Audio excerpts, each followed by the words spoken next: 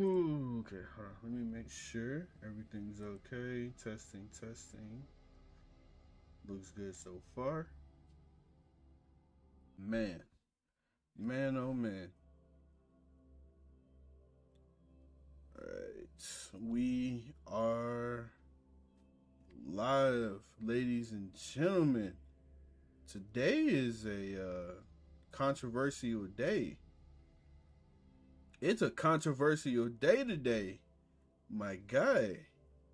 I don't even know where to start. I genuinely don't know where to start. I don't know where to start today.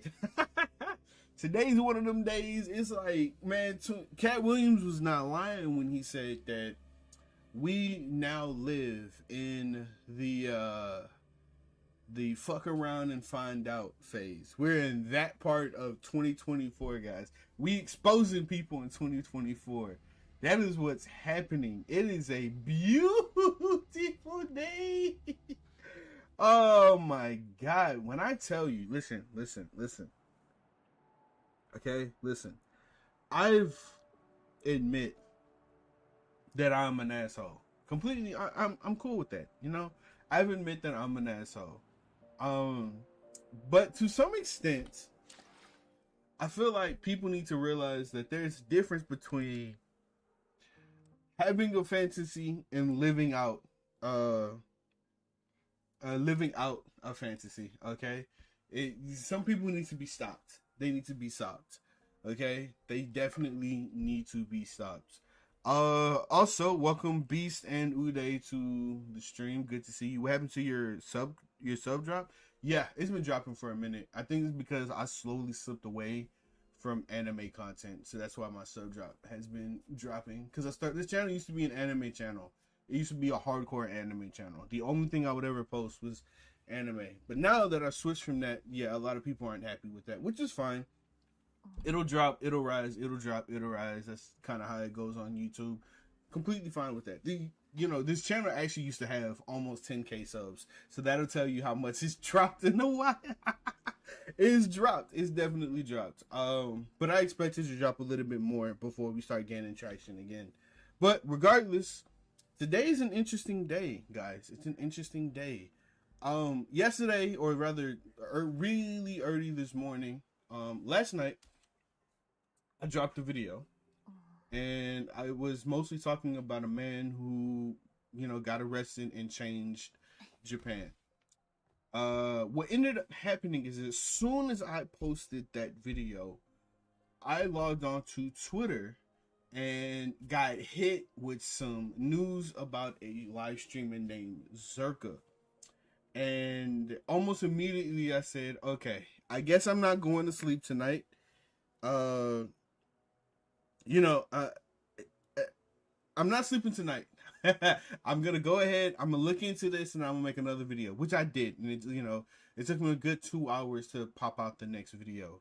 And now, I got a little curious to see what was going on, and I've been on Zherka's I've been on his Twitter. Sorry, I'm bugging today. I got on his Twitter and, just to see what happened. Because allegedly what happened was the girl lied and said, she was 18 and turns out she was really 16. Now all of a sudden, they're saying she's 18 again. And it's a little weird, okay? The reason why I say it's a little weird is because people's been coming out on Twitter. They found her Facebook where it says she's still in high school. Still in high school. But if I can find it, there was this video where he comes out and says that she's 18. I'm gonna play it for you guys. Yo, I'm clear. The bitch is 18. Yeah, yes, it's clear. And this is the girl who was in bed. Yo, you got ID her right now, bro. What the fuck? Is it 18? Yeah, she's 18. Okay, all right, cool. Subscribe. So apparently that's the video, right? Yo, that's the video. But people's been going around saying that when you go to her Facebook, it says she's still in high school. So that's the unfortunate part. Also on his Twitter, he said something about, I did nothing wrong, followed every professional step by ID checking with multiple people, making sure that it was real by asking Abby before going on with the IRL stream. A trusted worker of ours, Abby, clearly sniped us for clout on our off day. Off day, you were streaming. And lied non-stop with a real ID of her friend's sister that looks just like her. Which, gonna be honest, I don't buy it. I don't buy it. I genuinely don't buy it. We ditched all the other girls and they came out. We ditched all the other girls because they were not verified by this worker and stuck with one girl that was clearly clout chasing plants and nuked the whole broadcast. We did not delete the VOD because we have nothing to hide. We put our whole lives and opinions on 24-hour broadcasts and say whatever we want openly for years. Now try answering this question without joking. What would you have done differently? Nothing. That's it, and you know it. Listen, so already I have a problem with this, okay? Already I have a problem with this. The reason why I have a problem with this is I will say this to the day I die. If you have to ask for her ID, she's too young for you. She's too young for you. If you have to ask for her ID, she is too young. Brother, look, this guy's almost the same age as I am. I'm pushing 30 this year. I'm genuinely pushing. I know I look like I'm 35, but I'm pushing 30 this year. I'm 29 years old. In November, I turn 30. This motherfucker, I think, is actually 30, if I'm not mistaken. And he has to still check for IDs. We're still checking for IDs now? Is that what's happening? Bro, if she look like she's still in high school, she's still in high school. I don't give a damn. She's still in high school. If she, I don't care if she's a freshman in college. If you look like you still on the varsity team at fucking Deer Park High School, we're not doing it. We're not doing it. And if when I scroll down on his Twitter and whatnot, like these girls that he hangs out with, they're young. Look at this chick. Look at this chick. Look at this chick. Senpai Q. Tell me she's not. Yeah? She looks like she's 15. She's 15, dog. Bro, and he's groping and filling her up. She's 15. She's, bro. No. Bruh. What are you doing? What are you doing? Oh my God. Shalom, Shaleka. My God. I'm speaking in tongues right now. Jesus Christ. Even on his pinned Twitter, he has this video talking about manipulation is key to getting women you want in your life. What are you saying? What? Manipulation is key to getting women you want in your life? These are the type of guys that should not be dating. These are the type of guys. There's a reason why all throughout my college years, we had this term called fuckboy. It's because of things like this. And even this chick right here that he has. What are we... Bro, she's 19. She has to be 19. She has to be 19 pushing 20. Maybe. And that's me being generous. Maybe. But I feel kind of disgusting looking at this. And it's like I said, man. If you have to ask how old somebody is, they're probably too young. But, I digress. This is something that happened yesterday. I kind of got pissed because, to be completely honest, I kind of like Zherka. I think he's funny. I think he's really funny. And when it comes to a lot of live streamers who are boring, he's extremely entertaining. I love watching entertaining streamers. Even though personally, I don't watch streamers a lot, I think he's entertaining. But the problem is the people that he hangs out with. They're like terrible, terrible people. But anyways, last night he got exposed for sleeping with a minor. And of course he gave out like all of the excuses in the book talking about how she's 18. She's not, apparently. Allegedly. Let me say allegedly. I need to start saying allegedly more because we don't really know. People are throwing out her Facebook saying that it says that she's in high school, but they could be fake. It could be, let's be completely honest, it could be fake. It could be somebody who looks just like her. The possibilities are endless, but I'm gonna keep it a buck with you, okay? I'm gonna keep it a buck with you. He's probably guilty. He's probably guilty if I'm gonna keep it 100% a buck with you. Now, I'm gonna continue watching this and seeing, just to see what happens, because I am genuinely curious. I want to see if he's gonna come out innocent, if he's gonna come out guilty. I don't know. What I do know is that he got banned off of Kick. Do you know how hard it is to get banned off Kick? It is actually really freaking difficult to get banned off Kick. So the fact that he got banned off Kick tells me a lot. Honestly, it tells me that he's guilty, is what it tells me. But anyways, sorry, I apologize. I went on my my 10-minute rant. I went on a 10-minute rant because I'm kind of pissed. I'm pissed about this. If you want, like, I am kind of pissed because I had hopes for Zherka, seeing if he was gonna push the bound. But anyways,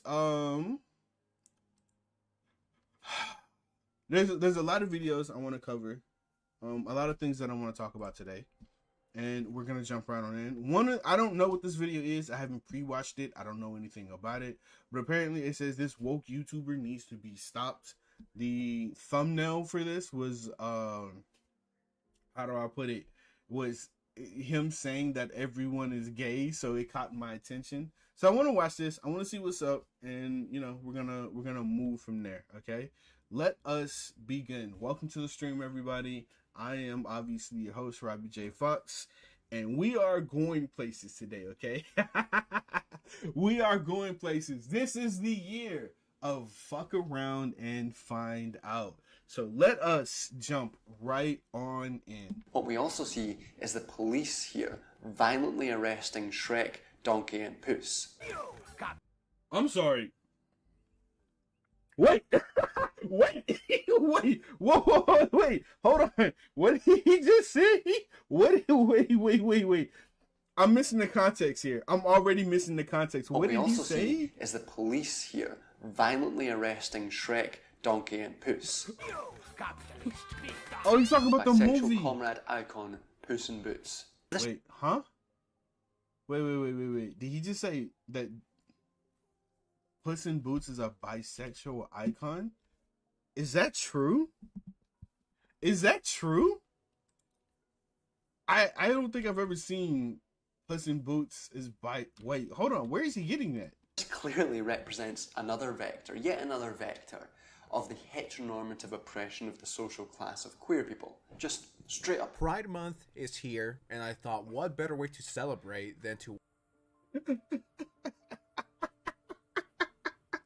Oh, this is gonna be so much fun. watching one of the most interesting videos I have ever seen. I think this is one of the YouTube videos of all time, and I myself couldn't handle this, so I had to bring backup. I had to bring Pegasus aboard. How are you? Yeah, that title already gave me brain damage. Shrek is like one of my favorite series of all time. So this guy better have some good ass points or I'm gonna start malding. The thumbnail, like, I wish I was talented enough to make a thumbnail like this. It looks satire. Brother. Actually, this looks satire. Wait, I figured it out. Noah Samson had a baby with Hassan Piker. That's what Stop, spawned him, bro. right? Don't do I mean, that. it is a queer masterpiece. That's for sure. Don't do Shrek that, my 2, brother. It took me a minute to like appreciate it, but I saw it like a few months ago. I apologize to the Shrek community. It's a really good movie. Dude, I love shows that are... Yeah, so I actually confession here, okay? Confession, okay? I have not seen the new Puss in Boots movie, okay? I haven't seen it. I heard good stuff about it. I heard it was really, really good, okay? But I haven't watched it. All right? Confession. I haven't watched it. Am I going to watch it? I might be forced to watch it after this, to be honest. But I haven't watched it. So whatever he's talking about, this bisexual, whatever, I don't know. I've never seen a Disney movie that gave out any kind of... I haven't seen one. But I'm open-minded. I'm willing to give it a shot. Let's see. Okay? Let's see. especially good even as an adult. So it's like good as a kid, good as an adult, yeah. All right, let's do it. Let's just get right into it. No, it's not. It's clearly Shrek 2. I need a hero. Shrek 2 was gangster. I loved Shrek 2. Oh, and that hero is Shrek 2 because it's really good. It's really gay, and he's. Wait a minute. Did he just say Shrek 2 was gay? How? How did you come to that conclusion? Make your kids gay, because that's. Is this what guy on Shrek drugs? 2 Brother, talk properly. Bro, it feels like he's dosing off. It feels like he just took fentanyl and he's just like, fine, like, guys, welcome back to a brand new video. Bro says 1 word per minute, man. So for Pride Month, I thought I'd take a break from my normal form and talk a bit about a film which I sincerely and unironically believe to be a queer masterpiece. That being the highest grossing film of 2004 and at the time the 3rd highest grossing film of all time, Shrek 2. Shrek, and please correct me if I'm wrong, but the director of Shrek has said that the movie is about rich versus poor, right? I've seen Shrek like 3 times, and I've never thought about it being queer for a second. Nothing against, you know, anyone, but I just never thought about that. Even back then, none of the shit was like, you know, pushed in all these mainstream movies, TV shows. It was all, it was a lovely time where they just taught like good messages to kids. Like, yeah, I think the main message of Shrek was don't judge a book by its cover, right? And even like the central love story is it's Shrek and Fiona. I don't know where And also keep in mind it's Shrek and Fiona and Donkey and Dragon, which was like the 2 main love or whatever you want to call it, the main 2 relationships, right? And then of course that was the king and his wife, so that was someone else. And then it was Prince Charming trying to seduce Fiona. So what are we talking about here? I don't. Where's the queer? Where is the queer? Was it the fox? Was it the fox in that dress? Was that what it was? If you say that, okay, maybe. But wait, wasn't he in that dress? I could be wrong, but wasn't he in that dress to like pretend to be Shrek or something like that? I haven't seen the movie in a long time, but I'm pretty sure there was some context. I'm missing context because he just posted that clip and just kind of as like some kind of example, but I'm pretty sure there was context as to why the wolf was wearing the dress. Yeah, I'm thrown off by that. And then the fairy godmother dancing, he used that as an example. It's a fucking musical. They're dancing. That's what they do. Not all musicals are gay. Just saying. Where the gayness came from, but all right. Yeah, no, I mean, I gotta give him credit. This image does go pretty hard, and it might be my stop. Y'all need to stop, bro. This needs to be stopped. My profile picture for the rest of June to celebrate Pride Month. Just to make sure I wasn't falling for bait, I thought this was maybe dropped April 1st, but this is from June 30th. A film which at the time received right-wing backlash from groups like the Traditional Values Association for, quote, promoting the transgender agenda, which sets out to deconstruct the biological reality of male and female. What? Wait, who was ever mad? I never recall that ever. And nobody was mad at Shrek, please. If this is real, whoever wrote that is a fucking idiot. I watched Shrek as a little kid, and I watched it as a 20-something-year-old man, and at no point was I like, this is part of the, you know, it's promoting the transgender agenda. I'm like, dude, it's just a good-ass movie. So you gotta be terminally online for that shit. Shrek and surpasses it in both form and content. I mean, as well as just being what is a he better talking movie. about? Truly, the Godfather 2 of the Shrek franchise, which makes Shrek third. The Godfather 2 of the Shrek. Okay. Godfather You know what? I'll 3, give you that. I'll give which you that. I guess is also true, but I don't know where. We get Can it. we put this guy on like 1.5 speed or some shit? This dude talks so fucking slow. It's insane. Of course, part of the rape culture which permeates patriarchal society. And He actually sounds better at 1.5 speed. That's crazy. He actually sounds better. combined with the widely understood view of fairy tales as pedagogical tools used to teach children what is right or wrong, or what is socially acceptable and what's not. Right?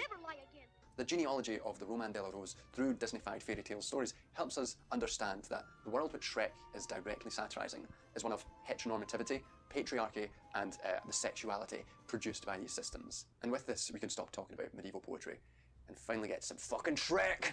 Yes! Thank God. Holy shit! How, Thanks, that was fuck. like that was almost 5 minutes of nothing. That was 5 minutes of nothing, bro. How many was just how many yapping. minutes has it been? It's been It's fucking almost 6 minutes, buddy. 6 minutes, and we're Oh, 6 barely minutes for getting now. into it. I feel like dropping a dislike just for that 6-minute intro and yapping. So, with that context in mind, we can finally get back to why He we're didn't here. give us any Shrek 2 context. is a queer masterpiece, and it relates definitively upturning the history of the Roman de la Rose. So, like the original, Shrek 2 begins with the classic fairy tale storybook being opened and narrated, this time not by Shrek, but by the upper-class knightly accent of Prince Charming. Once upon a time, perhaps indicating that this will be more of a upturning of that classic fairy tale, that classic romance, chivalry story, that classic heteropatriarchal story. Yet this story of heteronormative patriarchy is ironic for all of us who already know that Fiona has left the keep and embraced her cursed side to be with Shrek, a marginalised figure excluded from mainstream society. And the irony builds as Prince Charming moves slowly towards Fiona's apparent sleeping figure, puckering up as he goes, ready to kiss a passed-out lady. Not to say that heteronormativity is intimately tied to rape culture, but, you know... But as I wasn't gonna say we go nothing, but again. Whoa, what the Okay. fuck? It's a goddamn fairy tale, man. Why is he reading into it? Yeah, it's not that deep. That's my issue with a lot of these content creators, is that they overanalyze every single little thing. He doesn't find his passed-out princess waiting to be conquered, but a gender-confused wolf reading pig pornography. What? Oh my god. Bro I took a forgot. gag what that and made was. it political. That's what. Okay, You said that was the it's just a context. silly little He was gag. pretending to be It's Cinderella. not that deep. This wolf doesn't Not know Cinderella, what sorry, his Fiona. sexuality is. And it's like, brothers just trying to be comfy. But the point to make here is that the stakes are set early in this queer masterpiece. The role of the princess isn't empty, but is instead filled with a literal avatar for breaking down gender binaries and flipping the notions of virtue and villainy on their head. The wolf may be a villain in the fairy tale, but we know them as part of Shrek and Fiona's found family, whereas we can already tell from his sleeves that Charming is anything but a virtuous figure. Already, the centuries-old narrative of patriarchal... Is this just like... Wait, hold on. Wait. Okay, hold on. Brother, there's so many things that I could say that will get me banned off YouTube. Let me not say them. I'm a little bit lost, okay? I'm genuinely lost, because here's my question. How is Prince Charming already the evil? We know nothing. The movie just started. We know nothing about Prince Charming. Why is he inherently evil all of a sudden? What are we talking about here? What is happening? like a frame by frame explanation of the movie? I think he watched the movie frame by frame, found any possible thing that could possibly relate to something gay, and put it in his video. They remain marginalised from the rest of society and reject compulsory heterosexuality. Indeed, Fiona, throwing the classic Disney princess of The Little Mermaid back into the fucking sea as the oceanic force of nature attempts to literally push heteronormativity onto Shrek, can clearly be read as a rejection of compulsory heterosexuality. Moreover, Wait, what? What? Oh my Brother, lord. what? I don't even know what to say at this point. This guy, he gets an F, bro. Whatever Bro, this he's essay lost- is, he's F. lost the He's plot. failing class. Bro, if he was like in 8th semester of university, just for this, I would send him back to fucking middle school. I'll be like, nope. Like, Shrek and Fiona perform romantic acts like slow motion running through the flowers. Their marginalisation comes flying at them in the form of pitchforks and murderous intent from the villagers. Is it any wonder then that upon returning to their marginal safe space of the swamp, that Shrek declares how good it is to be home? It's so good to be home. But this return and their expression of queer love... Okay, this is insane. I don't know how I feel about this, because bro is just pulling shit out his ass. He's just pulling, like, this doesn't make any sense. This is stupid. I don't even know if I want to finish this. Well, there's only like 6 minutes left, roughly. I'll stick up with it. But this is the most like brain dead shit I've seen all year. Actually, no, I've seen some dumber stuff. But this is up there. This is up there. Love, symbolic of their comfort, is interrupted by the trumpeters who arrive from the embodiment of the idealised heteronormative love of Far, Far Away, the disciplinary force of normative behaviour already foreshadowed by the silencing of the funky individual trumpeter. What? Bro just played a gag. Why are you looking into that? Have you not been in marching band? That shit happens all the time in marching band. What are you talking about? What do you mean? We do that shit. We did that shit all the time. There's no deeper meaning behind that. What, brother, what? Enough, Reggie. Sad. Wait. So he was that fucking idiot was not following the rules. That's why he got hit in the head, bro. Not because he was representing some queer shit, dude. What? And he keeps saying queer relationship, like, and he refers to Shrek and Fiona. This fucker has no idea what queer even means, bro. And you can see in this scene how Shrek has long been living out in the queer world, familiar with the ways in which a heteronormative world sees him in this exchange. I mean, don't you think they might be a bit shocked to see you like this? He knows that Fiona's parents... Okay.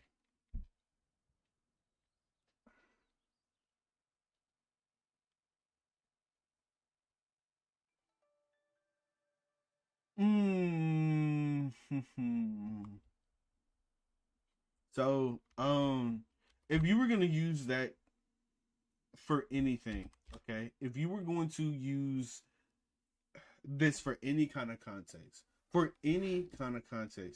you wouldn't use it for queer behavior. You probably would have used it for racism, okay? If you were to go to the extremes, then you would have said racism. You wouldn't use this for queer behavior because this has nothing to do with being queer. Nothing to do with being queer. This is it, don't you think they're gonna be shocked seeing you look like this? Yeah. That's more that would dig more along the lines of like she's different, her skin color is different, so they're gonna be shocked to see her, that she's not normal, quote unquote. This is stupid. This is so stupid. Despite everything Fiona thinks she knows about how parents are supposed to act and they're supposed to have unconditional love for their children, he knows that they're likely to reject her when they see that she's not playing by the patriarchal rules. Despite being married and performing that aspect of heteronormativity, Shrek knows that they will likely not be accepted. But he acquiesces, and Shrek, Fiona and Donkey make their way to the heart of the heteronormative patriarchy. Fiona's parents are rich, right? Like, they're loaded, correct? Two reasons why they don't want Fiona to be with Shrek. Number one, because he's this ogre, and number two, because he comes from, he doesn't come from money. In the old times, that's what happened. The king or queen couldn't be with the peasant. I mean, also, Fiona's dad had a deal with the fairy godmother that Fiona would marry the Prince Charming. This guy, he doesn't like drink regular water. He buys a packet of Skittles every day, puts it in there. Make sure the water is gay too. So you literally taste the rainbow. Absolutely. Anyone who uses the word patriarchy 18 times in a minute has some serious brain damage. As the carriage doors open to the kingdom, doves are released by the best character in the movie. I love that little freak. And silence immediately falls. A dove, a classic symbol of heterosexual, chivalrous romance, crashes into the symbolic structure of the castle and falls down dead at Fiona's parents' feet.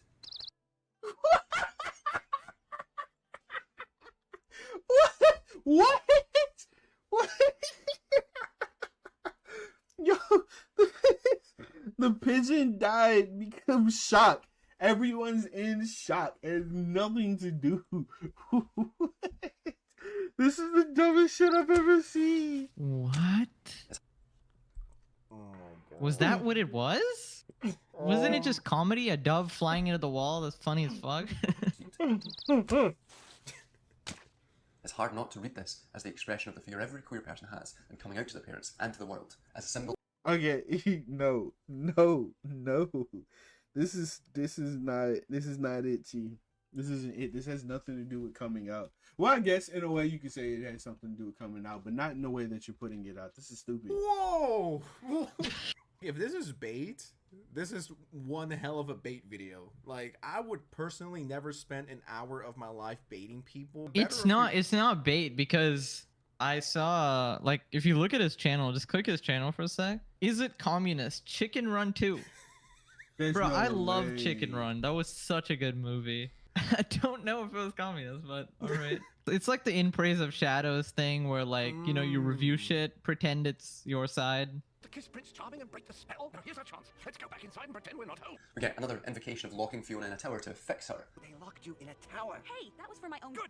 It's here that we can draw attention to the tower, which I think we can understand as a form of conversion therapy. Alright, I've seen enough. I've seen enough, dog. We move on to the next.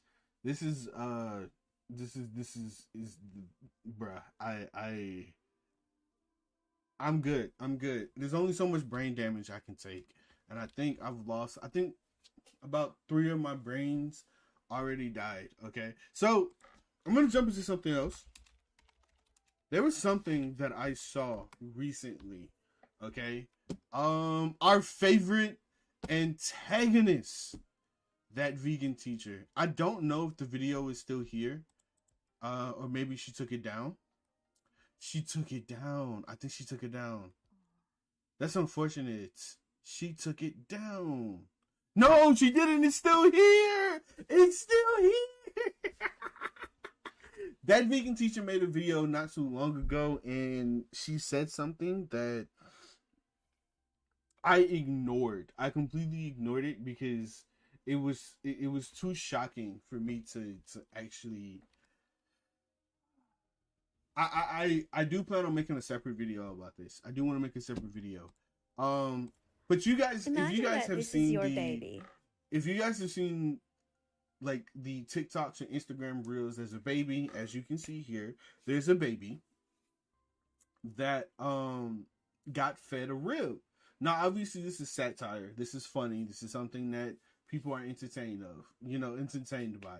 The baby's mother is apparently a vegan, and the baby's being fed vegan food, whatever. He gets the taste of his very first barbecued rib, and you just see that baby going nuts. He's just like, oh my God, this is one of the greatest things I've ever tasted. This is fucking fantastic. I want more. Give me more. It's satire. It's adorable. It's funny. You know, people love it. Now, obviously, the person who hates this would be the vegan teacher. The person who is criticizing this is the vegan teacher herself. So, I want you guys to hear what she said about this entire video. It's okay. Let's just go in. Imagine that this is your baby, and you ask your sister to babysit for a little while because you have to run some errands. Imagine that you tell your sister that you are vegan and you don't want your baby to eat any animal products. I wouldn't. You but, trust your sister. Imagination. Because you think your sister loves you and respects you. But when you're not looking, your sister takes the dead body part of an innocent animal who didn't want to die and feeds it to your child.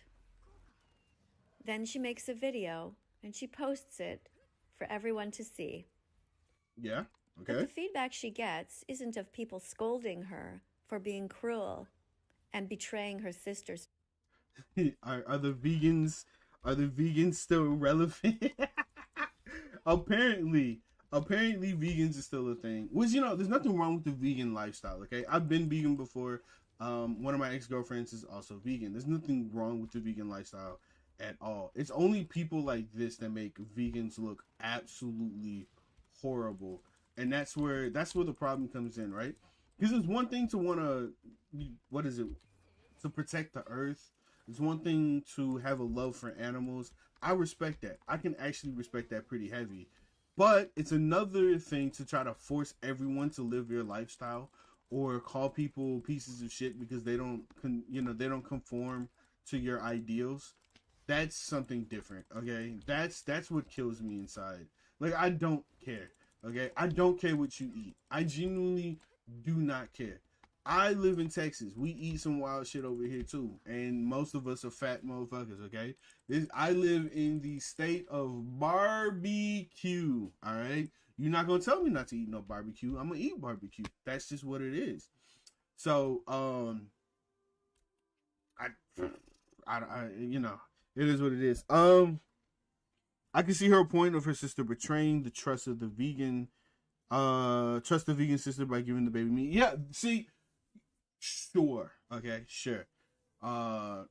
If I had a child and my sister was feeding, or my brothers, technically, I don't have any sisters, and my brothers was feeding that kid vegan food, I'd probably get mad too, because why are you trying to make my child miserable? Why give him some real food, okay?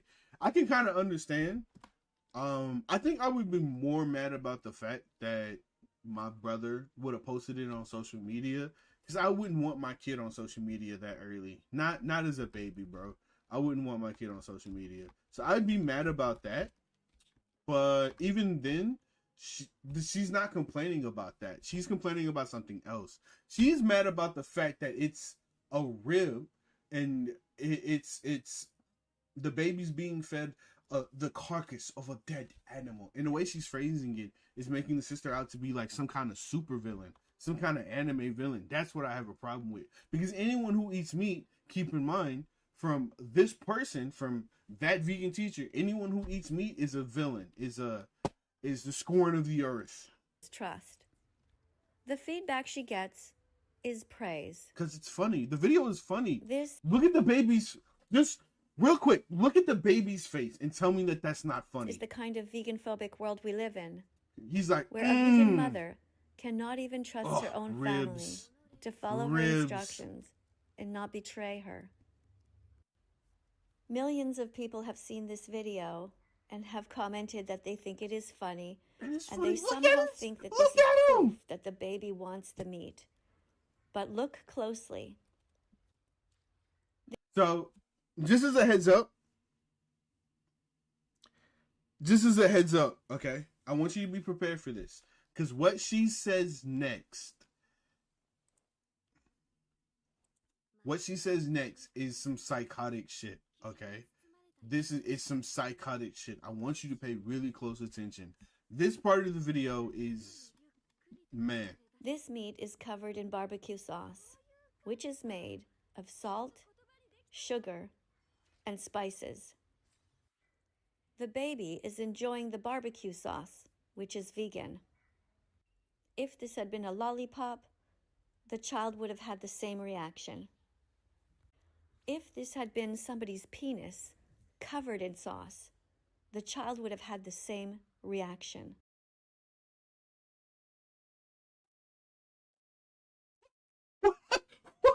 What did he say? What? Oh, no, she did not just say that. She didn't say it. She didn't say this. There's no way. You don't say shit like that. There's some things. Listen, I too had some fucked up thoughts, okay? I also I think some shit that I think that, is pretty fucked. But I keep that to myself. You don't go around with what is this? She just put baby and licking penis in the same sentence. Those words should never, ever be in the same sentence. Ever. Never. She fucked up. She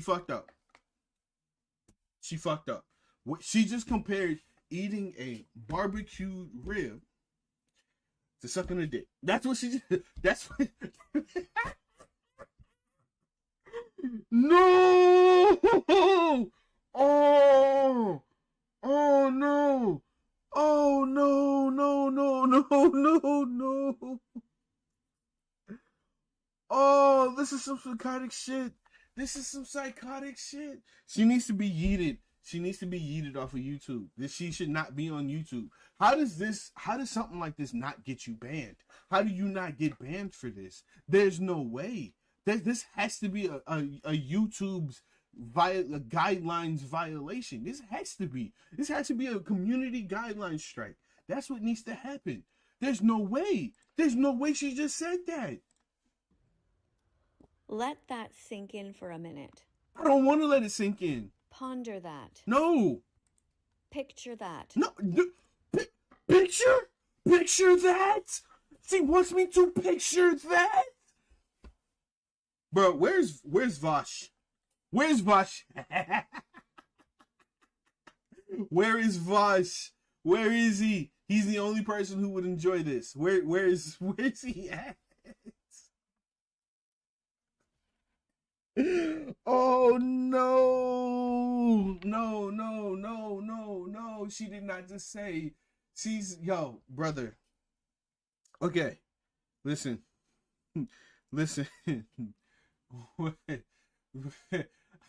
I didn't even notice the title. I would be honest with you. I'm glad somebody said that in chat. I didn't even notice the title.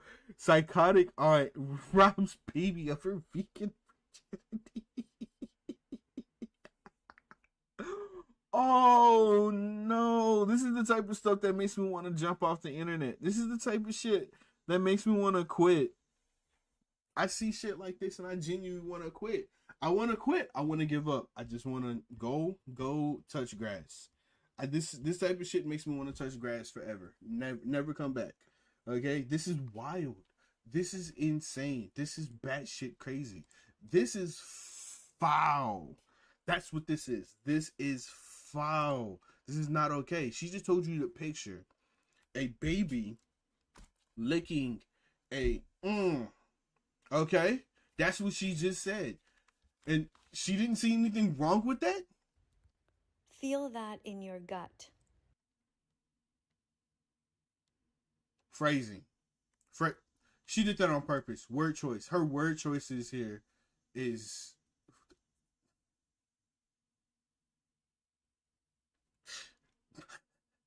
I don't know. I don't know. I don't know. I don't know. I do not know. I don't know what to say. I don't know what to think here. I don't know. Let that imagery wash all over your body.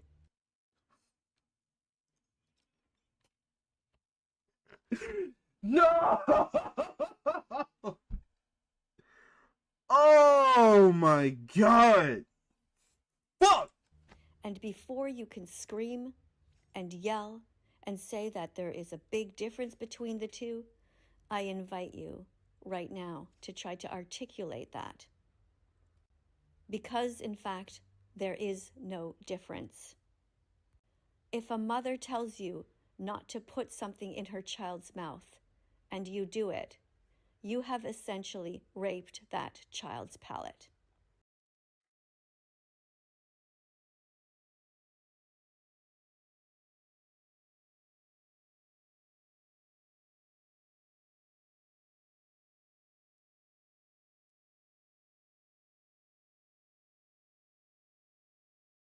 I'm at a loss. I'm at a loss for words. I'm at a general loss for words. So, a couple things here, okay? A couple things. I don't know if you guys have noticed, but this baby doesn't have teeth. It's not eating the rib. It's just tasting it. All it's doing is taste it. It's not eating it. It can't swallow. It can't chew. I think, can't chew at all. So it's just tasting it. So all it's getting, regardless, is just the seasoning or the taste of the rib, whatever. So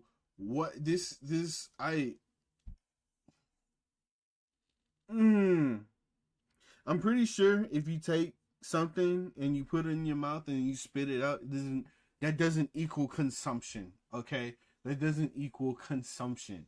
So this baby is technically still vegan. It's still vegan, regardless. It didn't eat the rib, it's just licking it. It's still a vegan. It can't swallow the rib. I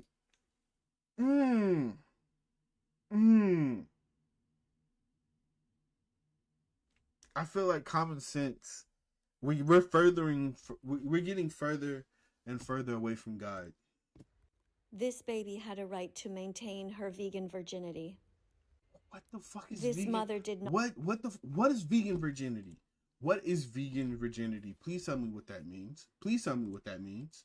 Because that's really vague, okay? I don't know what vegan virginity means. Can you please tell me what that means? Not consent to her child eating an animal. This child did not consent to eating an animal who... A child can't consent. That's why we have laws, okay? A child can't consent at all. This is...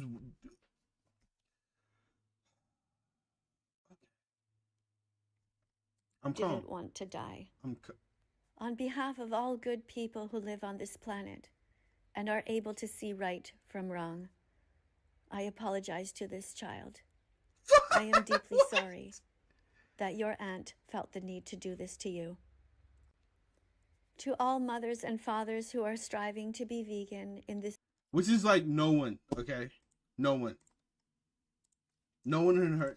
I'm gonna be honest. Nobody watches the vegan teacher because they believe in what she has to say. People watch the vegan teacher to laugh at her. I'm sorry, or to critique her because nothing she says makes any sense. This video doesn't make any sense. Vegan virginity? What the fuck is vegan virginity?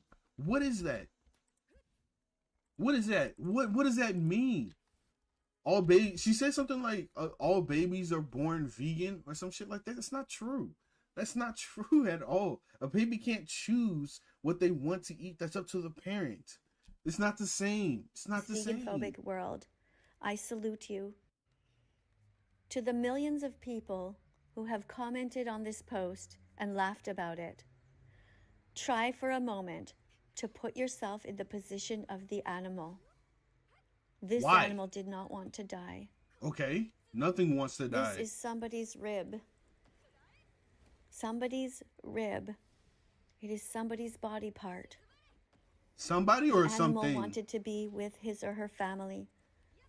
So when we say somebody, aren't we talking about humans? Because humans have like very complex thinking, and human beings have well, I mean, we dominate the earth, to be completely honest.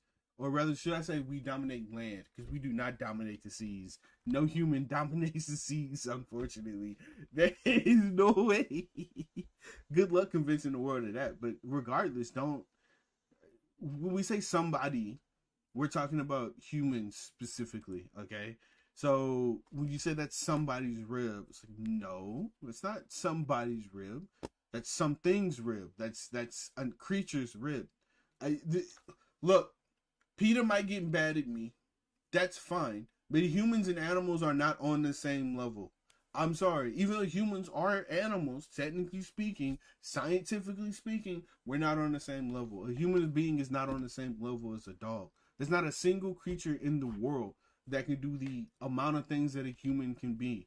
I'm sorry, do the amount of things that a human being can do. We're not on the same level. We're just not. We're just not. Nothing. I understand that everyone wants to believe that all things are created equal. We're not. We're not.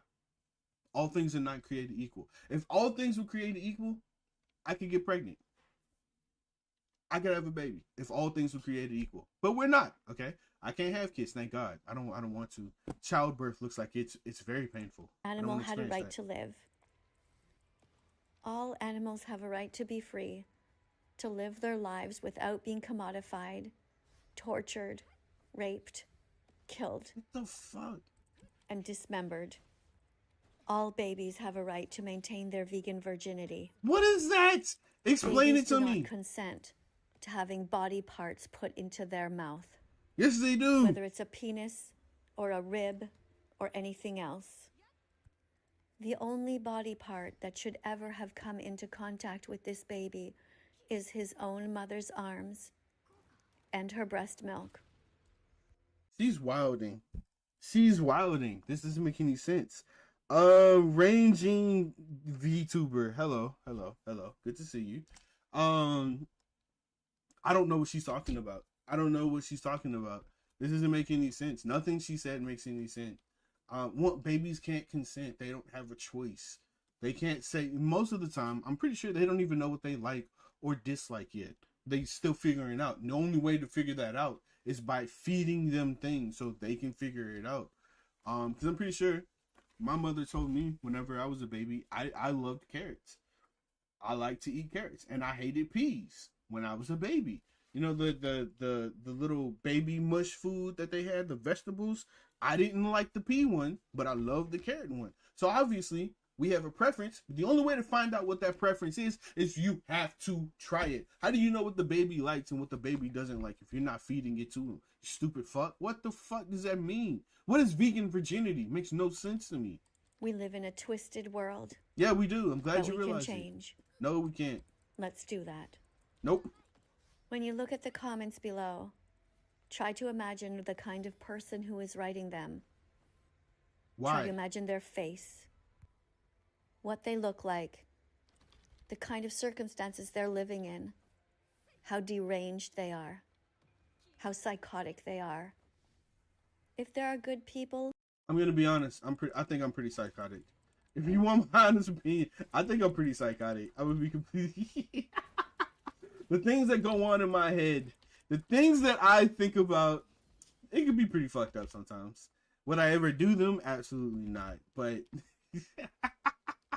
I think it's some fucked up shit sometimes. But I think that's normal. That's normal to think of weird shit. That's pretty. I'm almost positive most people do.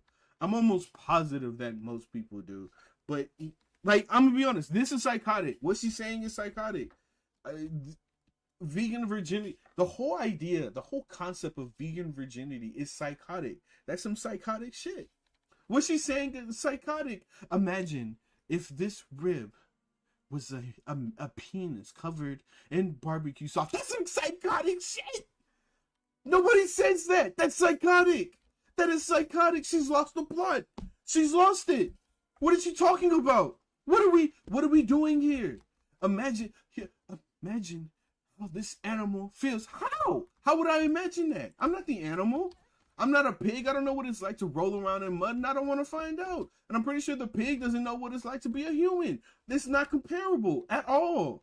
What are we talking about? We're not the same thing. It's not the same. It's not the same. who are reading this, now is your chance to step forward. And do what? Share this video with anyone you know who is vegan. Share this video with anyone you know who has a baby. And if you haven't yet done so, watch the documentary called Dominion Movement on YouTube. Okay, so couple things, okay? Ooh, I'm only two more. I'm two more away from getting Yinlin. I think I'm only two more away. Actually, I think I have 30 more pulls before I can get her, but I'm almost there. She's almost mine, okay? But regardless, I got off topic. Regardless, one of the things that she's kind of lost it is that I actually did watch the Dominion movie. I did watch it. It's brutal, okay? It is actually very, very, very brutal. So I will give her that it does talk about animal cruelty, which is bad, okay? Animal cruelty, bad. But I feel like that's common sense for anybody, okay? Everyone should know that animal cruelty is bad. We shouldn't torture animals. I actually don't like the idea of, if you have a pet dog, that training your pet dog, you should spank them. I don't think that's a good idea. There are much better ways to train your dog, instead of like beating them for them to know that that's bad behavior, okay? I don't like that. I don't like people who do that. That's not okay. But regardless of all of that, does that mean that I should go vegan? No, not at all. Not even close. I still like the taste of a good barbecued rib, okay? I still like barbecue. I live in Texas. Barbecue is where it's at.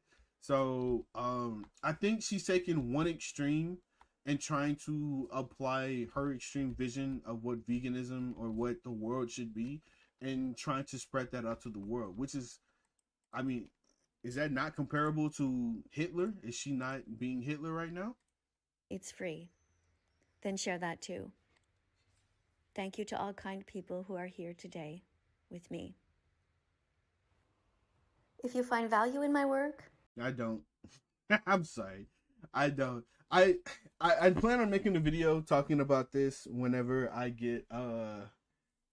finish the day. There's a couple of there's like 3 different videos that I need to work on. Yeah, like I don't know if I want to watch it. Oh, speaking of vegans, YouTube's most psychotic vegan.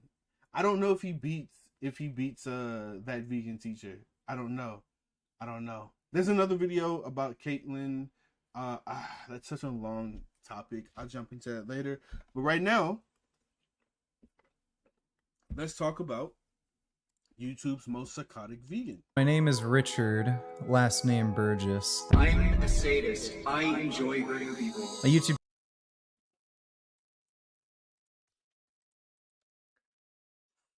We're off to a great start.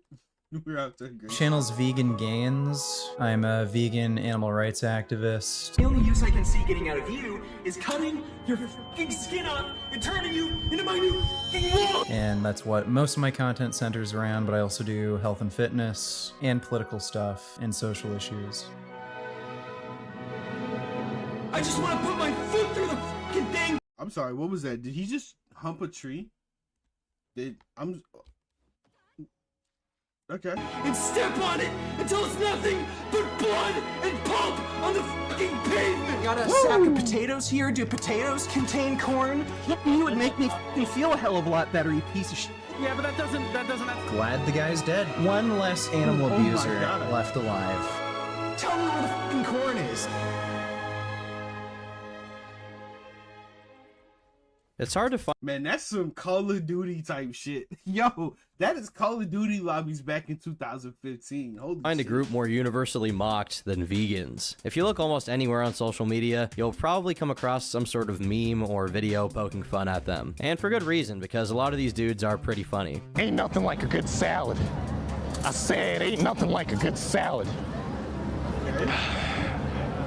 Hey, I'm vegan. Many people see them as pretentious overreactors to a relatively trivial issue. Groups like PETA haven't helped this reputation in any way and have actually done the opposite from what they regularly post on social media and what they've done outside of social media, like abducting people's dogs. Vegan YouTubers, to their credit, have worked to Wait, is that true?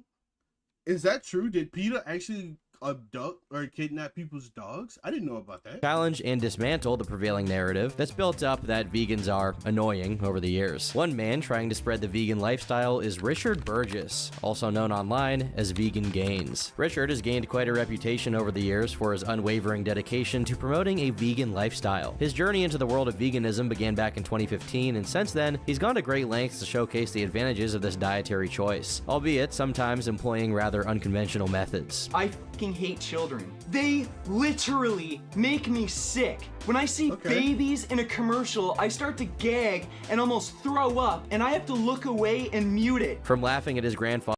Wait. I've never heard that. I've never heard of somebody who gets sick looking at babies. That's not real. That can't be real. Is that a thing?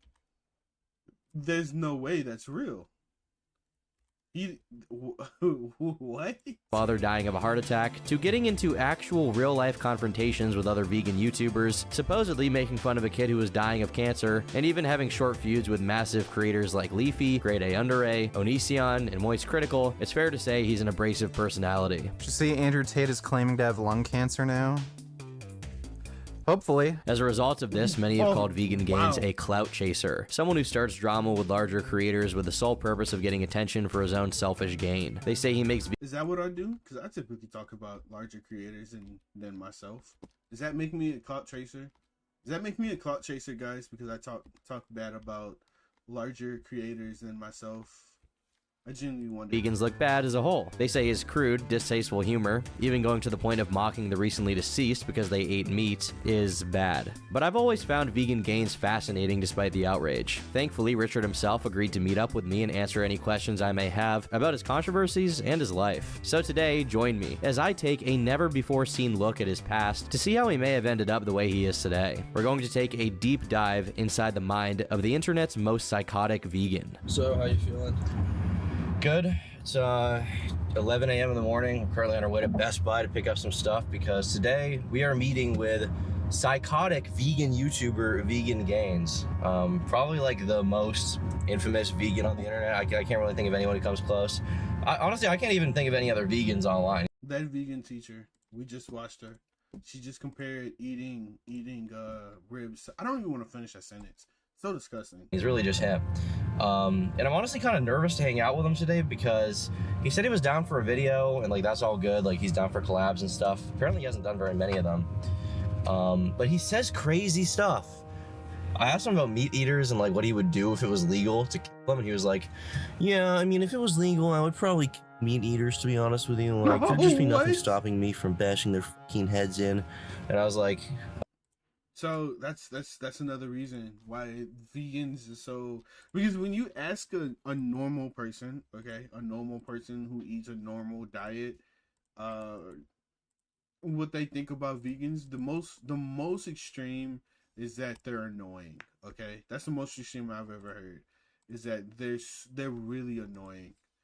But if you ask a vegan what they think about meat eaters, like it's some batshit crazy. It's some insane shit, and it's just like, okay, hold on, wait a minute, we done lost the plot. We lost the plot because they go deep. They go fucking deep. Okay. We're in that kind of territory, I guess. So I don't know. I'm a little nervous personally. Like he might, cave my head in like a coconut or something. Do I know that's gonna happen? No, but yeah, definitely a little nervous. So. And as always, keep in mind, I don't necessarily endorse or support any opinions expressed by Vegan Gains. This video has been created for entertainment, education, and comedy purposes only. Thank you. Much of what we know about Vegan Gains' early life comes from his own mouth. That being said, given a lot of the information he shared doesn't exactly paint him in a positive light, I'm willing to believe his stories. Richard Burgess was born in 1991 in Canada. These formative years were marred by an atmosphere that he himself describes as somewhat hostile. The primary reason for this was his parents' relentless obsession with his involvement in hockey. His parents were extremely committed to making sure he had a strict training regimen. The weight of this expectation bore heavily on his shoulders, creating immense pressure for a young boy. I'm gonna be honest, I don't find hockey entertaining. It is like one of the most. I'd rather watch baseball than hockey, to be completely honest. I know that sounds fucked, but yeah. Of that obsession would lead them to shame and humiliate him, especially when he didn't perform up to their lofty standards, or if his team suffered a loss on the ice. Richard recalls the uncomfortable car rides home, marked by their angry tirades, where they would berate him with scathing criticisms, accusing him of playing poorly and insinuating that he should feel ashamed for merely attempting to try to play hockey. Richard has also said he had asthma as a child, and he attributes this to potentially being the reason why. It's rumored that the ice rinks he would constantly play on actually had ammonia spilling out of the fridges, which could have killed him. Sometimes as a child while riding his bike, Richard would start choking profusely. But isn't that a lawsuit? Like, if that goes on to the open, if it's spilling ammonia, I'm pretty sure that's a lawsuit, right? Especially if you get sick from that. I can't imagine that that's real and someone didn't get sued or they didn't fix that problem. Could be bugging. Also, on top of that, on top of that, this is important, okay? This is important. If your parents are berating you for not being a champion, get good. Get good, kid. You just need to get good. That's all it is. You just need to get good. And eventually collapsed before passing out. He would wake up soon after and barely remember anything, and the doctors would subsequently diagnose him with asthma. These recollections of his family life in those early years are far from fond memories. Instead, they represent the lowest point in his childhood, a period marked by his family fighting and emotional hardship. There were small benefits, though. He recognizes that enduring such harsh criticism and relentless pressure may have inadvertently equipped him with the ability to deal with criticism in the future and overcome any obstacle. These early lessons in resilience would prove invaluable as he started making online content, where the YouTube comment section can be just as unforgiving as the ice rink. Yeah, I got into, it's a pretty hostile environment growing up. I had some pretty crazy hockey parents. I had to do a lot of training, had a lot of pressure on me, and if I, just didn't play well, I was kind of, shamed and humiliated by my parents. Like in front of other kids? How would they shame you? No, it was usually, in the car ride home, just for, fucking straight hour, them saying, I played, shit. There's no point in them supporting me playing anymore because I suck, that sort of crap. Do you feel bad about that? Do you think it gave you a thick skin? Do you appreciate your upbringing, or?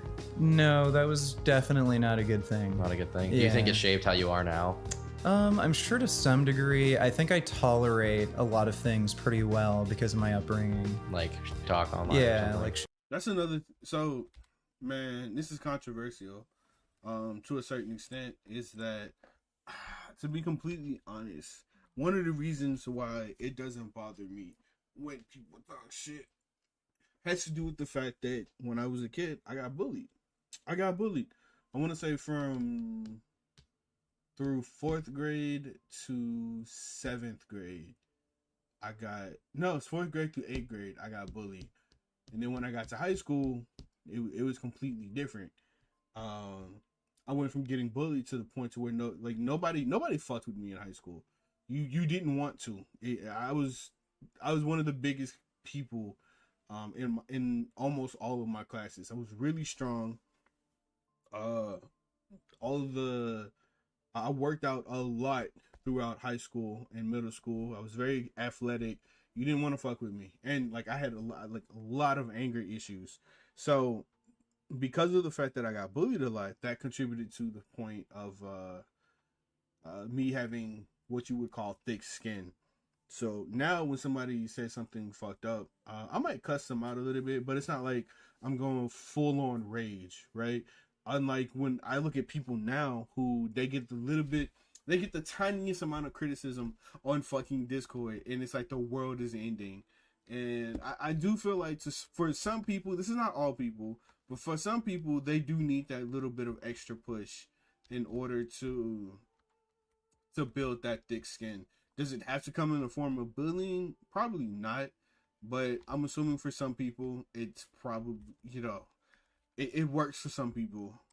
Talk online. During the formative years of his life, Richard would start attending school and immediately stood out from your typical kid. He often characterizes himself as an autistic kid, a label that in many ways set him apart from the rest of his peers. In the social ecosystem of his school, he was definitely an oddball. However, it's worth noting that he wasn't friendless. He was fortunate enough to have a small but loyal group of friends who stuck by his side. These friends, he would later reflect, were part of the reason he made it through high school. Yet, despite the solace he found in his close-knit circle, he couldn't escape frequent clashes with other students and teachers. These conflicts, in his own words, may have been trivial at times, but he couldn't help but wonder if they were tinged with discrimination due to his Somali heritage. One vivid memory etched into his mind was of a teacher who, in his own words, bore an uncanny resemblance to the fat lady who replaced Mr. Garrison in South Park. That's actually funny. That's actually funny as shit. His words, not mine. This particular teacher appeared to single Richard out, seemingly for no discernible reason, leading him to wonder whether his ethnicity played a role in his treatment. The tribulations he faced were not limited to his interactions with teachers, though. In the theater of classroom dynamics, there existed a recurrent antagonist named David. David, though physically smaller, seemed to derive perverse pleasure from tormenting Richard. He engaged in a relentless campaign of small-scale bullying, stealing Richard's pencil case and subjecting him to incessant taunts. In this distressing Okay, yeah. I would have beat his ass. I'd beat his ass. I'm sorry. To a certain extent, like, look, we live in that world, my guy. If you were ever in high school, if you were ever in middle school that was like a hugely populated, you lived in the world to fuck around and find out. If you're getting bullied. If someone's bullying you, okay, there's three things you can do. One, obviously, is to tell an adult. But that rarely fixes the problem. I'm sorry. I know I've been a teacher before. I understand. That rarely telling me is when I was a teacher and students told me, hey, this guy's messing with me telling him to stop won't make him stop. I'm sorry. There's certain things you can do. You can call the bully's parents and whatnot. And that in itself can be problematic. No offense to any parents, but you don't want to hear that your student is, you don't want to hear that your child is a bully. No parent wants to hear that. And chances are they might either berate the child or they'll ignore it completely. I've seen cases where I'll tell a parent, hey, your child is acting up or your child's being rude and whatnot. And then they don't do anything. They'd be like, oh, okay, yeah, sweetheart, you need to be better. And that's it. And I'm just looking at him like,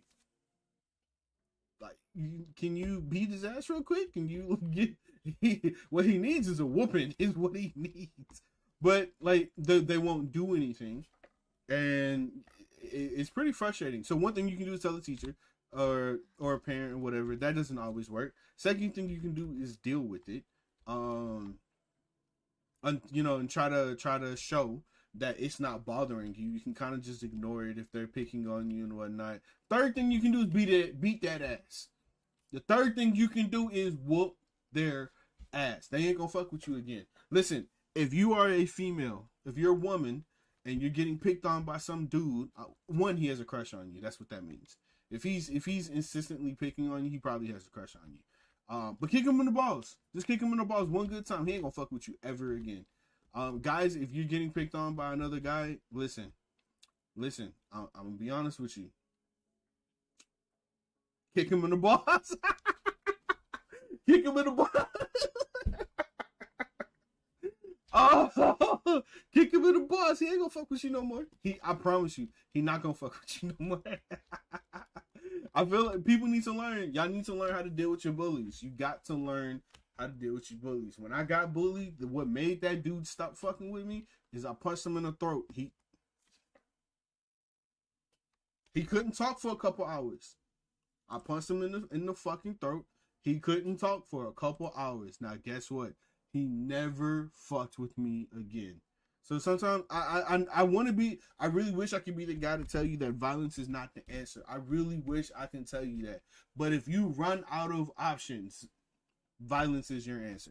Situation, Richard found himself seeking recourse from authority figures in his life, his teachers and parents, but he didn't receive very much support. This betrayal of trust left Richard feeling even more isolated, and the injustice weighed heavily on his shoulders. I was like the autistic kid. Hold on, I didn't read the comments. Sorry, Cricket World Cup is going on. Can't miss my country in again. In VCS. Hey, awesome. Good to hear that. Good luck. I hope your team wins. Unless they're going against the USA, then I obviously have to go. I have to root for the USA. Imagine one of your old students, just sees you in their channel. I actually have like 3 of my old students that follow me. Which I told them not to because I think 2 of them in high school right now. Oh no, one of them. Oh shit, one of them graduated already. Oh shit. Because let's see, I haven't taught in school for 4-ish years. The last class that I taught was 8th grade. So either they're a senior in high school or they graduated. We're in June. No, they graduated. Oh shit, my students graduated. My students are going to college right now. I didn't realize. Oh snap, that's crazy. You actually forgot that. I actually forgot that you said you taught students. Yeah, a long time ago. It was a few years ago. Quite a few years ago. Kid who was weird, had few friends, but they were quality friends. I really butted heads with teachers a lot. Didn't usually have too many problems with students, but teachers, got into a lot of fight with teachers. A lot of petty stuff. I think I've had some racist teachers. Really? Because they seem to have picked on me specifically. Okay. There was one teacher in grade 4, I think her name was Miss She literally looked like that teacher from South Park, the fat ugly chick that replaced Mr. Garrison. Yeah, okay. She would kind of single me out in class. Like if anybody was talking, like if it would always be me that got like told to shut up. And there was this kid named David in the class, white kid. He would tease me and stuff, and he tried to bully me, but he was like way smaller. He would just try to bully me, but because he was smaller, he had to do like stupid like steal stuff from me, like steal my pencil case. He would lie to the teacher and say that it was like his stuff that he was stealing, and then the teacher would always side with him. Yeah, I almost killed him. Whoa, wait, I was gonna say something and he said I almost killed him. The catalyst for this incident can be traced Wait a minute. He said I almost killed him. Wait. back to an ordinary. Oh my god. Funny story. Okay. I know I'm jumping into another story. When I was in 5th grade, okay. No, 4th grade. This was 4th grade. I remember very specifically.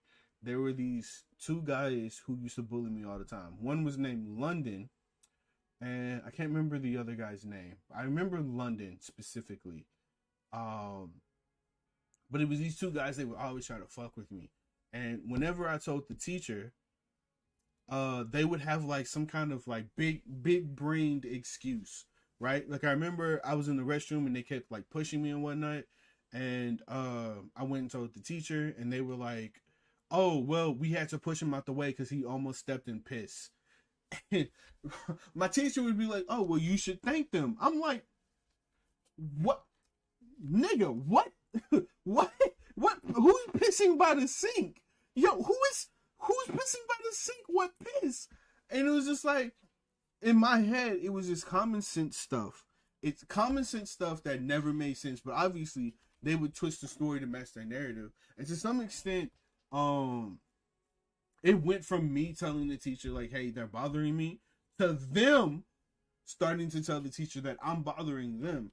And so it made me out to be the bully instead of them, which actually eventually happened because I I think when I got into 5th grade, I think that's when puberty started to hit a little bit, and I got taller. I got real tall, and I also got like, I started playing sports around that time, and so I got a lot stronger, and so I'd fuck with them. I genuinely fuck with them. They actually turned me into a bully, which, you know, again, I don't endorse bullying, but it was a fun. It's a funny story thinking back on it, because those guys went from fucking with me to not wanting to fuck with me. So again, you know, just a funny story. His body doesn't match his voice. His body doesn't match his Every voice school day in the 4th grade. At his school, a buddy system was in place, a practice designed to ensure the safety of students during various tasks. It was on this way that Richard was assigned an unexpected partner, none other than his tormentor, David. Their mission was to retrieve files from the principal's office. Together, they ventured out of the classroom and ascended a staircase within the school building, a towering 4-story structure. As they neared a railing, tension hung heavily in the air, a palpable undercurrent of animosity that had been building for far too long. In a shocking turn of events, Richard's pent-up anger erupted, so he grabbed David and basically hung him over the railing while he pled for his life. Thankfully, Richard's better judgment prevailed and he decided not to let him go. The realization that he could... That's some gangster shit. That is some gangster shit. He's like, fuck with me one more time. Fuck with me one more time. I'm gonna drop you off this rail. Oh my god. That is some extra gangster shit. Turf says, you bully me. What the fuck? No, I don't. No, I don't. I treat you like a little brother. What are you talking about? But if you want me to bully you, I can. Okay. I can tell you about the time me and your mom had relations, okay? Listen. We didn't want to tell you, okay? We didn't want to tell you. But me and your mom, we got a little something special going on, okay? I'm sorry, Miss Jackson. Face serious consequences or even imprisonment brought him back to his senses. With a sudden release, he let go of David, allowing him to escape from the brink of tragedy. Remarkably, David chose to keep this traumatic incident to himself, a silence that probably came out of fear and a deep-seated apprehension of Richard. So if someone really fucks with you, like you do get genuinely like homicidal rage potentially.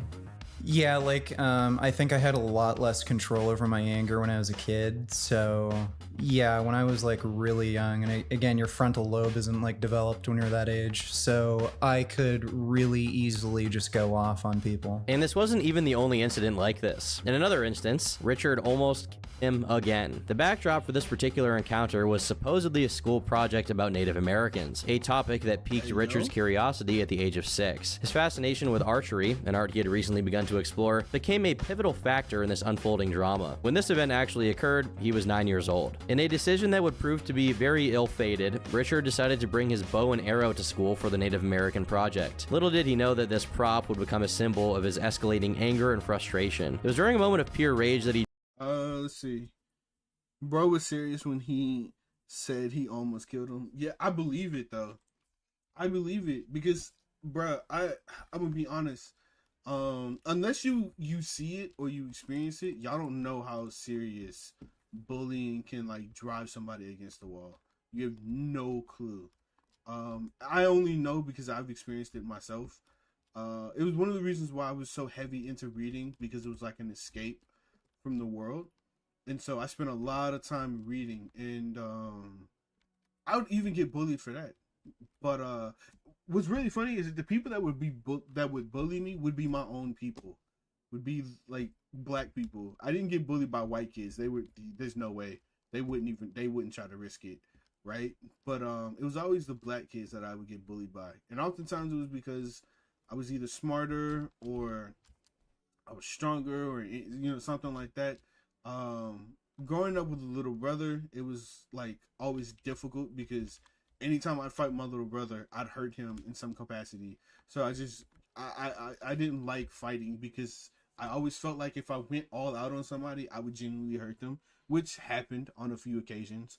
There was one dude who swung at me, and he was slow. He was so slow, and I literally caught his fist and punched him. And I busted his nose, and I got like, bro, when I tell you I got the worst whooping of my life when I got home, that shit was not a joke. But yeah, it's you don't understand what it's like to hold all that shit back. and then explode one day. It's really scary. He drew back an arrow, taking careful aim at David. His desire, as he admitted to me, was for David to see his death coming. This marked a second occasion during which Richard had threatened David's life. However, as before, legal consequences loomed large in his mind. The realization that he could face incarceration and the profound moral implications of taking a life led him to relent once more, sparing David from the brink of disaster. The aftermath of this incident left David undoubtedly shaken, perhaps nursing not only a profound fear of his fellow classmate, but also a metaphorical fear of shitting his pants. I did archery since I was like pretty young, like probably around like maybe 6, 7, 8 years old, something like that. And there was like this class project thing with Native Americans and pilgrims and shit. And this is pre 9/11, so things were more lax, you know. So I brought the bow and arrow as part of my like Native American character, and I had actual arrows. So I just knocked an arrow. I was gonna just shoot him because, like, again, I don't like him. I wanted him to see his death coming, so he wasn't.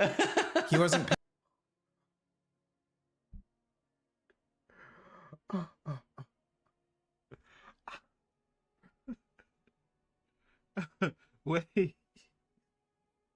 I don't think people can catch the gravity of what he just said. He just said some psychotic shit.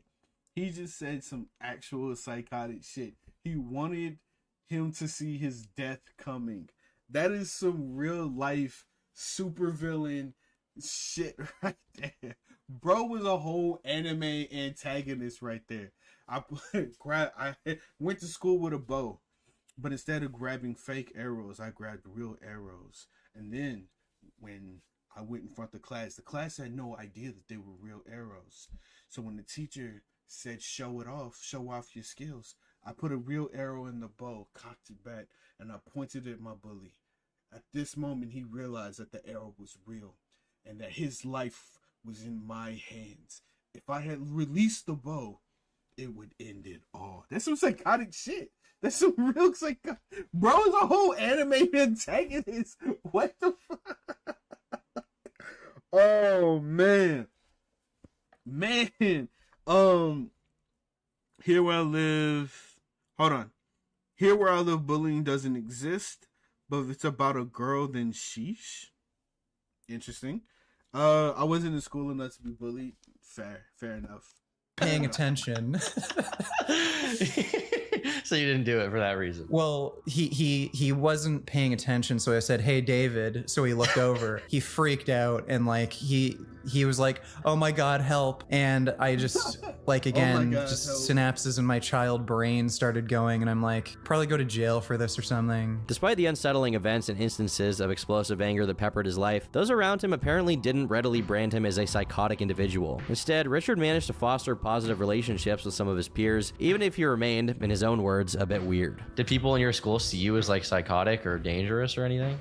No, I got along with most people. However, it became evident that beneath the surface of this seemingly enigmatic but ultimately harmless... Hold on, this comment's interesting. What is your opinion on Korean bullying in K-dramas? I don't watch K-dramas, so I wouldn't know. I actually wouldn't know. I don't watch K-dramas. I've never seen a K-drama in my life. But if you listen, I'll try anything once, okay? So if you have a good K-drama, then, you know, send it to me and I'll watch it. Guy to most people, there was a lot of anger. During this period, Richard grappled with a hair-trigger temper, easily flaring up in confrontations. Richard himself attributes this volatile disposition to the fact that his brain had not fully matured. Yet his self-analysis doesn't end there. He hints at the possibility of having autism or Asperger's, though he clarifies that he's never received an official diagnosis. Later in life, discussions with friends and even his wife hinted at suspicions that he might exhibit traits associated with these conditions. These revelations add a layer of complexity to his story, shedding light on potential underlying factors. To further complicate matters, hey, just as a heads up real quick, because I'm just not noticing, the music goes hard. The background music goes absolutely hard. I feel like this dude is on some Korean bullying type shit. Not maybe, I don't know. I can't say because I don't know what Korean drama looks like. I've never watched it, but this is typical American bullying, to be honest. And I say that as someone who's been both bullied and the bully. So, you know, Richard also thinks he may have ASPD, or antisocial personality disorder. ASPD is most often associated with psychopathy or sociopathy, which in turn is characterized by a lack of empathy for others. Traits that would definitely align with his behavior in childhood, and even as an adult, it makes sense. He doesn't shy away from confronting this possibility head on, acknowledging that he perceives himself as a possible sociopath. But obviously this is not an official medical. Hey, look, the first step is admitting it, right? The first step is admitting it. Diagnosis. This is just what he believes. The way I think, like, as long as people don't get in my way, I don't care. Like, I'd rather just generally not be around too many people or associate with them or get to know them. There's some people that I think are cool that I, become friends with. But if they kind of get in my way and start fucking with me, I have no problem fucking with them. By high school, he had already started weightlifting, resulting in a remarkable... Oh, that's a crazy way to think. Look, man. Actually, no, I feel like that's the mentality of a lot of people.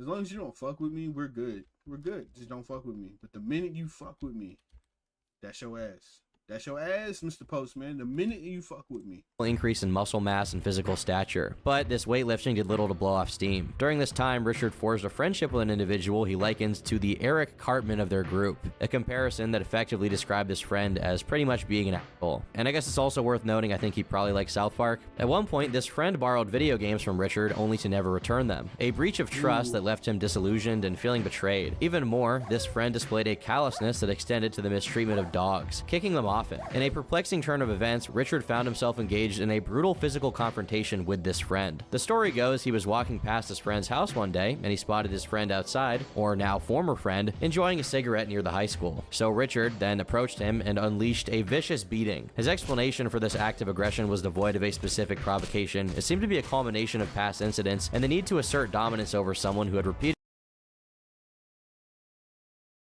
Okay. Okay, do what you gotta do. Repeatedly pushed his limits. You mentioned there was one time when you like brutally beat some kid. Yeah. When you were still in high school still? Yeah, this was high school. I think I would have been about 16, 17. Okay, and you were into lifting by that time? Yeah. Were you pretty jacked or were you trying to go more lean? For my age, I would have been pretty jacked. Okay. Yeah. And this kid, what was your beef with him? Was he your former friend or something? Yeah, he was kind of like the Cartman of a friend group I had, and I lent him video games that he stole, and I saw him kick his dog, and then I just beat the crap out of him. Jesus. And you just like confronted him outside of his house? He was just there? He was just there smoking cigarettes, and I happened to be there, so I just beat his ass. Damn, that's crazy. Like, it wasn't like a... Oh shit! You know what that sounds like? That's one of those moments where it's like you see something you don't like, and you look at your watch and you go, "You know what? I got time today. I got time today. I got time. Let's do it." A premeditated thing you were thinking all day. You just happened to be driving by. Yeah, I just happened to be walking by, saw him. Yeah. Beat his ass and just walked away. Yeah. That was it. And you felt no remorse or anything for that? No.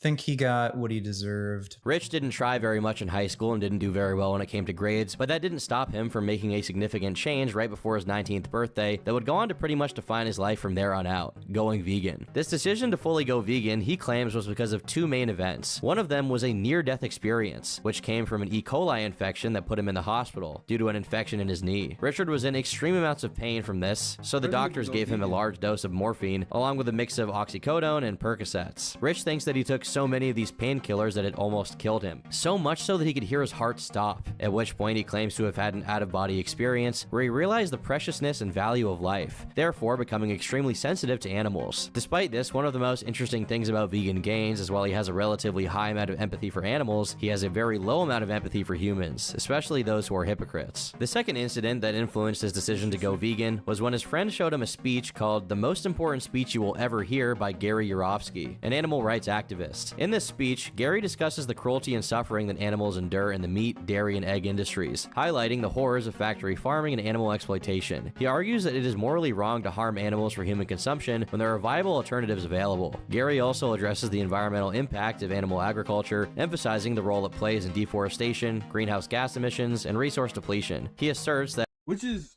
I kind of agree with, right? I actually do to the extent of this, I kind of agree. that yeah, there are alternatives to better energy, you know, better lifestyles, better, you know, just better in general than using animals. Especially with listen, okay? AI is slowly taking over the world. We're slowly going to be more reliant on AI than anything else. So, sure.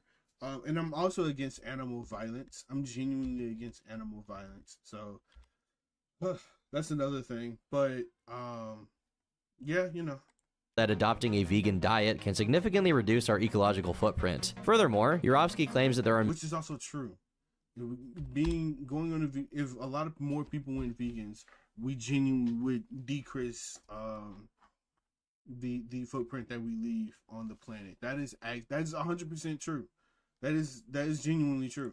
Many health benefits that come from a vegan lifestyle, citing studies that link animal products to various health issues. He promotes a plant-based diet as a way to improve personal well-being and the well-being of animals. Throughout his speech, he uses graphic imagery to engage the audience and drive home his points. The golden rule states, do unto others as you would have done unto yourself.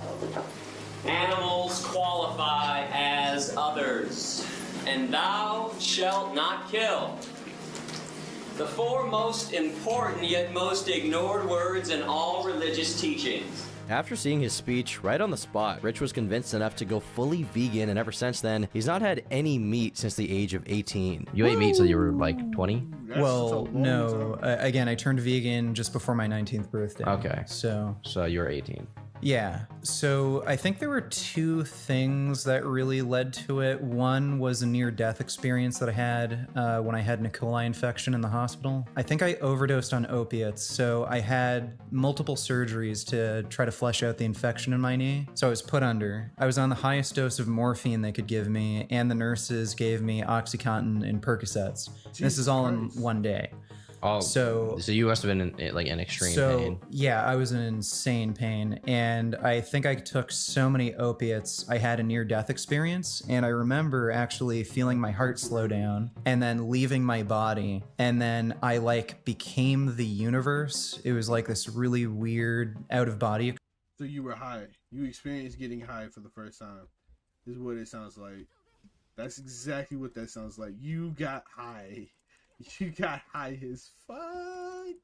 That's what that means. That's what that means. Experience.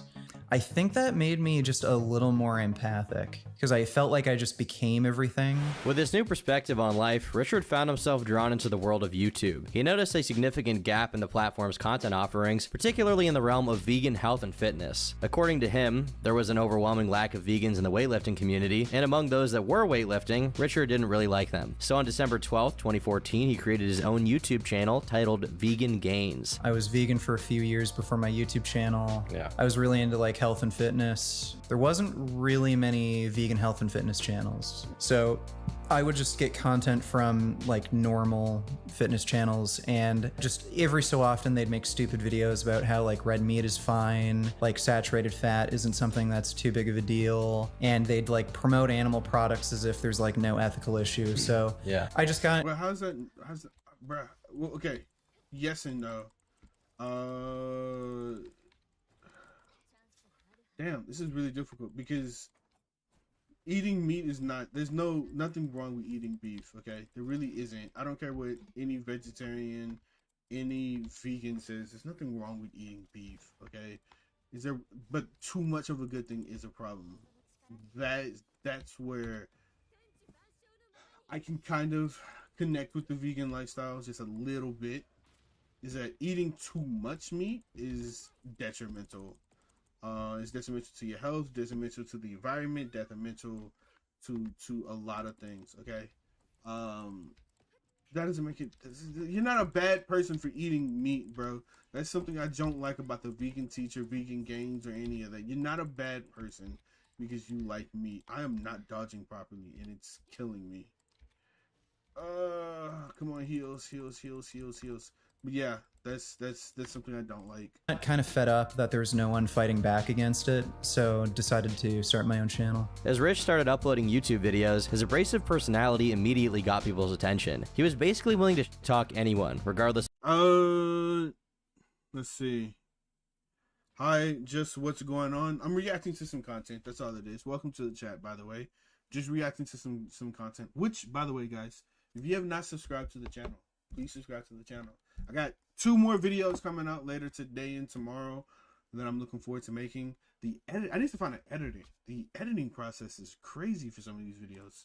Of sub count, experience, level, or expertise. Yeah, you have heart disease, and you had surgery for heart disease, and you're dumb enough to keep eating foods that cause heart disease. This may surprise the out of you, but plants have protein too, and unlike your protein supplements, plants don't lie about their protein content, so say whatever the fuck you want about vegetarians and vegans. Let's see how hard you can punch when you die of a fucking heart attack.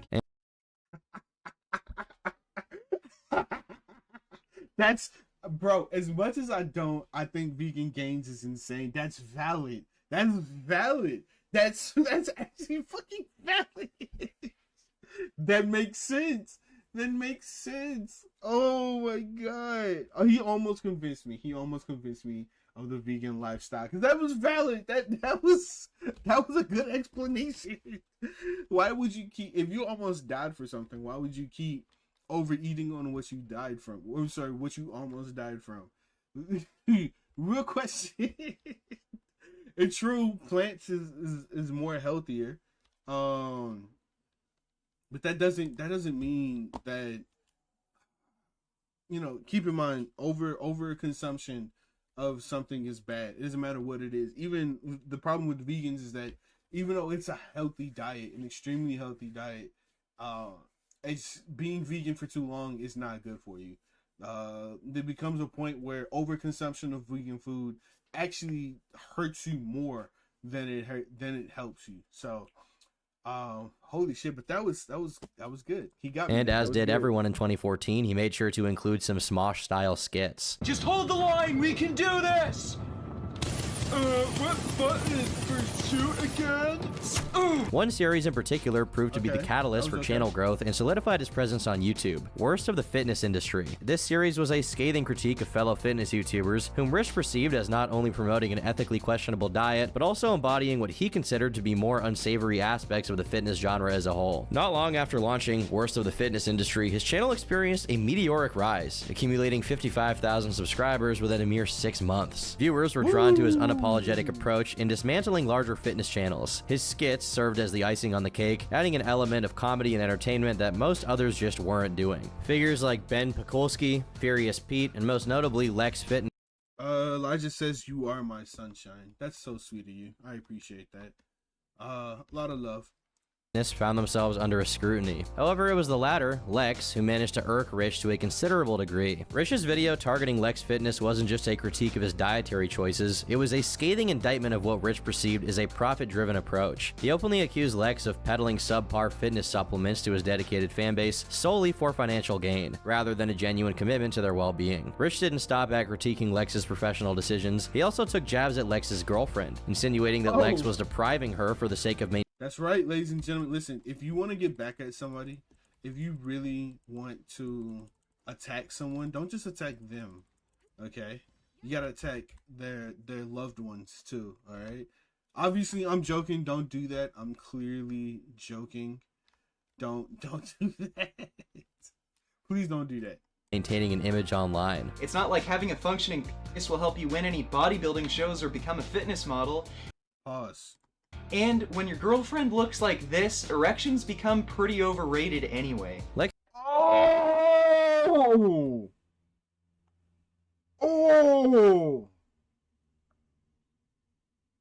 damn, oh my god, oh, I'm sorry. That was beautiful. That roast, yo, that was great. That is the best roast I've seen all year. That is fucking hilarious. Lex Fitness responded to Rich's video with a challenge of his own, urging Rich to meet him in person if he believed his words held weight. And, true to his form, Richard accepted the challenge. In June of 2015, Rich attended the 2015 Toronto Pro Super Show, an annual bodybuilding event. His primary intent was clear: to confront individuals he had critiqued online, and Lex was high on his list. The video capturing their face-to-face encounter at the event is a snapshot of this unfolding drama. Lex promptly demands an apology from Rich for the comments made about his girlfriend, while Vegan Gains says no and then turns around and flexes his bicep to the camera. The exchange— Ultra Chad. Ultra Chad. Ultra Chad. I have new respect for Vegan Gains. I have new respect for Vegan Gains. Look, if you're gonna critique somebody, if you're gonna talk shit about somebody, stand your ground. Don't become a little bitch later on and apologize. No, stand your ground. Unless obviously you really are in the wrong, then yeah, you apologize. But if you have an opinion on something, yeah, stand your ground. Stand your ground until proven otherwise. I got respect for that. I have a lot of respect for that. Exchange escalated when Lex threatened to involve security, prompting Rich to Scooby-Doo run out of there. Lex proceeded to upload a video where he vehemently expressed his disdain for Vegan Gains before challenging him to a physical confrontation, showcasing clips from his MMA career as evidence of his preparedness. According to Lex, Rich did eventually extend an apology to Lex's girlfriend, Lainey, but notably omitted one directed towards Lex himself. The full extent of that conversation remains unknown, but it's assumed this controversy is resolved because it's basically forgotten by now. Another thing to note about his content around this time was that Vegan Gains was trying to be as edgy as possible. I mean, it was YouTube 10 years ago, who wasn't? The start of his videos usually had an audio clip of a distorted voice saying "pray to Satan," while text flashed on screen saying the same thing. Pray to Satan, pray to Satan, pray to Satan.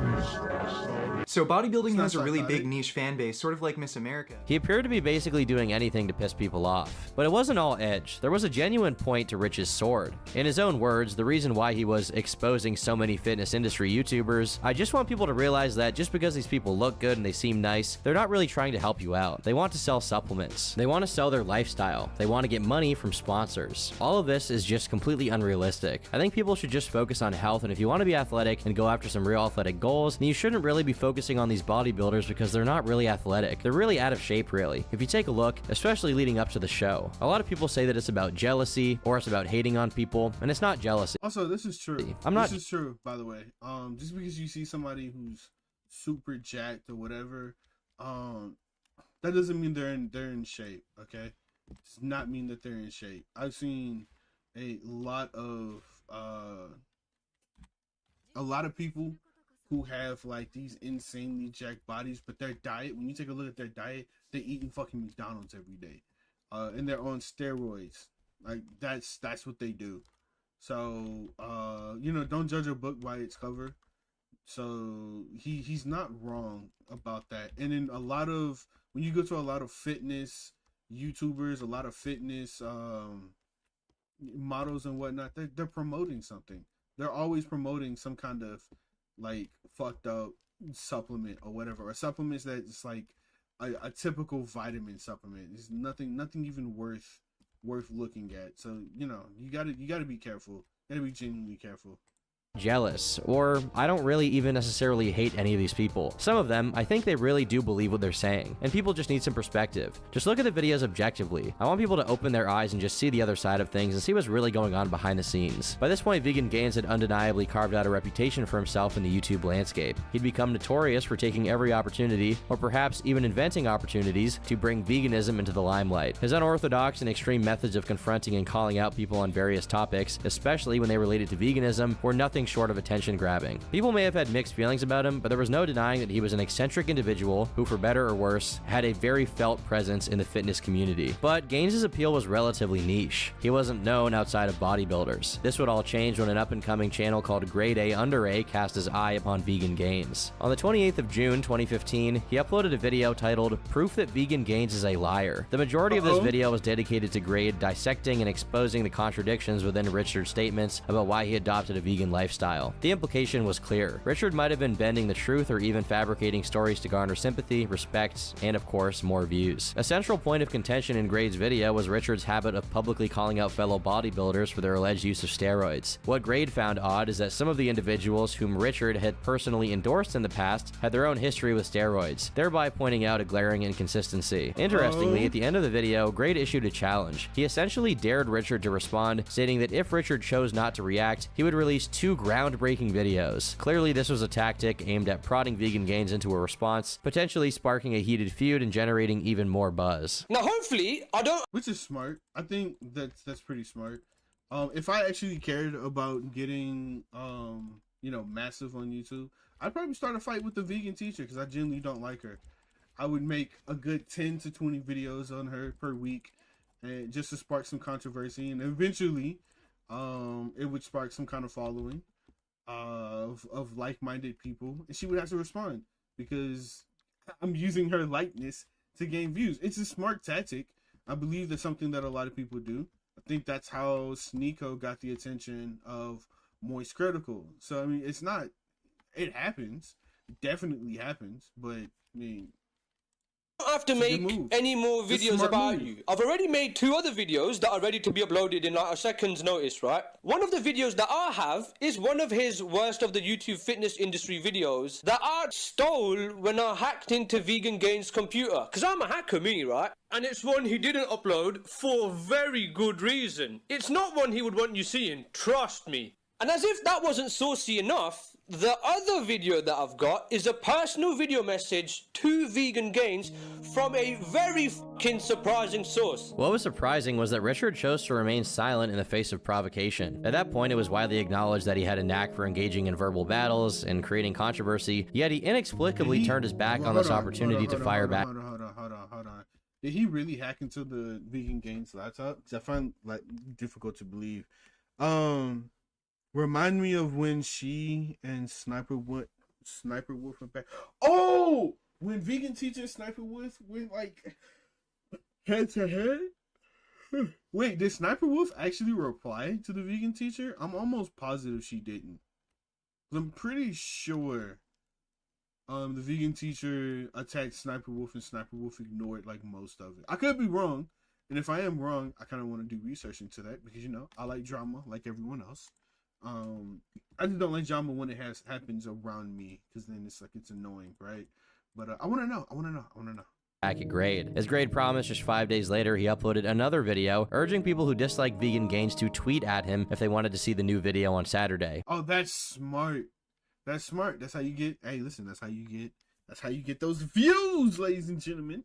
2 days passed, and the video was released titled Vegan Gains vs. Grade A under A. However, what unfolded in that video was far from what viewers might have expected. Instead of being a harsh takedown or scathing expose, it turned out to be more of a joke or a roast, straying far from the notion of a hit piece. In fact, the first 3 minutes of the video consisted of edited clips designed to make Richard appear stupid, and Grade himself acknowledged this approach within the video. I carried on snooping and I found some more dirt on him. And this dirt, if I'm honest, is actual dirt. Like the video you just seen, that's a joke, right? But this is actual dirt on him, right? The remainder of the content didn't live up to the anticipation of real dirt that was promised. That's unfortunate. That was unfortunate. I was hoping for like some real life drama, Mike. I was hoping for some real drama, but we didn't get that. We didn't get none of that. Okay, that's unfortunate. That's genuinely unfortunate. Instead, it mainly featured embarrassing comments that Richard had made on YouTube in the past, far from the explosive revelations that had been hinted at. After both videos had been released, both Vegan Gains and Grade A under A experienced a noticeable surge in growth. This boost in popularity occurred despite the fact that Richard chose to remain completely silent. That being said, once the videos were all out on the table, Richard released a response where he criticized Grade for avoiding the topic of veganism altogether and called his voice annoying. Wow, 3 videos about one person and they're nothing but 10 minutes of personal ad hominem attacks. Nothing about veganism, nutrition, the environment. Gotta leave. Bye. Take it easy, Jay. Man, good to see you. Glad you came out, man. Or anything relevant to the topics of my videos, just you obsessing over me. Why don't you just come out and say what you really feel? By August, Richard had amassed. Ooh, that's how you get somebody. That's how you get them to bite the dust. That's how you provoke them, okay? Say what you really feel. Over 80,000 subscribers, and he was about to pull one of his wildest stunts yet. In late July, Richard made an announcement on his Facebook, sharing the distressing news that his grandfather had suffered a heart attack and was being rushed to the hospital, accompanied by a stark declaration that he might not survive. However, many found the last sentence to be pretty offensive. My grandfather just had a heart attack, seizure, or stroke. I'm not sure exactly what yet. His heart stopped beating and he stopped breathing, but the paramedics were able to get his heart going again, but he still can't breathe on his own. He's on his way to the hospital right now, and I'm not sure what's going to happen to him. He's 82 and there's a very likely chance he's going to die. This is the price you pay for a bad diet, and you can expect to see a video on this very soon. I'm going to warn you all ahead of time, it will be graphic. A few days later, Rich uploaded a video titled, "My Grandfather's Heart Attack and Death." The video's description mirrored that closing sentence from his earlier Facebook post. Within this video, he provided his own personal account of his grandfather's demise, confirming that he had indeed succumbed to a heart attack. Yet, what astounded viewers was something that Rich admitted within this video, that he wanted to record his own grandfather's death and share it with the world via YouTube. I called 911. They told me to perform CPR on him until the paramedics got Whoa. That's not okay. That's not okay. Why would you want to record that? there. So I was performing CPR on him for a few minutes until the paramedics got there. Then I took out my camera, started filming, and of course you can't see the footage, but that's what happened. His family obviously reacted with horror and staunch disapproval, promptly forbidding him from carrying out such a disturbing plan. Rich's evident sadness at not being able to execute this intention only added to the unsettling nature of the situation. His rationale for wanting to publicly document his grandfather's death was as insane as it was unsettling. He articulated a belief that his grandfather's dietary choices had contributed to his fatal heart attack. In Rich's view, sharing this grim spectacle on the internet would serve as a cautionary tale, a stark example of the dire consequences of an improper diet. Naturally, that video attracted an enormous wave of criticism from virtually everyone who came across it. People from all corners of the internet began labeling Richard a psychopath for wanting to film that and post it to his YouTube channel. However, in response to this barrage of criticism, Richard displayed a remarkable degree of unwavering conviction. He doubled and then tripled down, seemingly not caring that people were upset at him at all. Okay. Real talk. Yeah. You really shouldn't record stuff like that. That's pretty morbid. That's pretty fucked up. This is kind of one of those things, is like, you do anything for views. People genuinely will do anything for views, and it's depressing. It's genuinely depressing. I'm kind of at a loss of words of hearing that. Like, I was getting a little bit of respect for vegan gains, now not so much. A YouTuber named Repsion stepped into the controversy and issued a video strongly condemning Richard's actions. In that video, Repsion suggested that Richard might have a mental disability, claiming that only someone lacking in empathy or humanity could do such a thing. Repsion's video, which criticized Richard in no uncertain terms, added a lot of fuel to the already raging fire. Who in their right mind, unless they're mentally ill and sick, like beyond the normal scope of a mentally ill person? I'm mentally ill myself. I have clinical depression. Why is the first thought to come to your mind is, hey, I want to record my grandfather having a stroke? How does someone think like this? Hey, the first thought that's going to go through my mind when my dad's having a heart attack is I'm going to record him having that heart attack so I can show it to YouTube, to show it to all my YouTube subscribers, and this is what eating meat really does. But this actually wasn't the first time that Richard... Yeah, that's valid. Valid. And Repsion had crossed paths. The seeds of this online encounter were sown back in May, when Repsion took to YouTube to articulate a stance on veganism. His viewpoint at its core didn't fundamentally oppose the principles of veganism itself. Instead, his reservations were rooted in the instances where individuals seemed inclined to impose their dietary choices onto others, instead of allowing people to live their own lives how they want to. By now, it should be no surprise that Vegan Gains had a penchant for taking matters to the extreme. In characteristic fashion, he felt compelled to respond to Repsion's commentary, by making it abundantly clear that he couldn't endorse a hands-off approach to non-veganism, because to him, the act of not actively advocating for veganism was in essence an act of complicity in the torture and murder of animals. He expressed that remaining silent on the matter was tantamount to endorsing cruelty, and that anyone who is willing to eat meat, or not call out others who do eat meat, is complicit in the suffering of millions and millions of animals every year. So I'm going to get straight to the point.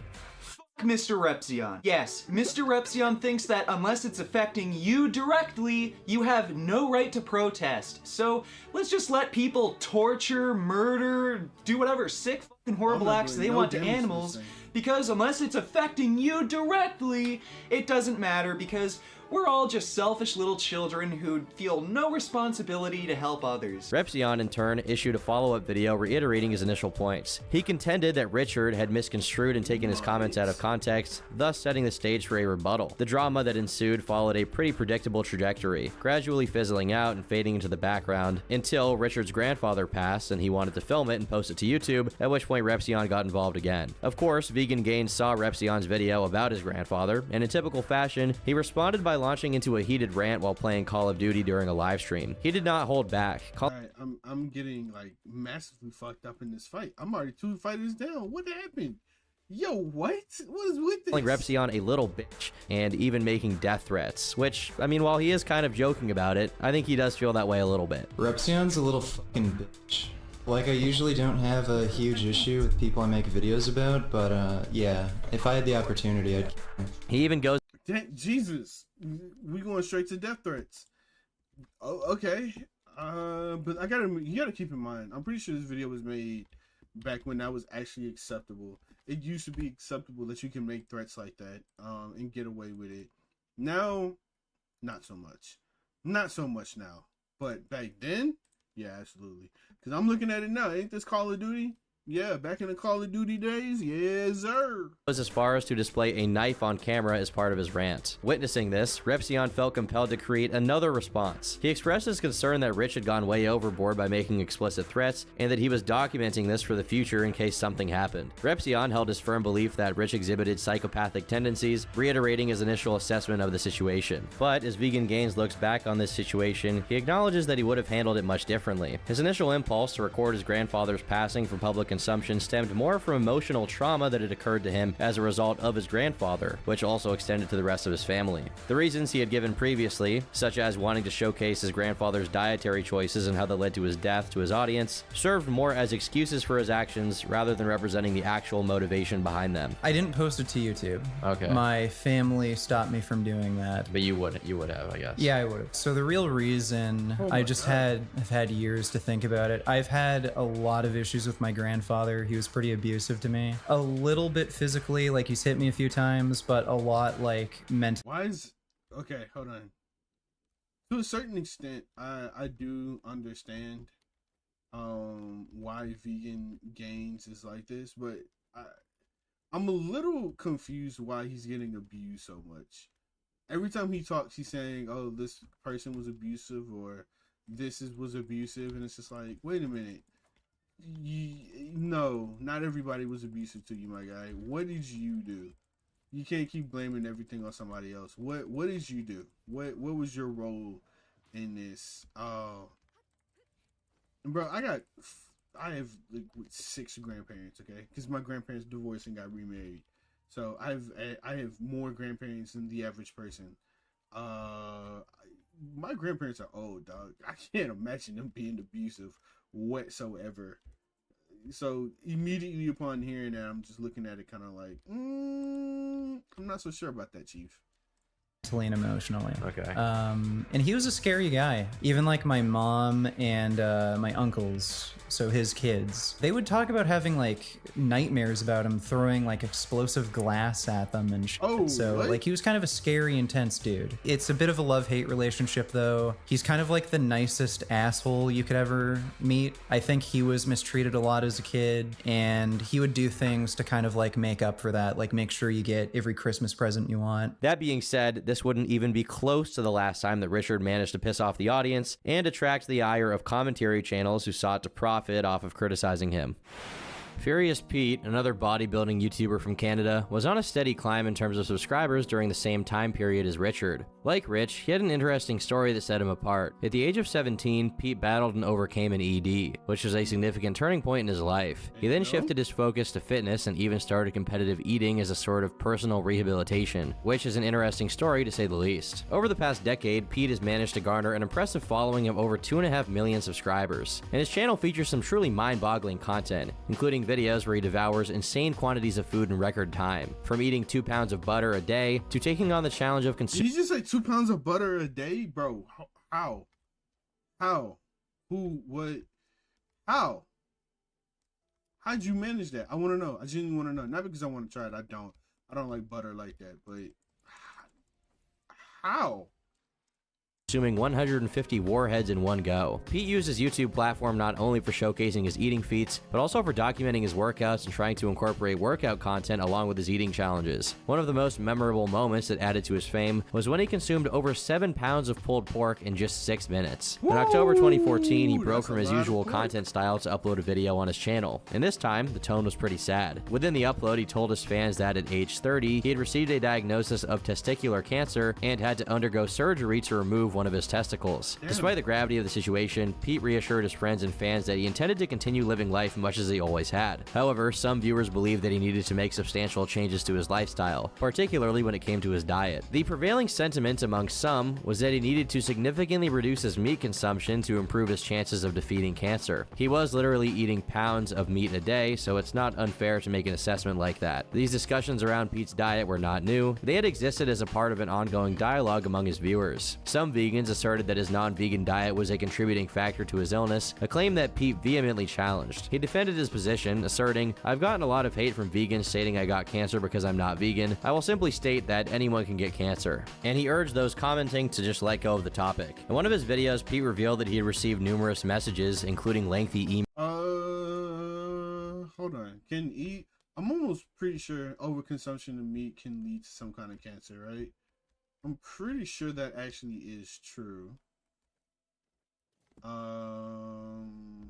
I know I read it somewhere on the internet. I do think that that's true. To what extent, I'm not sure, but I do know that that actually is a thing. Where is this thing at? Hold on, this is gonna irritate me. There should be one up here. Gotta go look for it. Whoops.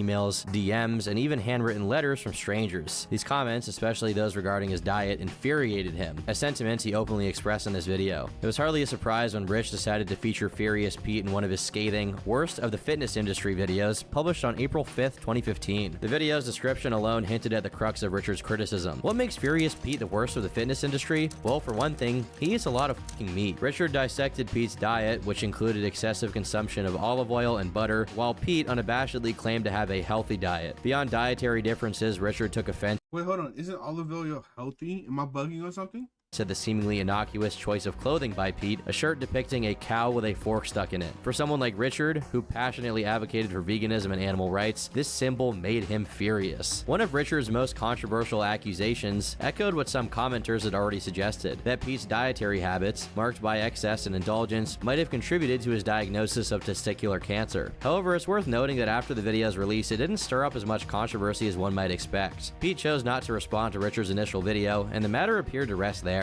Interestingly, they ran into each other just a few months later, this time physically in real life. Both Richard and Pete were slated to attend the same fitness expo in Toronto, and followers of both YouTube stars anticipated a possible real-life showdown. And yes, this was the same expo where Richard had previously confronted Lex. In the aftermath of the event, both Richard and Pete uploaded videos detailing their respective experiences, providing their followers with a glimpse into the encounter. However, it was Richard who dropped hints of potential trouble, insinuating that he'd come face-to-face with Pete when the cameras weren't rolling. Vegan Gains described Furious Pete as visibly agitated during their interaction, and even claimed that Pete's girlfriend had called security on him. Alright, so here at the Toronto Fitness Expo, I tried to talk to Furious Pete, but he was kind of pissed off, didn't really want to. So I've been kind of quiet on this part, mostly because I'm intrigued. I'm genuinely intrigued, but also on another note, when you're at an expo, when you're at a public gathering, don't go to cause drama, because you're not the only one there, right? Like, you're there with multiple people. I hate hearing that. Oh, your arch nemesis was there, so you went to start a fight. Why? There's multiple people there. You're just causing issues for everyone else. And also, I've seen on multiple occasions where a tournament, an expo, gathering gets shut down because of some kind of fight and somebody got hurt. See me? Hey, Pete! Pete! Pete! Hey, Pete! Yeah, he won't say hi. However, Pete's account of the situation differed quite a bit. According to Pete, Richard had approached his booth where a line of fans eagerly awaited their turn to meet him. Rather than waiting his turn like everyone else, Richard decided to confront Pete directly in front of his fans. Pete said that he had simply asked Richard to leave. He clarified that if Richard genuinely wanted to engage in a conversation, he should have followed the same protocol as everyone else and waited in line. Despite the tantalizing prospect of an on-camera confrontation, the alleged face-off between Richard and Pete at the fitness expo never really happened, leaving the drama somewhat inconclusive until a few months later. Pete had recently gone into remission, which means that the cancer looked like it was going away, which is obviously great news to his followers and him. Richard, however, kept on the warpath. As the Vegan Gains channel continued to grow, he once again took aim at Furious Pete, this time with a scathing video denouncing Pete's new weight loss supplements as nothing more than a scam. Surprisingly, even in the face of these accusations, Furious Pete chose not to react, maintaining a stoic silence. However, events would soon take another grim turn for Pete. Later in that very month, news broke that Pete's cancer had made a return. Meanwhile, behind the scenes, reports emerged that Pete had initiated a series of private copyright infringement claims against Richard for using his footage without permission. In one of his video uploads, Pete candidly Oh, that's dangerous. That's dangerous. You can use because that's not against the law. It's to use somebody else's photos, especially in a YouTube video. That's called fair use. Damn. Disclosed his choice to undergo radiation treatment to combat the resurgent cancer. While the majority of comments on this video offered heartfelt support, one particular comment stood out for its lack of sympathy. It was a comment left by Vegan Gains, where he said, "By the way, you're not going to be able to make fallacious copyright claims on my videos when you're dead." Perhaps as a response to Richard's callous comment, visitors who clicked through to Vegan Gains' account discovered a new video titled, "Furious Pete has cancer again. Oh no." In this video, Richard did not hold back at all. He seized the opportunity to reiterate his unyielding stance on animal products and their association with cancer. In characteristically blunt fashion, he didn't mince words when referring to Pete. So there you go, animal products greatly increase your cancer risk, and Furious Pete is a dumb, selfish who continued to eat meat, dairy, and eggs even after he learned about all of this, and now it looks like he's gonna die of cancer, and if you ask me, he's getting exactly what he deserved. And good thing for me and a few other people is, you can't make fallacious copyright claims when you're dead. Predictably, the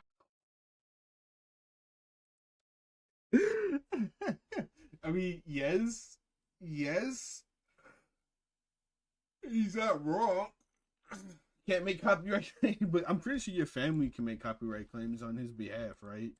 So, if he's married, or if his parents, or if he has kids, they could definitely make copyright claims on their father's behalf. So, I mean, I wouldn't go that far. Also, you don't know why he went, no one knows why he has cancer. We don't know if it's actually because of the meat, anything. There's a multitude of reasons why you could get cancer. So, I mean, come on.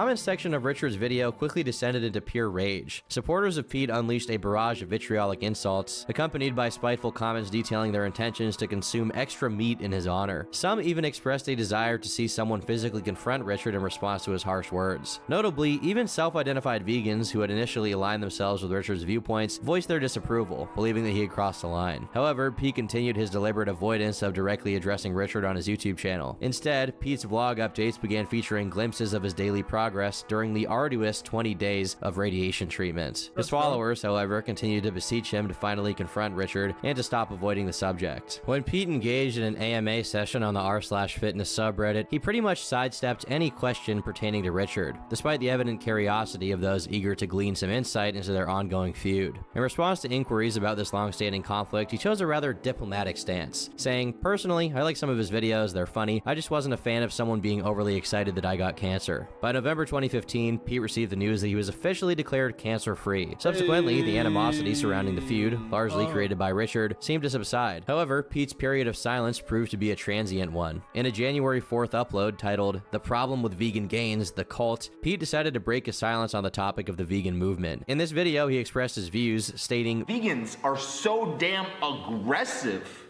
in trying to influence others that are not vegans to become vegans. They're so damn aggressive, and if you say no to them, they wish death upon you. They wish that, you didn't exist and wish you nothing but the worst. I hate to make this comparison, but it's in the news all the time, and veganism is almost like ISIS lately.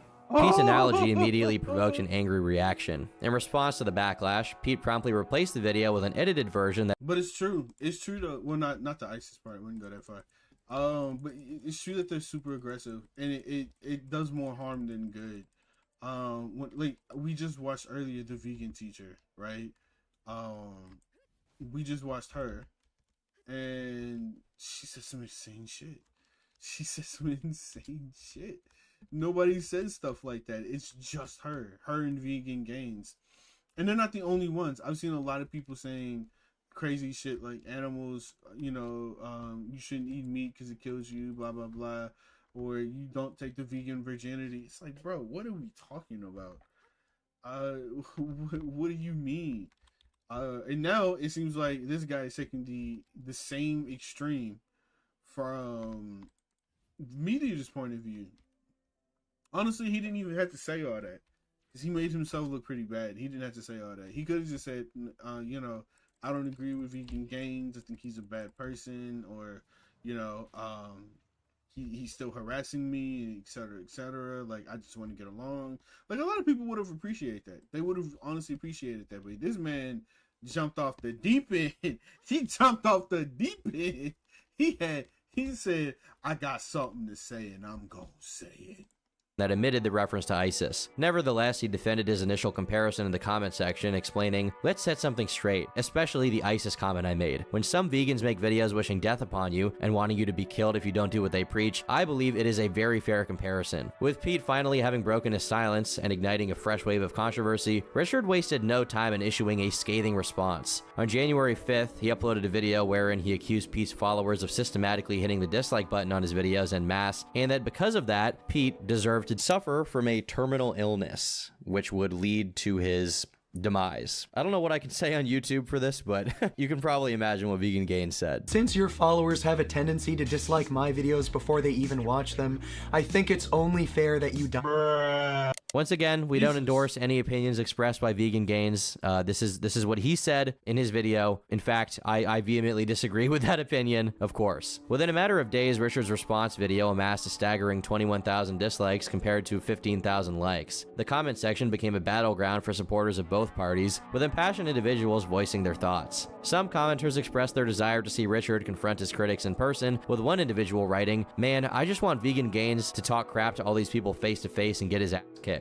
In response, Richard confidently retorted, "I have and nothing happened," before sharing a link to his video documenting the Toronto Fitness Expo, where the alleged confrontation with Pete took place. Surprisingly, a few people emerged from the woodwork to defend him though. One woman wrote, "I don't even like Vegan Gains, but everything he says in this video is completely valid. He draws comparisons that are 100% true and relevant. Furious Pete needs to pull his head out of his ass." But predictably, neither side showed any inclination to concede to the other, and ultimately the drama died down. Of course. In 2016, the Vegan Gains channel experienced continuous growth, and this year could probably be considered the pinnacle of his internet fame, or perhaps more fittingly, his internet infamy. If you scoured Reddit around that time, you'd come across some individuals, often referred to as fedora tippers, likening him to the Donald Trump of vegans, a truly insightful comparison that added a touch of intellect to his online persona. Throughout 2016, Richard began adopting an even edgier approach and I sometimes forget that bears exist. What?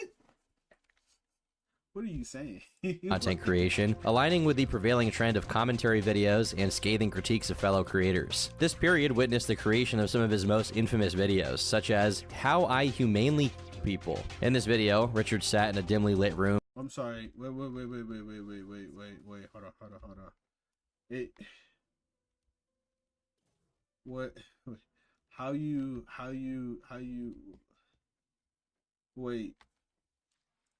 Casting a shadowy silhouette across his face as he delved into explicit details about his method of meticulously targeting individuals with seemingly great lives and consuming them for his own pleasure. And if it's not clear, that video is satirical. He's not being serious, I think. Another highly talked about video from this era was If Elliot Rodger Was Vegan. And not to be forgotten is his classic invite to the Toronto Veg Fest, a vegan festival where he hoped to connect with his fans in real life. It's a great opportunity to meet me, and don't be shy, I say hi and talk to everyone. Hey, Vegan Gains, Vegan Gains! Told you! God! Several other edgy That's funny. That's actually funny. I like that. That's funny. I'm actually getting pissed right now because this thing isn't closed. The only way to open it is by standing on this, but as soon as I get off, I can't get it. This is gonna irritate the shit out of me. It's actually gonna irritate me. Videos would keep skyrocketing him in popularity until finally the final boss of 2016 would cover him. Leafy is here. Leafy was at the time experiencing his own zenith of internet fame, and he had a penchant for creating content centered around individuals who were unconventional, offbeat, or peculiar. In this context, Vegan Gains fit the bill perfectly. Leafy's video about Vegan Gains, much like his usual content, wasn't known for its in-depth or artistic merit. Instead, it boiled down to the time-tested formula of poking fun at the weirdest and most infamous moments of Vegan Gains' YouTube career. Leafy dove into the controversies that had embroiled Vegan Gains, including stuff with Repsion and Furious Pete. At the outset of the video, Leafy featured what might just be one of the most widely circulated clips of Vegan Gains. In this infamous snippet, Vegan Gains expresses his vehement aversion to babies, albeit in a very unique way. What? Holy shit. This man is seriously mentally fucked.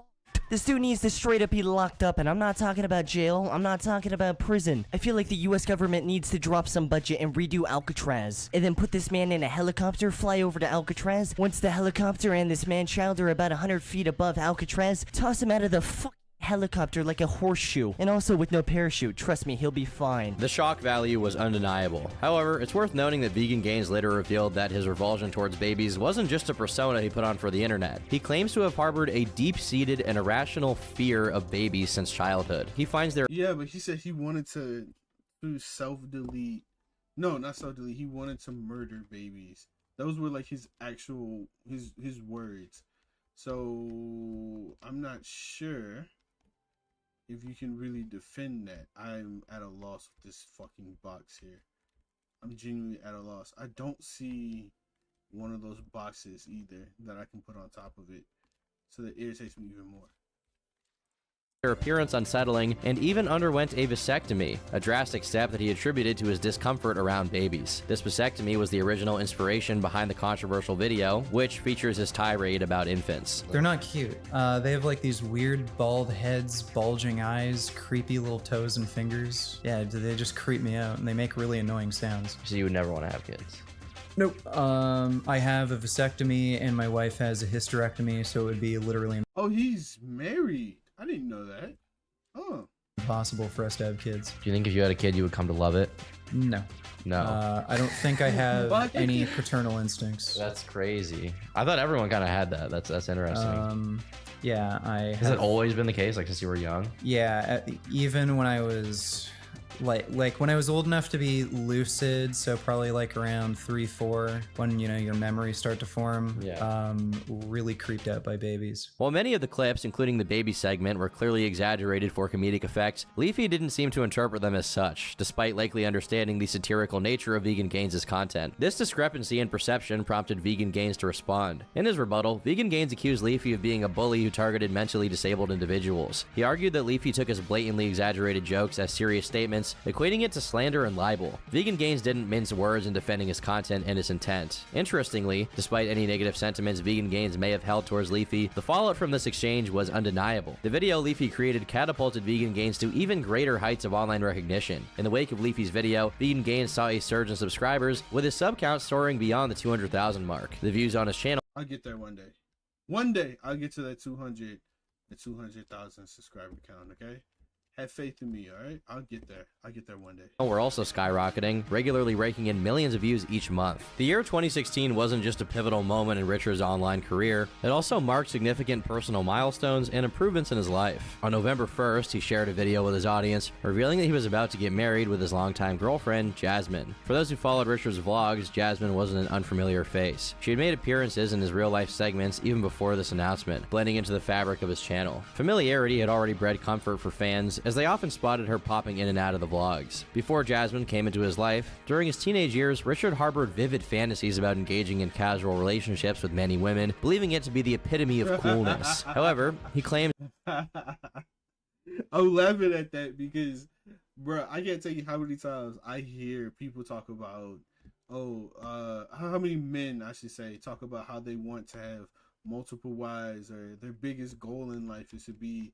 in polygamy and whatnot. And as a guy who's dated multiple women at one time, or who dip their toe into polygamy, let me tell you, it's fun, and it's also really, really stressful. It is extremely stressful. Also, you got to be able to be sure that you can afford it, because it's expensive too, especially if you're the man. It's very expensive. In order to have a polygamous lifestyle, you got to be able to provide, for multiple people. It's not nearly as awesome as people make it out to be. Although, to be fair, it's fun. It's very fun. Seems that as he matured and had the opportunity to explore those desires, he found that such a lifestyle didn't really resonate with him. His growing popularity on YouTube exposed him to various vegan gyats who sent him direct messages, seemingly interested in one-night stands, something he didn't want to pursue. It was during this time that Jasmine entered the picture. She reached out to Richard on Facebook, expressing her admiration for his videos. Richard sensed that she was seeking something more substantial than a mere one-night stand. They initially bonded over their shared interest in playing Call of Duty, and from there, their relationship grew, with them being together to this day. Before I became sexually active, so when I was in my early teens, I always fantasized about like fucking tons of different women. Thought it was hot to like have sex with people you don't really know that you just met. Then when I did it, it sucked ass. So you were intimate with a few people, and then you're... Yeah. Also, this is something that I've never been a fan of. One night stands suck. Okay, they genuinely suck. I prefer like actual stable relationships over one night stands, mostly because whenever you do a one night stand, you have to learn about that person just right there in that moment. You got to figure out what they like. You got to figure out, what's their favorite position. You only have a small amount of time to do that. It's not an extended amount. It's not an extended amount of time. You have a very limited amount of time to figure out what your partner wants and what your partner needs, and I mean, it's frustrating. It can get really annoying, especially if like you like something in the bedroom, and then the person you with don't like it, and it's just like, okay, you know what? Whatever. It's one of the reasons like I personally am not the biggest fan of one night stands. Don't get me wrong, I've done them, and I might still do them in the future. But if I can avoid it, typically I will. You were like, this is not for me. Yeah, it's not for me. Then I only really looked for good long-term relationships, and then I met Jasmine online, and we just really clicked, and then things just grew, and we eventually got married. Was it like a dating app? How'd you meet? No, Facebook. She messaged me on Facebook, and we ended up playing Call of Duty together. I had a lot of girls messaging me saying that they want to like meet up to have sex, or like they would make it. I could see, like, read between the lines that they were more interested in sex than like actually a long-term relationship. You didn't really care for that? No. And Jasmine, when she messaged me, it seemed like she actually was interested in a long-term relationship. So yeah, I just messaged her back. And they do seem to be quite compatible. Notably, even Jasmine has undergone a hysterectomy alongside Richard's vasectomy. So there's no chance of having a vegan Gaines Jr. for anyone worried about that. As 2016 drew to a close, Richard was undoubtedly on. That's pretty insane, to be honest. Also kind of adorable, a tad bit adorable that she was willing to go that far for him. So this is really cute. But I wonder if she's just as crazy as he is, right? This motherfucker is crazy. I wonder if she's also crazy. Cloud 9. He had achieved new heights in his career, along with in his personal life. Everything appeared to be at its peak, a high point that many believed couldn't be surpassed. But it wouldn't be the end of his conflicts with other creators. As 2017 and 18 rolled by, it became increasingly evident that Richard's YouTube channel was experiencing a noticeable decline in views. The very edgy style of content that had once garnered him a substantial following was losing its popularity, and in the eyes of the YouTube algorithm, making jokes at the expense of people's appearance and other sensitive subjects was no longer favorable. Adding to the challenges Richard faced during this period, he found himself in a series of run-ins with the police. According to Rich, the local police force in the Toronto area had developed a level of familiarity with his persona, to the extent that officers would approach approach him with phrases like, "Oh hey, you're Vegan Gains. Our whole station knows you." This apparent recognition raised questions about whether or not he was under some form of surveillance or if he was a point of interest for an investigation. The initial episode unfolded when Richard made the usual statements such as, "All meat eaters should die," or "Be nice to animals or I'll kill you." Subsequently, he found himself under arrest and placed within the confines of a mental evaluation clinic. The second incident, by contrast, unfolded under rather unusual circumstances. Richard inadvertently purchased a pair of leather gloves from a store. However, he used this as an opportunity to create content for his YouTube channel. In a video titled, "I bought leather gloves, #not vegan anymore," he held a BB gun while crafting a thumbnail that depicted him pointing the BB gun in his own mouth. The intention behind this thumbnail was unmistakably tongue-in-cheek, an overt attempt to generate interest from viewers. In this particular case, Richard contends that a law enforcement officer went to lengths to deceive a judge. Allegedly, the officer was aware that the BB gun in question was, in fact, a non-lethal fake firearm. Nevertheless, the officer purported it to be real, perhaps in an effort to secure a warrant for Richard's arrest. Notably, despite these claims, the officer faced no consequences due to the lack. That's actually kind of fucked. That's actually pretty fucked. What? So you mean to tell me this guy made a joke and got arrested for it, and then even when it was like obvious that it was fake, even the judge said that it was fake, the officer still pushed for it? How's that okay? How do you get away with that? How? Lack of concrete evidence. The cop actually admitted that he lied to a judge, and he knew I had a BB gun, and I made a joke with a BB gun because I accidentally bought a pair of leather gloves. So got the BB gun, said I bought a pair of leather gloves, bang, that was the joke. So he lied to a judge, claimed I had a real gun, got a warrant, and then arrested me, fucked with me, and I just had this whole legal rigmarole for like 2 years. Did you get fired? No. Couldn't prove it. None of it was recorded, so. Once again, keep in mind this story is just from Vegan Gains' perspective. The reality could be entirely different. This setback, however, didn't deter Richard in the slightest. Notable figures he found himself in debates with included creators like Matt Dillahunty, Andy Worski, and Vosh. And so, life on YouTube carried. Vosh? He did a debate with Vosh. I want to watch that.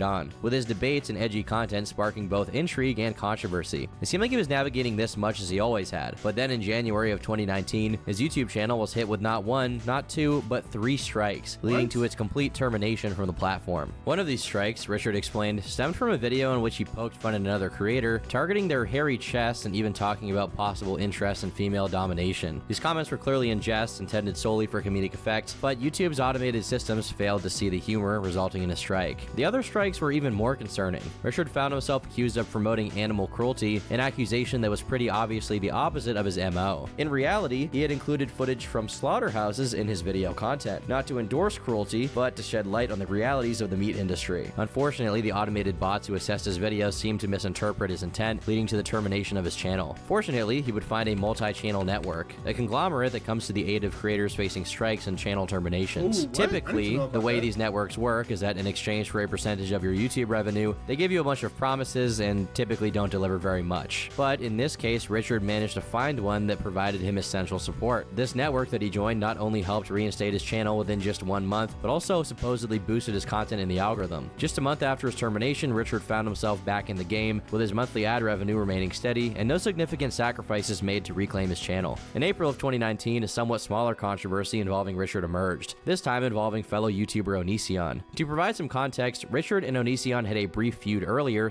I feel like I've heard that name before. Is that a relatively big content creator? I've heard that name. I just don't know where I've heard it before. What is it again? Onision? Oh, he's fucking me up. Holy shit. Centered around a live stream debate on the ethics of veganism versus vegetarianism. Such disagreements were routine for Richard, given his history of debating various individuals on the platform. But this particular controversy in 2019 took a much different turn. It all began when Onision initiated a GoFundMe campaign seeking financial support for a child in need of funds to cover alleged hospital bills. He reached out to several creators, including Vegan Gains, albeit in a private manner through direct messages. Richard decided to examine the GoFundMe campaign closely. He noticed what he saw as various discrepancies between the names associated with the GoFundMe account and those links to the mother's Twitter account, among other suspicious details. Unconvinced by the campaign's legitimacy, Richard responded to Onision's DM by basically asking him why he was willing to raise money for a little girl, but not go vegan in order to save animals. This guy is so funny, man. Onision countered, persistently requesting a donation. This prompted Richard to reiterate his doubts about the campaign's authenticity while reinforcing his argument. Onision then responded by insinuating that the little girl's life held more value than that of any cow or chicken. Richard, in his characteristic edgy manner, replied by asking, "But where will the worms and maggots get their protein if they can't eat her dead, rotten corpse?" Unsurprisingly,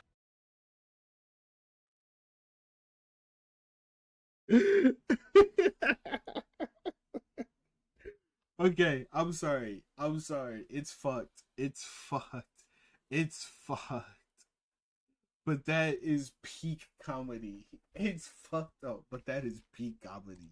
Surprisingly, this remark infuriated Onision, leading him to create a video titled, "I Can't Believe Someone Would Say This," in which he elaborated on the drama and passionately defended the value of this girl's life. So then, Richard posted his own video, clarifying that he had never intended to donate due to his suspicions about the campaign's legitimacy. He explained that the point he aimed to make wasn't about equivalence, but about acknowledging his own hypocrisy and advocating for saving the girl's life while not adopting a vegan lifestyle. Cows and chickens are being horribly abused, mistreated, and eventually killed in these industries, and Greg has absolutely no problem supporting that, but he wants to virtue signal to us all that he cares so much about this little girl. Well, okay, if you care so much about the sanctity of life, then why do you not put in the small amount of effort required to just not eat these products? If you want milk, cheese, eggs, then why can't you just make a vegan alternative?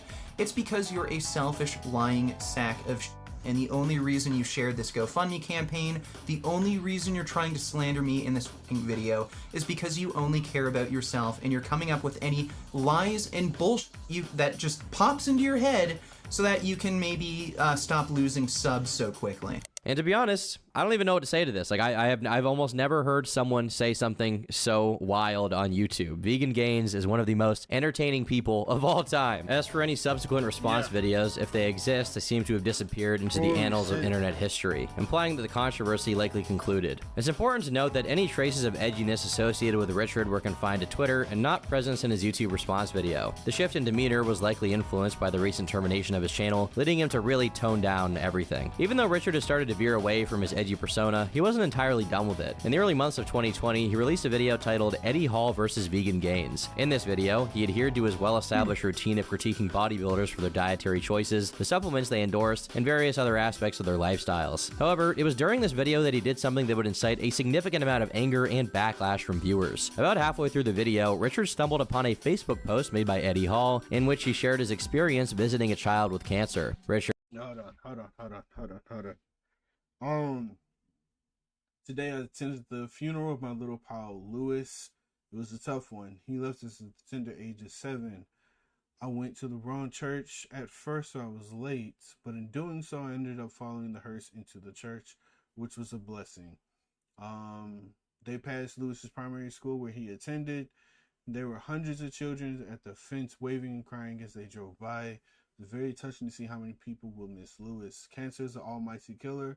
I wish there was a cure for it. I, for one, will be supporting Team Lewis in the future. Hope you guys will do so too. One day, cancer will be a thing of the past, and the memory of Lewis will live on in the cure when it's found. Big love, the Beast. That's pretty inspirational. decided to read the post, concluding sentences in a very mocking voice. Cancer is an almighty killer, and I wish there was a cure for it. I, for one, will be supporting Team Lewis in the future, and hope you guys will too. One day, cancer will be a thing of the past, and the memory of Lewis will live on in the cure when it's found. Well, Eddie, since we're still waiting for that cure for cancer to be found, how about in the meantime we try and prevent ourselves from developing cancer in the first place? You eat red and processed meat all day, which is classified by the WHO as a cancer-causing carcinogen. Doesn't really make sense for you to eat these foods and promote these foods if you care so much about cancer. And on top of that, you're talking about vegan and vegetarian diets. Oh, they're so yucky and disgusting. Oh, I hate it. Well, guess what? Vegans and vegetarians have a lower risk of cancer. This action triggered a big wave of outrage, leading to an overwhelming barrage of dislikes on the video. It became abundantly clear that a large portion of the audience vehemently disagreed with Richard's approach. Richard, in his defense, contended that he wasn't mocking the child with cancer. Instead, he argued that the target was Eddie. But you did, though. You did. What do you mean you did? You mocked the child. What do you mean? Like, that whole thing, bruh. Come on. Come on. That's so disingenuous. I don't like that at all. And also, you could have just not, when you made fun of the post, you mocked the child, because the whole thing was about the child in the first place. So this whole, you made it more so about, I found my pulls. I found my 10 pulls. Come here, big boy. Got him.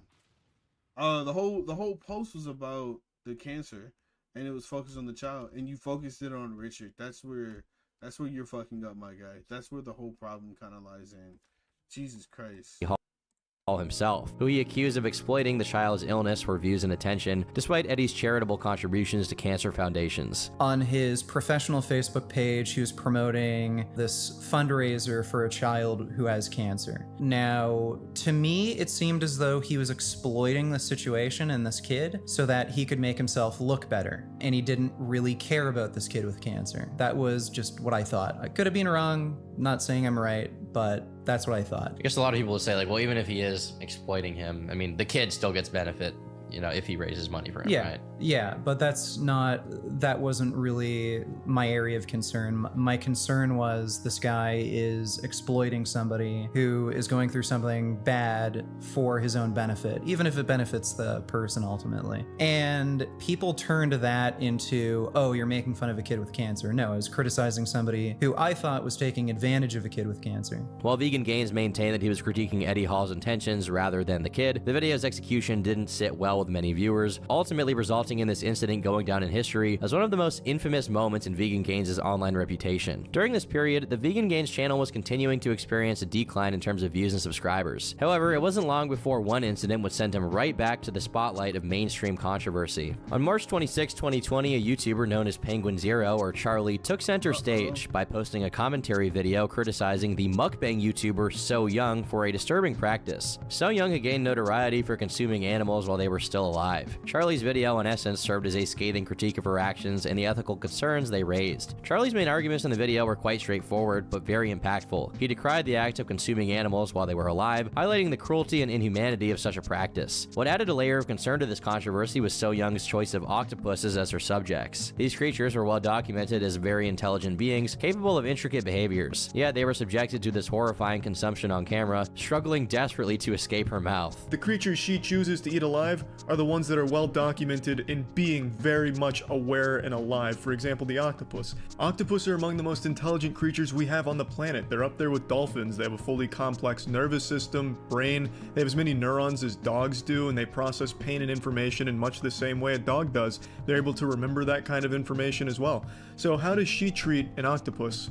Well, by devouring it alive as it tries its best to run the fuck away. Furthermore, Charlie, which is disgusting, by the way. I don't know I don't know how mukbangers eat live animals. I don't get it. I don't get it. I know there's another, I could be mistaken. There's another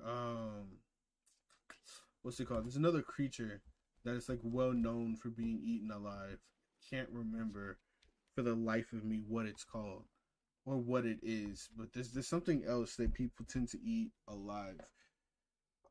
It's also pretty brutal and disgusting. He expresses dismay at So Young's content style, marked by constant screaming and grotesque scenes. This style left him deeply disturbed and uneasy, unable to comprehend how such content could garner a massive audience. As is often the case with critical videos on YouTube, Charlie's expose received an overwhelming response. It quickly accumulated 9 million views, resonating with a wide audience that shared his concerns about the treatment of animals. Okay, hold on.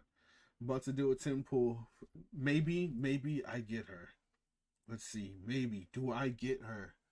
Do I? Come on. This is it. Oh! Wait a minute. Wait a minute.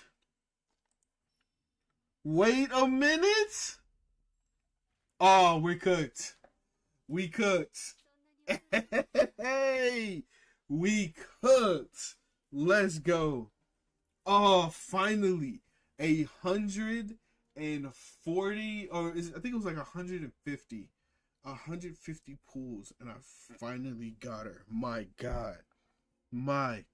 Hold on, I gotta take a screenshot of this.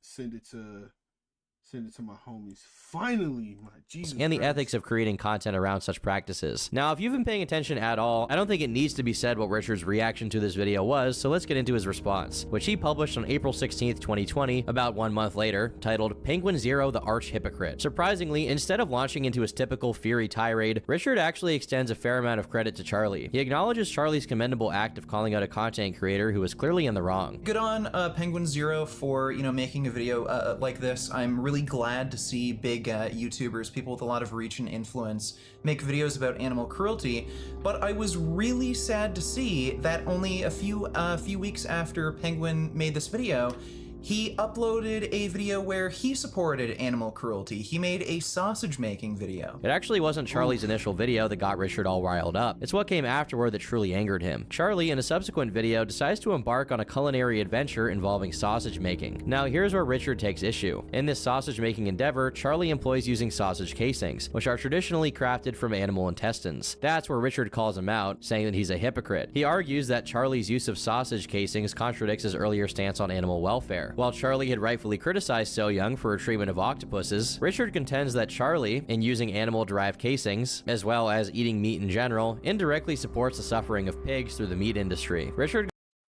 Okay, so... I have a question, okay? And I'm not trying to be an asshole when I ask this question, but I'm genuinely, curious.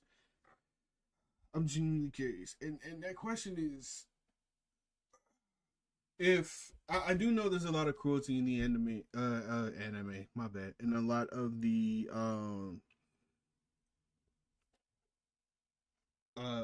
farming and the production of animal products. I do understand there's a lot of cruelty involved in certain, production lines, but normally, is it harmful to the pig to get their intestines when they're dead? Is that how? I'm confused, because obviously if you're getting intestines from a pig, they're dead already, right? You're not getting live intestines. So how is it animal cruelty to get intestines from a pig? Obviously if they're being treated cruelly when they're alive, I can understand that, but if they're dead and we're using them for food, where exactly is the problem? I could be ignorant on the situation, so educate me.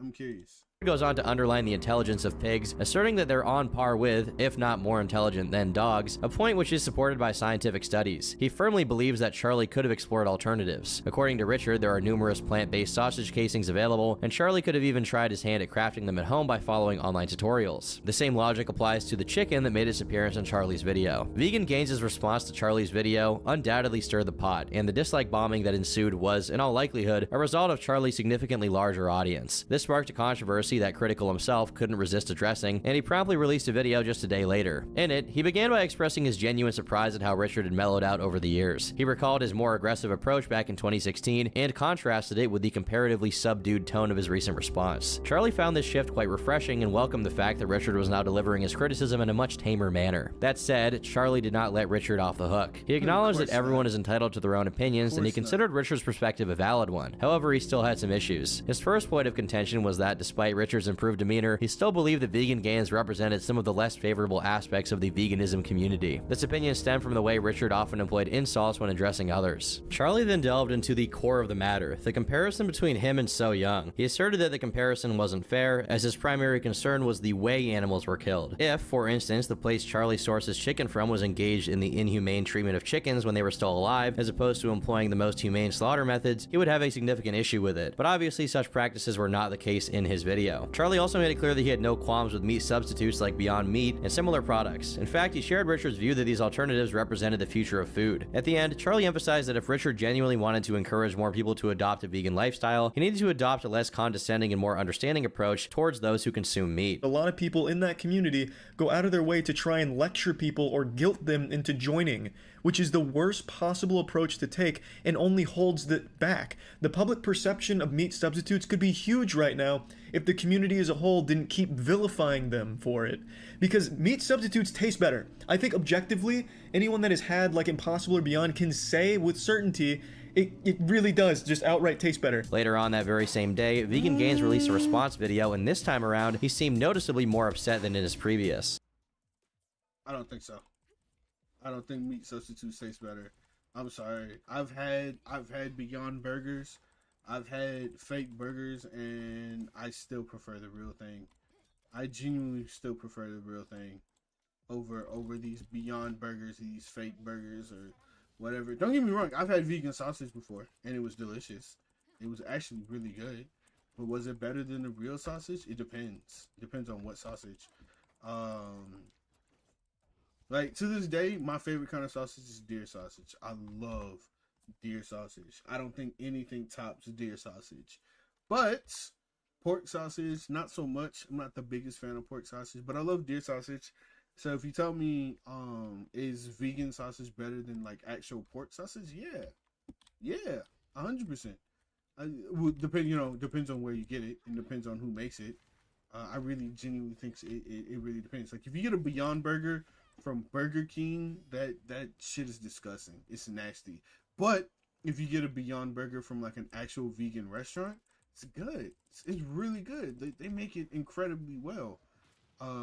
But again, it just really depends. At the outset of his response, he revealed that he had been live streaming at the same time Charlie dropped his video. To his dismay, his chat was soon flooded with fans harassing him and even sending racial slurs his way. Richard wasted no time claiming that Charlie's community was toxic, and therefore that invalidated some of the criticisms that Charlie had made of Richard being too extreme. One of Richard's central arguments revolved around Charlie's assertion that killing animals wasn't illegal. In response, he contended that legality shouldn't be the focal point of the debate. He noted that historically there have been instances where actions such as owning slaves was perfectly legal, so appealing to the written law was not a compelling argument in his eyes. So, two really bad arguments here. First argument he made, he said that killing and eating animals isn't illegal. Well, what does that matter? The law doesn't determine morality. At one point it was— Wait, the law doesn't determine morality.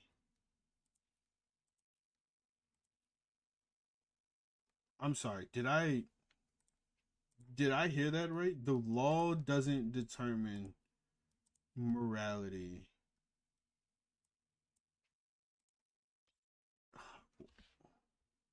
That's not... Isn't the law built on morality? Is that not a thing? Is it? I'm almost positive that the law does determine morality. The law is purely based on morality. What? Hold on. Am I fucked right now? Am I bugging? It was legal to keep slaves. In Nazi Germany, it was legal to kill Jews. So is it okay to keep slaves and kill Jews as long as it's legal? No. Furthermore, Richard took issues with Charlie's point about dogs. They shouldn't support the killing of any animals. To emphasize this point, Richard displayed a picture of Charlie's dog, implying that Charlie wasn't a true animal lover. Additionally, Richard challenged Charlie's argument about animals eating other animals. He asserted that Charlie's reasoning didn't hold up because if it were acceptable for animals to consume other animals, then the original So Young video, which featured her, an animal, eating an octopus, which is an animal, should be considered perfectly acceptable according to Charlie's own logic. 3 days after their initial exchange, Charlie wrapped up the controversy with one final response. Right from the outset, he reiterated his earlier points about how this whole situation reflected poorly on Richard. Charlie emphasized that rather than engaging in a civil discourse free of insults, Vegan Gains was persistently attacking him, which in Charlie's view was detrimental to the image of the vegan community. Charlie also expressed concern that Richard's confrontational approach was turning away potential converts to veganism rather than inspiring them. Charlie then delved into the heart of the matter, presenting his most compelling argument. He posed a thought-provoking question. If eating meat made him a bad person, did that also make Richard Richard a bad person for owning an iPhone, Charlie drew attention to the well-documented issues of child labor in iPhone factories overseas, where regulations and protections are often lacking. Applying Vegan Gains' logic, Charlie argued that Richard's ownership of an iPhone could be viewed as supporting these unethical practices. Moreover, Charlie contended that these shirts Richard was selling might be made using cotton produced by child laborers working in difficult conditions, thereby indirectly endorsing child labor and its potential consequences. You wear a gaming headset during your streams. You realize those parts that compose that gaming headset, a lot of them are made in sweatshops. Very, very immoral means of getting those parts, and you're wearing it freely. So by wearing that, you're supporting that kind of terrible thing in the world. Yikes. Bro, I don't ever want to have to fight against Charlie, dog. I never want to fight against Charlie because there's no you can't win. Even if you're right, I don't think you can win because he has such a huge following. His following is massive. So if you're brave enough, go for it. But it's not a winning battle. It's not a winning battle. I don't think you're gonna win that. Of course, not the only one to make this comparison, but you keep dodging it. On Twitter, a user proposed the exact same thing, and your response was, "Oh, you're just retarded. You're not nearly on the same level of intelligence that I am. You don't know what you're talking about. I'm holier than thou. You're wrong. Look at Foxconn."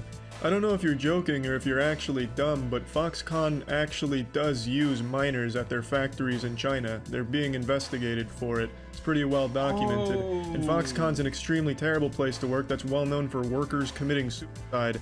So I don't know why you'd use this as an example to somehow dismiss the argument. The discussion then circled back to the previous controversy involving Richard's alleged mockery of a child with cancer. While Richard was providing his explanation, Charlie maintained that the optics of Richard's actions still appeared as if he were mocking a child with a serious illness. Charlie concluded the video series by suggesting that Vegan Gains was primarily driven by the pursuit of clout and financial gain. He accused Richard of seeking attention and not genuinely believing in the causes he advocated for. He also mentioned that he had considered inviting Richard to appear in a podcast, but ultimately decided against it because he felt that Richard was more interested in attention than sincere debate. It's worth noting that the idea of making YouTube videos for views and attention isn't unique to Vegan Gains. It's a common motivation for every content creator on the platform. As a minority of commenters pointed out, Richard's commitment to his ideology has come at the expense of losing connections and popularity, including with someone like Critical, who de-invited him from his podcast. After Charlie's final response video had been posted, it seemed that the controversy had come to an end. Even so, Richard, true to his character, decided to offer his own response a few days later. In this video, he took issue with several points made by Charlie, of course, accusing him of lying and asserting that Charlie was the one.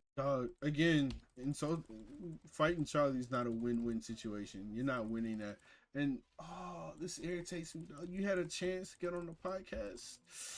Oh, you fucked up. You fucked up. But again, I do respect that a lot of people choose their own integrity over commercial growth.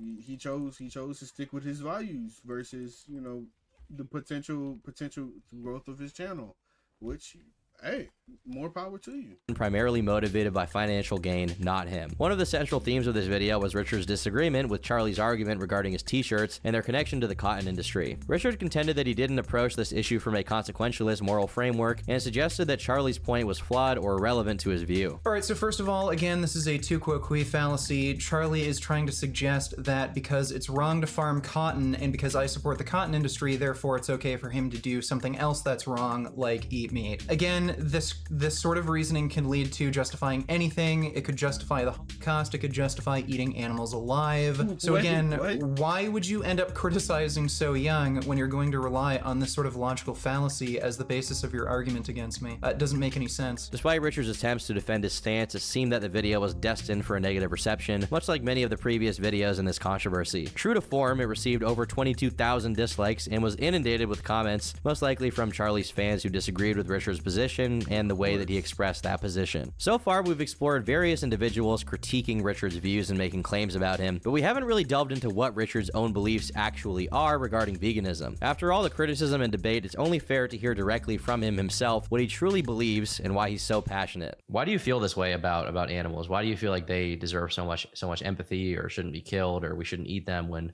a large portion of society, myself included, eats meat? I don't really feel bad about it. Well, I do feel a little bad about it, but I don't feel that bad about it. Not enough to stop eating it. Yeah, I don't like injustice. I don't like it when weaker people or beings are kind of like picked on. Yeah. I just don't like the idea of that, and I think that's why I'm especially sympathetic to animals, because they have no way of even fighting back. Yeah. It's like not a battle they can win. And I do believe in the idea of like fundamental human rights, and I believe it's just a logical extension of human rights to grant human rights to animals.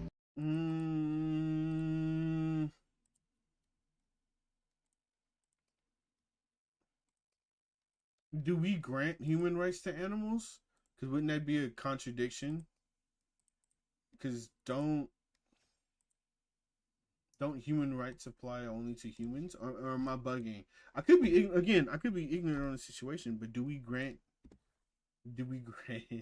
human rights to animals? Is that something that happens? I'm kind of curious. So I don't see a meaningful distinction between animals and human beings to where we can take away animal rights and not grant them human rights. One argument I think people would make is, well, animals are far less intelligent than us. A lot of animals eat each other. Why can't we get sustenance from those animals?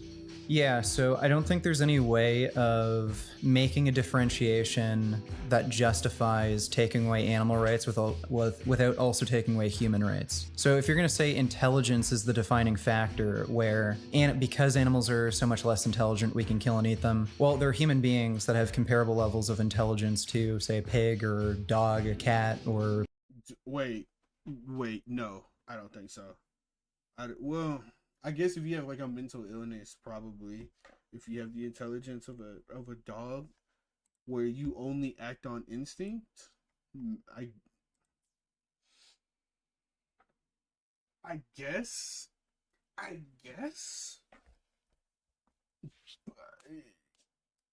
I don't think we would judge based on that small minority, right? That's not the majority of human beings. We based on the majority, not the minority. That's kind of where I'm having a problem with this. I can't believe I got her. I'm so happy. There's so many pulls for this cow. Like people with disabilities? Yeah, so to be logically consistent, you would have to accept the idea of killing and eating people with disabilities, which I think would be wrong. Yeah, probably most people would disagree with that. Well, what about, like, let's say a species like tigers, right? Tigers eat elk or whatever they eat. What do we do about tigers? I mean, do we kill them? Yeah, so as long as it reduces rights violations, I'd be in favor of killing carnivorous animals. If we're going to grant animals human rights, that means the rights would have to be protected not only from human beings, but also other animals. I guess the question would be like, so before humans, like tigers and stuff like that existed, they ate each other. And that's part of the ecosystem, like, the cycle of life and death. Some animals eat other animals, some animals eat those carnivores, and eventually they die and they turn into soil for the plants or whatever, right? All that energy gets converted. Don't you think that, if you were to kill tigers, then you would have a lot of, potentially invasive species or just overpopulation of whatever they eat? Not necessarily. Not every ecosystem really relies on predatory animals. Yellowstone National Park would be an example. Ecosystem there was doing just fine without wolves, so no, not necessarily. What about the ones that do? Like, let's say, in Africa or something. So if it were the case that if you were to kill every lion, say every other species in that ecosystem would die out, then I wouldn't be in favor of killing the lions, because that would just cause more death. But then, wait, hold on. Is there an animal that doesn't have a purpose? Is there like an actual animal that doesn't have a purpose? Because I mean, even a roach has a purpose, right? Despite how disgusting they are, they still have a purpose. They're decomposers. Unless are they? Yeah, they're decomposers. Even ants have a purpose. Bees have a purpose. Bees provide honey. I'm kind of lost here. What creature do we kill off that doesn't have a purpose? Like, everything is created to maintain balance. The only thing that's upsetting the balance of nature would be, well, I mean, us humans, to be completely honest. So, Gene, what creature would you kill off to maintain balance? But the lions are going to eat other animals. Isn't that a rights violation? It is, but you could consider it a greater rights violation to kill the lions if lions are absolutely necessary for every other living thing there to live. Okay. What about the fact that, like, if you kill all the tigers, let's say hypothetically there was no ecological issue, I mean, then that species is extinct. We can't, you know, we don't access them anymore. They don't exist. They're gone. Is there any reservations you have about that? No, look at it this way. If Nazis were a different species and they were out to kill Jews, would you have a problem with Nazis going extinct? I guess. You would? I guess I wouldn't have a problem with them going extinct, yeah. But also to me, like, a Nazi is like something you can convince out of it. Well, I mean, it's a hypothetical, but like the idea is you have a murderous sort of being that's going to keep killing throughout its entire life. Something like that shouldn't exist. What kind of responsibility do you ascribe to, like, a normal person who eats meat, who maybe doesn't think about it or hasn't thought about it very much? Like, do you see them as a bad person because they haven't thought about it? You see them as ignorant, uninformed? Like, how do you Yeah, I just see that? them as ignorant and uninformed. So I don't judge people just on the basis of them eating meat. I judge people on the basis of whether they make good choices given the knowledge they have. So if you know you're contributing to animal suffering by eating meat and you're killing animals with your food choices, if you know that, then yeah, I think you're a terrible person. If you don't and you haven't really thought about it and you're kind of indoctrinated into a society where this is normal, you don't know any better, right? Okay. So what would the purpose be of your YouTube channel then? Is it just to spread your ideas? Is it to have fun? Like, what's the goal? Well, the goal is to turn people vegan, and no, not going vegan. I've been there, done that. Not going vegan. I know I rub a lot of people the wrong way, but that's just who I am. And this is my personality. This is how I talk and do things. I think a lot of people, jive with that and respect it. A lot of people don't. So I can't please everybody when it comes to activism and make everybody my friend. So I just be myself. A few months after the drama with Critical, Richard took an unexpected turn by announcing that he and his wife would be opening an OnlyFans account for those interested in their content. Predictably. Wait. Okay. Two things immediately come to my mind. I don't trust Vegan Gains. I don't trust him. So I feel like this is a setup. This is a setup. This is 100% a setup.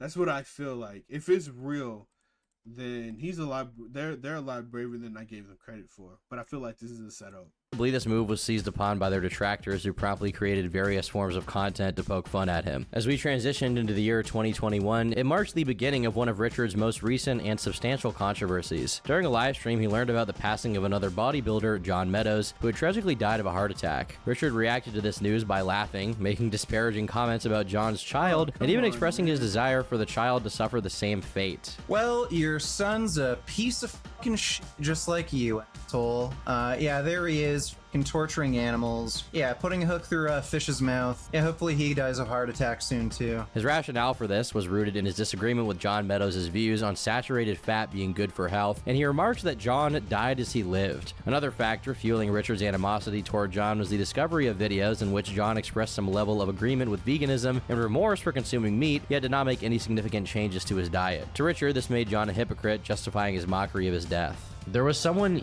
John Meadows you're talking about. Yeah. He had a heart attack. He had a heart attack and died. Yeah. Okay. Why did you, I guess, laugh at his death? What about it was funny to you? Yeah, so John Meadows was promoting this idea that saturated fat is healthy. So he was claiming butter is a health food, palm kernel oil is a health food, very high in saturated fat, and that you should stay away from these poly and monounsaturated plant fats. Do you think he believed that for real? Yeah, and I mean, he died for what he believed in, clearly. Was he young? How old was he? He was I think he was still in his 40s when he died.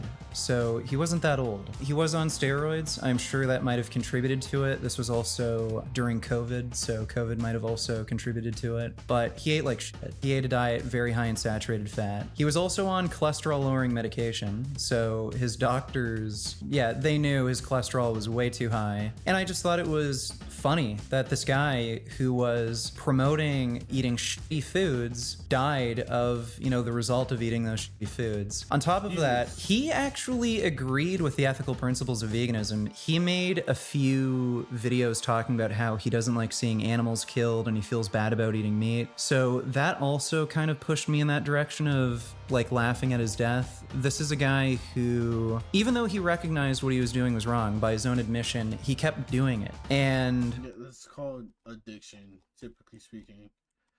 If you keep doing something that you know is wrong for you and you can't stop, it's pretty much addiction. Or you've just been doing it for so long that it's just become a natural part of your lifestyle. You can't really do anything about it. How did I not unlock this node yet? I mean, I don't want to talk shit upon a guy who died. That's, you know, that's kind of fucked up. But by that same notion, you can't stop doing an action. I just saw it. Where did it go? I was going to unlock it. Oh, there it is. And then it disappeared on me. You can't stop doing an action, then you're probably addicted to it. And you need to change that lifestyle. And that's something that a lot of people don't seem to understand. But, you know, live your life. You do what you got to do. I try not to judge. At least I try. I don't see that sort of death as tragic. Throughout 2021, Richard engaged in increasingly heated political debates, particularly with creators associated with the Red Pill movement. Disagreements and confrontations were frequent, with debates involving figures like John Zherka and Fresh and Fit becoming noteworthy examples of Richard's confrontational political John Zherka, the newly exposed PDF file, I should say. That poor guy. I'll say this. I said it before. I don't think he's a PDF file, okay? I genuinely don't think he is one. I think he got put in a situation. He got tricked into a situation. There was drugs, most likely. There was alcohol. I'm not defending his actions, okay? I'm not defending his actions whatsoever. I 100% believe that he did commit a crime and he should be punished for it. But I don't blame Zherka for what happened entirely. I don't even put most of the blame on Zherka. I really put most of the blame on Mike, Heel Mike, or whatever the name is, whatever the fuck his name is, okay? I think he's the one who should hold the majority of the responsibility, because he's the one who encouraged it. He's the one who set it up. So, you know, fuck Heel Mike, honestly. discourse. On January 1st, 2023, Richard took to YouTube to show off all of his pets, emphasizing that he had been exclusively feeding them a vegan diet. Despite the animals appearing healthy in the video, many commenters wasted no time in lampooning Richard, expressing concerns that an all-vegan diet might be detrimental to the pet's well-being, sparking yet another round of controversy surrounding his animal advocacy and dietary choices. Richard has found himself embroiled in ongoing feuds with various creators over the years, but one recent prominent figure in his online conflicts is Hamza Ahmed. Hamza, a fellow lifestyle and fitness YouTuber, promotes a carnivore diet, which stands in stark contrast to Richard's firm advocacy for veganism. Their disagreements go beyond dietary choices, though, extending to the realms of religion and atheism, with Vegan Gains firmly aligning himself with veganism, and Hamza taking the opposite stance. In Richard's view, Hamza is a habitual liar who fails to substantiate any of his claims with scientific evidence. What particularly irks Richard is Hamza's tendency to engage in subtle, humble bragging, where he inserts personal boasts into discussions that have little relevancy to the topic at hand. For instance, Hamza might discuss his romantic conquest while discussing entirely unrelated matters, a habit that has fueled Richard's growing resentment towards him. Obviously, we don't have to go over all of them, but what would be like the top one guy that you think sucks in the fitness community that you like to talk about? Probably Hamza. Hamza Ahmed.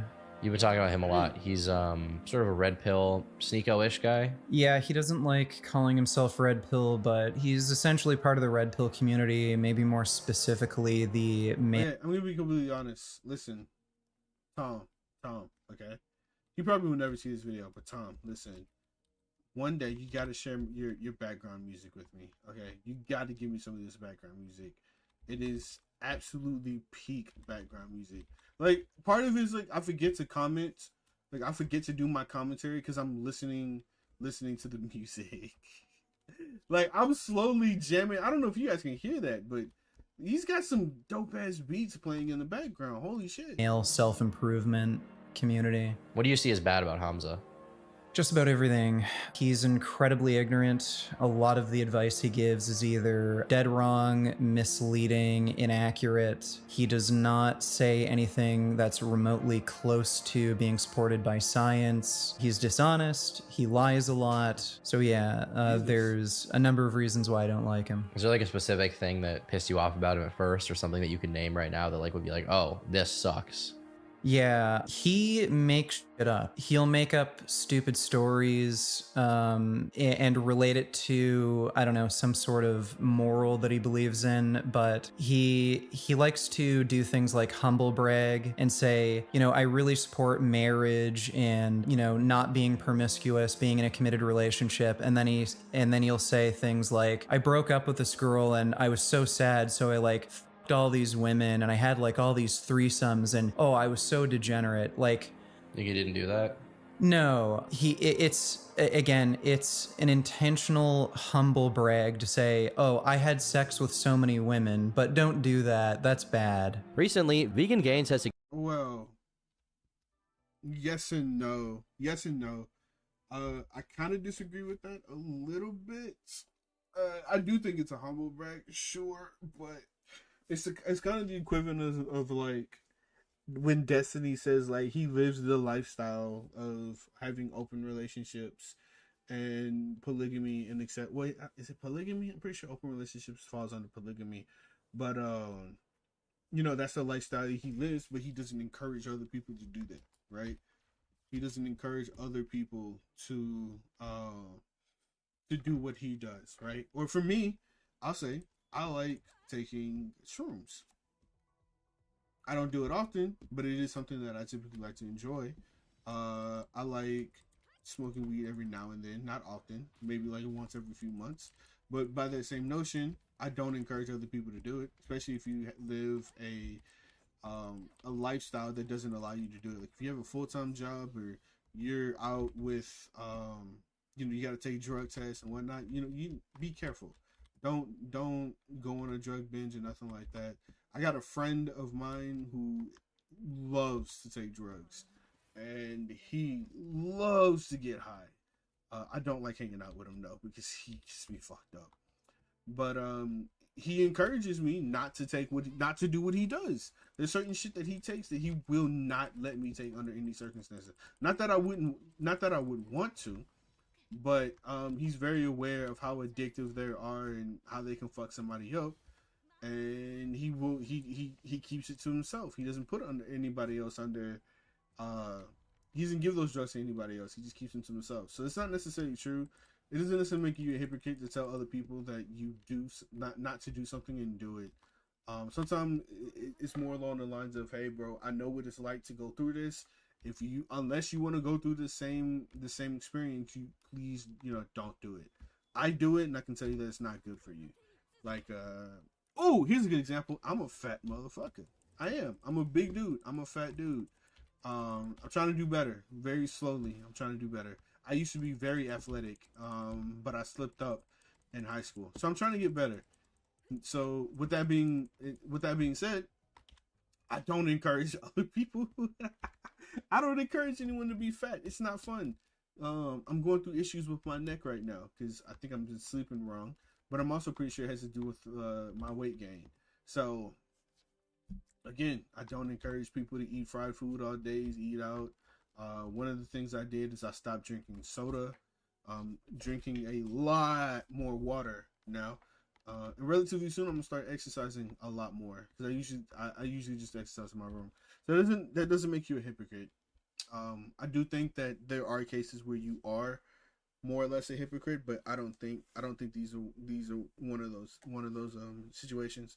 Because it could be that he was in a relationship, he got his heart broken, and he was just like, fuck this, fuck that. I gave my all to this chick, and now I just want to just lose it all because I hate this girl, I hate this woman, blah blah blah blah blah. It could be that scenario, and if it is that scenario, then it's justified. in my opinion. I can kind of understand. Significantly increase his presence on channels like Destiny, where he frequently engages in conversations, often revolving around veganism or broader political subjects that Richard is passionate about. These interactions have produced numerous entertaining and sometimes contentious clips, with some portraying Richard in a less than flattering light. You can eat lobsters too. Just a chain of ganglions, no it's not central true. brain. No, lobsters have a brain. Lobster brain. So they do have a brain. The lobster nervous system is very primitive, most similar to a nervous system of an insect. They literally are insects. But Lobsters are insects? Wait, lobsters and other invertebrates have only approximately 100,000 neurons, while humans have over 100 billion. They do have a brain and nervous system, and there is actually, I think recently there was a big paper published proving that they do feel pain, and they at least have conscious experiences. Another huge hit is probably the swaggiest rap song I've ever heard in my life. Take a listen, folks. This is another public service announcement. You can believe it, or you can doubt it. Let us begin with the cow, the way it gets to your plate and how. Cow doesn't grow fast enough for man, so through his greed, he makes a faster plan. He has drugs to make the cow grow quicker. Through the stress, the cow gets sicker. 21 different drugs are pumped into the cow in one big lump. So just before it dies, it cries. In a slaughterhouse full of germs and flies, off with the hand they pack it, drain it, and can't. What? Nevertheless, Richard continues. I'm gonna admit that was one of the worst things I've ever heard. That was terrible. That is actually terrible, brother. Never, ever, ever do that again. I'm doing this, but I've already done it before. I've already beaten this before. To live stream, remaining unafraid of diving into disputes with others, ensuring that his online presence remains alive. As time marches on, it's clear that Vegan Gains' propensity for online arguments and debates shows no signs of subsiding. His streaming endeavors and confrontations with content creators will probably persist forever, but it is worth noting that his content has been toned down quite a bit with the current age of YouTube. Not to say he's stopped his comments altogether. I stand by what I said, if not more so. Don't think he was a good person. Glad the guy's dead. He was knowingly and willingly harming animals when he knew it was wrong. So good. One less animal abuser left alive. But even with all that being said, most of what I've gone over here is publicly available information about Vegan Gains. As I said, I managed to physically meet Vegan Gains in person and film him over the course of 2 days. So, what is the internet's most psychotic vegan like in real life? Today, we are meeting with psychotic vegan YouTuber Vegan Gains. I fucking hate children. I'm honestly kind of nervous to hang out with him today because he says crazy stuff. Probably never gonna find someone quite like him online. I'm just personally very excited to film with him and see what's up. Hopefully make a good video. Hopefully not end up in the hospital or worse, because he's big. Like, people, I don't think people realize how big he is. He's like 6. Oh, yeah, dude, he's beefed up. He's beefed up just by looking at some of the pictures. This guy's massive. This guy's actually massive. 6'2", 3 maybe, and like 250 pounds. He's just giant. He's massive. It's horrifying. I'm a little bit nervous, not gonna lie, but it should be. What doesn't kill you makes you stronger. What kills you is probably named Vegan Gains, right? Meeting Vegan Gains was unlike meeting Also, what's up, Vision? I seen you in the chat, man. Good to see you as usual. anyone I've met before in my life. He is awkward, but he's not particularly intimidating or confrontational like you may expect from his videos. Instead, he honestly seems pretty shy, like not actually greeting you when you meet him or shaking your hand. He didn't directly disrespect me or anything like that. I think he's just, you know, awkward. He's weird. I don't like infant children, though. Yeah, they scare me. They scare you? Yeah. They scare. I never understood the baby thing. I thought it was like a joke at first because I saw the video. You'd be like, I want to put my foot through the. Yeah, I don't hate children, but they scare me. They scare you. I don't know. They have like big eyes, weird smooth heads, creepy little toes and fingers. What is the age cutoff for like now they've become tolerable? Like, I used to work at a hockey camp, and I had like some kids who were 6 and older who were pretty cool. I don't know how intentional it was, but I definitely felt like he owned me by pulling up in a green motorcycle and demanding that I sit in the sidecar. Over text,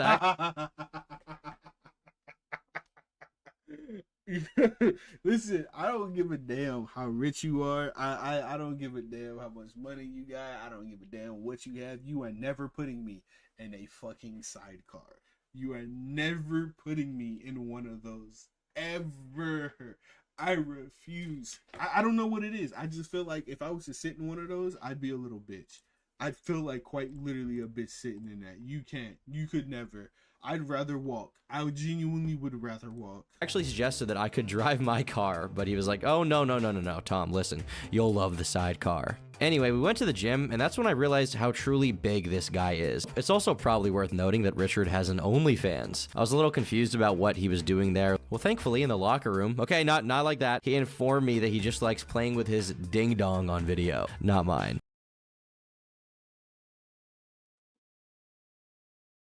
Okay. Have you considered doing... Huh? Have you considered doing, like, actual... Well, like I do full nudes and play with my ding dong on camera, so it's like actual. One of the strongest points that Critical or Charlie made against Richard was that Vegan Gains will, on one hand, condemn animal products and wish that anyone who consumes them would slip on a karmic banana peel, but he doesn't seem to take issue with computers and iPhones, both of which have had scandals around the poor condition of their workers and unsafe production lines. Made that video addressing a controversy, talking about the video Vegan Gains made about me, calling me a hypocrite for eating meat. You wear a gaming headset during your streams. You realize those parts that compose that gaming headset, a lot of them are made in sweatshops. People talk about child slaves working for computer companies. How do you kind of... I think also the vegan teacher got exposed for that as well. Was it Call Me Chris who exposed her saying like the stuff that the vegan teacher uses crayons and crayons aren't vegan. Which is fucking hilarious. This shit was fucking funny. I guess rationalize that in your mind. Like computers, like maybe in mining of like rare earth minerals. Elon Musk, shout out. Yeah, you don't know what's going on in the supply chain, and buying a computer isn't necessarily unethical. There's a way to somehow prevent buying a computer that used slave labor. Obviously, I would. But when it comes to animal, Rob, you should start an OnlyFans. Never. I am not built for an OnlyFans, my guy. I appreciate the thought, but I am not built for an OnlyFans. Products, you know, it's necessarily required. Every animal product. Yeah, every single animal product. It's necessarily required to abuse an animal. And the abuse to you is the killing as well. I would say murder is abusive. Like a lot of people say like humane, there's like humane animals that are raised and killed, right? Yeah, I mean, you could in theory raise an animal humanely, but you can't humanely murder. I don't think there's such a thing. We see a bicep flex Vegan Gains? Yeah, sure. That's crazy. Are you sure you only eat soy? Yep. You ever seen a soy boy like this? 2 chickens saved. Just saved 2 chickens. This guy's very big. Even on camera, it might not show up, but I've never seen a vegan that massive before. Holy shit, he's huge. And I got a question. I now have a question. General, like serious question. If you're a vegan and you're a bodybuilder, where do you get your protein from? Is it quinoa? Does quinoa give you protein? Is it nuts in quinoa? I can't imagine that you would get the same amount of protein from quinoa that you would get from like a nice juicy steak or some salmon, right? Where do you get your protein from? huge. 1 cow saved, 2 cows saved, 3 cows saved. We're about to save the whole family. 4 cows saved, 5 cows saved. Call, we can do 6. 6 cows saved. He's going for 7. 7 cows saved. 8 cows saved. Their families were screaming in agony. Cows were going, moo! He saved them. They're fine. Like 1 plate, maybe? How many? No, I think a 25 and a 10. Okay. You just low bro'd me. You just said, no way, little bro. No way, little bro. If I get cancer, will you make a video? Actually, I'll give you permission if I get cancer to make a video laughing about my death. Because I eat meat. Can you do that, like, honorarily? I'll do that for you.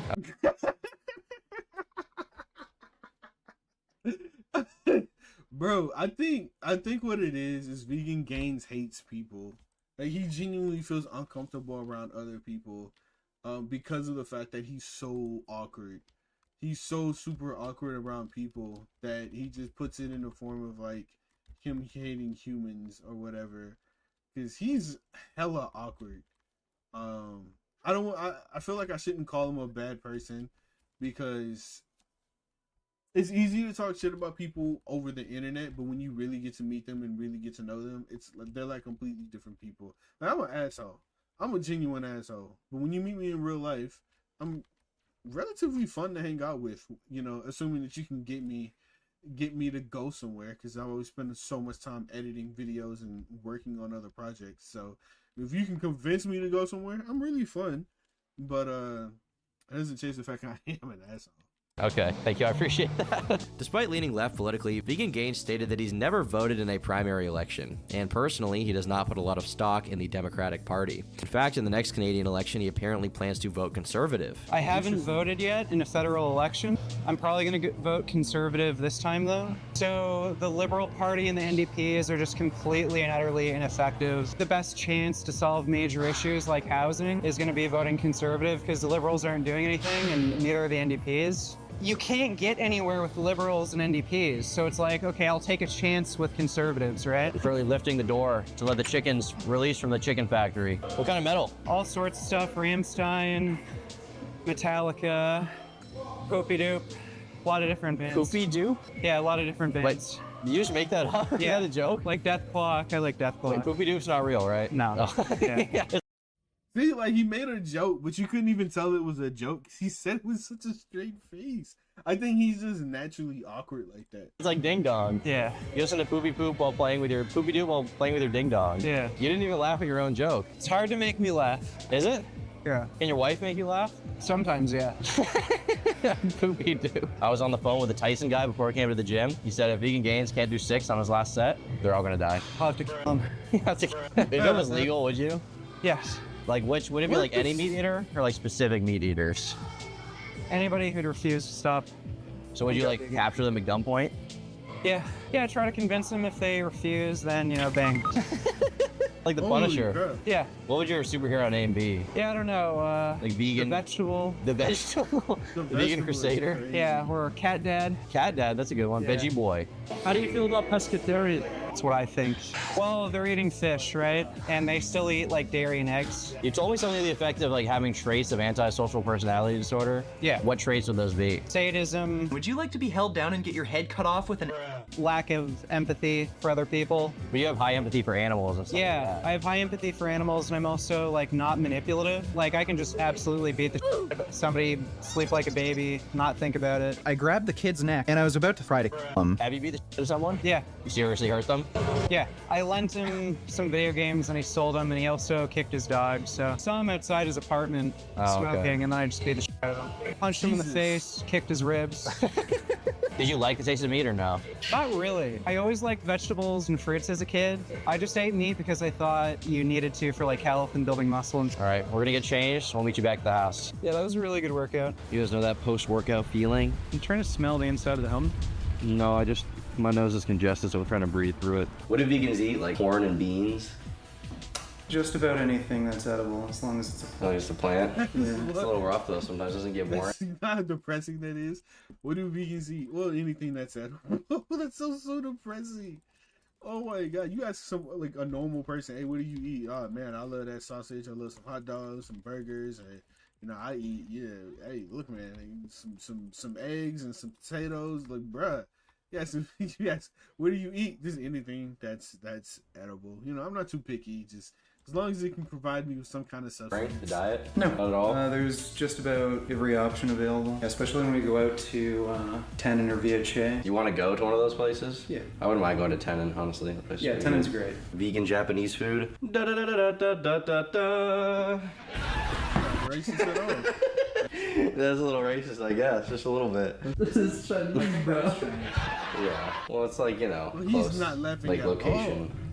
They're all Asian. No, I try to avoid that stuff so I don't have to confront the potential moral complications that come from my lifestyle. Well, you're gonna have to confront them today. I'm gonna confront them today. All right, you all ready to go? How do you feel about living in Canada in general? Do you have any reservations about it, or are you cool with it? Cold. That really gets to me. Just the winters can kind of suck ass. Yeah, I noticed a lot of people here have complaints about Trudeau and just the government in general. Do you like Trudeau? How do you feel about it? Why is that? I hate his guts. He is completely and utterly useless. He's taken away our rights to bear arms, and everything with him's for show. Richard also has a strong belief that veganism should supersede a lot of other issues, such as intersectional feminism. He doesn't straight up put those beliefs down, but at the same time he expresses concern that feminists will often get in the way of other important issues like veganism when they're supposed to be talking about veganism. The issue I have with intersectional feminism with regards to vegan activism is these people will prioritize human rights. Yeah, that's a crazy picture. Those are some crazy pictures, dog. That's a crazy PNG you just put there. You could have chose anything, and you chose that. That's crazy, dog. Oh my god, bro. Somewhere a Karen is mad. Rights issues over animal rights issues. I've literally seen them go to animal rights protests and then talk about how Native Americans were mistreated. Why the hell are we there? We're vegan activists. Animals are the most marginalized group on the planet. And then, you know, they're talking about Native American genocide and shit. You know, it's fine. There's a place for that. It doesn't really belong in vegan activism. Do you think that there is like ethical farming that goes on? Yeah, in theory. So again, if you have rescued animals, when it comes to a cow, that would be a little difficult. You mean like to use it for milk or something? Yeah. Yeah, so again, like the issue is, you know, possible exploitation. Like milk is meant for baby cows. At a lot of these places that you can buy hens from, they only will rent out these animals. So you'll pay like a lease, and then once they stop laying eggs, you send them back and then they're just killed. Right. Is the genetic engineering on these animals pretty crazy? Well, it's just selective breeding. Okay. Yeah. So they'll take one that is bigger, and then they'll breed it with one that's bigger, and then... Yeah, basically, that's basically the idea. You know, a decent question would be, what is the purpose of your life? I mean, if Purpose of my life? Yeah. Well, I'm an existential nihilist. I don't think there's such a thing as purpose. I think the idea of purpose is subjective. As far as my... I could be ignorant.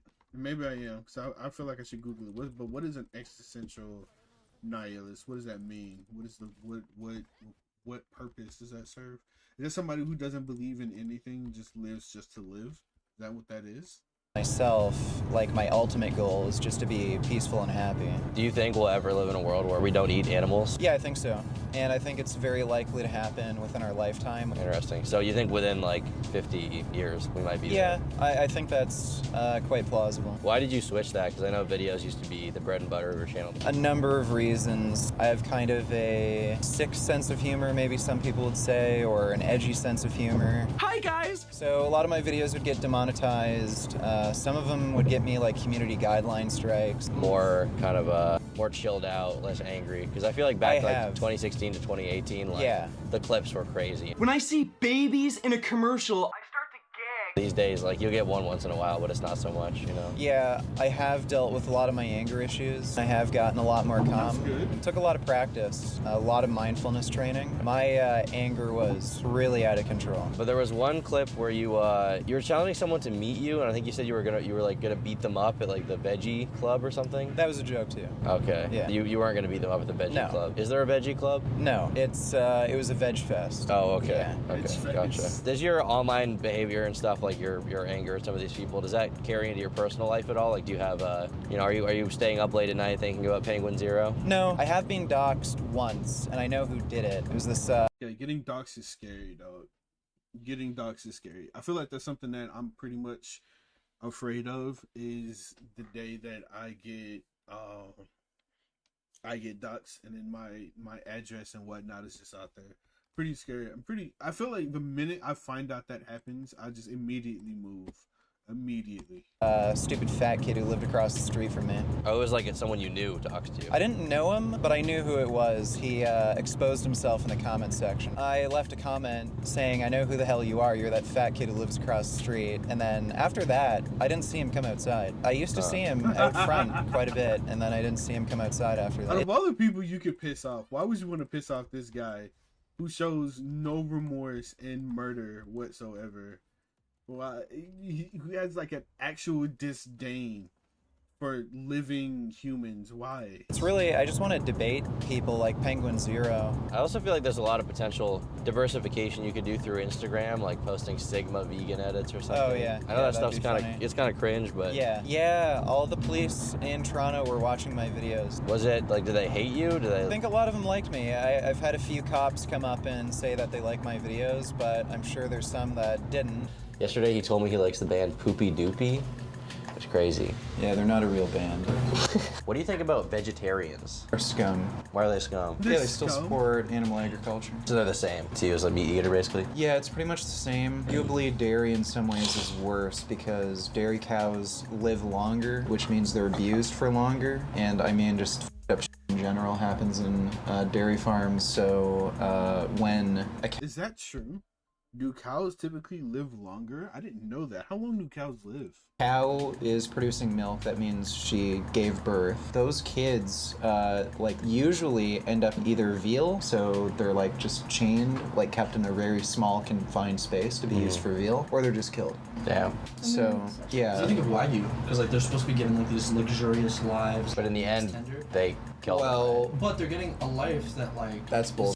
So, Wagyu beef is just it's basically a breed of cow that holds much more fat than a normal cow. So you don't believe the luxurious? Yeah, that's just bullcrap. What about pescatarians? You'd say the same basically as a vegetarian. Yeah. The only way is veganism. Yeah, that's the only ethical option. You know how many people are vegan in general? Like the percent? I think the estimate is like 3%, something like that. That high? I honestly expect it to be lower. How do you feel about zoos in general? Well, they're animal prisons. Some zoos have an important function for preserving endangered species, so like pandas. It's questionable the type of care they get. What about, let's say like owning a... I would argue animals in zoos get really good treatment. I would highly argue against that. Sure, there's some cases where like the zoo didn't properly manage an animal, which happens, but there's no way. Animals in zoos get relatively good treatment, especially if you go to places like where dolphins are kept, or where insects are kept, where reptiles are kept. They get relatively really good treatment. The only creature that I would think would suck being in a lion, my back itches. The only place where, or rather, the only animal that I believe shouldn't be locked up in the zoo would probably be leopards and lions. I don't think it's a good idea to keep lions that's known for being ferocious in the wild and free. I don't think they should be kept in zoos. I can only imagine if you're a lion and you're in a zoo, how depressing that is. They can't exercise the way they want to. They can't roam around the way they want to. They can't give chase to food. Their food is provided to them. Like that, I think lions I see a lion in the zoo and I genuinely get depressed for them. I get depressed for lions because I don't think they should be caged. I think they should be free. But, it is what it is. It sucks, but that's kind of how things operate. Pet like a bird or something, or a snake that is, it's in an enclosure, but it probably has decent treatment. How do you feel about that? So I believe in adopting, not shopping. So if you're buying a pet, I think you're putting them in a situation where they're getting bred into existence, where they are going to be in a confined space, and probably not living necessarily ideal lives. Do you think there's anything unethical about like you owning a pet? Like, do you think maybe a dog would be happier if it was free? Well, no. The dog wouldn't be happier if it was free, because it'd probably be dead. It'd probably get eaten by coyotes or something. Or starve. Because it's domesticated, is that why? Yeah, they're domesticated. They're not used to living in the wild, stuff like that. And again, if you adopt these animals and attempt to give them the best quality of life they can while not having them harm other animals, I think that's ethical. You can definitely tell Richard has spent a lot of time talking about veganism because he has an answer for literally everything. He even supports getting rid of carnivorous animals like tigers from the wild because they eat other animals, which he considers to be a rights violation. However, when I don't like that line of thought. Getting rid of carnivorous animals, I don't like that line of thought, because you need them to maintain balance. Because if we got rid of all carnivorous animals, we would have an overpopulation of herbivores, and an overpopulation of herbivores mean that all of the grass, the trees, the bushes, blah blah blah, all of that would be eaten up, because these creatures have to eat, and so we would experience an extreme level of deforestation. We experience an extreme level of I can only imagine how fucked the ecosystem would be if we got rid of all carnivores. I don't think that's a good thing that should happen at all. When I brought up that it could collapse the ecosystem to get rid of these animals, he admitted that if ecosystem collapse was a major risk, then he wouldn't want to get rid of tigers and lions and other predatory animals. After we went out for sushi, we went out to a vegan bakery that Richard likes a lot, and the cupcakes are pretty good. Okay. Oh, yeah. Nice meeting you, man. What's your name? I can take a picture for you if you want. Yeah, of course. It's so cool. Okay, there you go. I think it's black and white, but... That's cool. Thanks so much. Yeah, no problem, man. Yeah, spotted a fan. You never know. Yeah. Is that like a frequent occurrence? Like seeing people in public? Yeah, fairly. Yeah, kind of hard to miss. Think about your veganism. So think about vegans. They can lay eggs still because you just smushed them. What kind of bugs Some are of they? the eggs. Bugs in general can do that. As part of filming our video, something Rich specifically requested was that we watch the movie Dominion. It's about an hour and a half long, narrated partially by Joaquin Phoenix, star of Joker, and aims to detail the cruel conditions animals are put through in the meat industry. It's a pretty disturbing movie, to be honest. It made me pretty disgusted and somewhat emotional at points, seeing intelligent animals be treated so poorly. I mean, the conditions these animals are put in is actual, genuine torture. It actually sparked an interesting conversation between myself and Vegan Gains, and while I don't agree with everything he says, I think his position as a vegan is one that the average person, including myself, would have a very difficult time arguing with. But of course, keep in mind this guy has spent more than a decade thinking about veganism every single day, so he's going to be good at talking about it. Regardless, if you check out any of the streams on his channel or videos where he talks about veganism in a more nonchalant, not so aggressive, angry way, talking about, you know, putting his foot through the thing, he's a pretty intelligent, interesting guy to listen to. I found myself enjoying our conversations. And that night, I ate a Beyond Burger for dinner. That being said, the next day I ate chicken and kind of forgot, so I guess I'm part of the problem, really. So here we're about to explore one of Vegan Gains' many passions. From what I understand, this is one of your favorite things to do, rollerblading. Bro is huge. He's built like a Deku tree. You like Keemstar? No, not really. Why not? It's okay. He used to be pretty toxic. He could be your friend. Could be. Well, actually, he did piss me off. His family runs dairy farms. How much would I have to pay you to drink this milk? I don't think you have the money, dude. If I had like $100,000 to drink it, how much, like what's like your, is there an amount? Yeah, in theory, like I could, you know, donate a certain amount of money to like, you know, displace. To offset the harm. Yeah. Like 1 mil. Maybe. Maybe. Maybe? There's milk to go. Look, it's vanilla. It's probably delicious. Yeah. Something about that doesn't tantalize you? No, I don't like milk.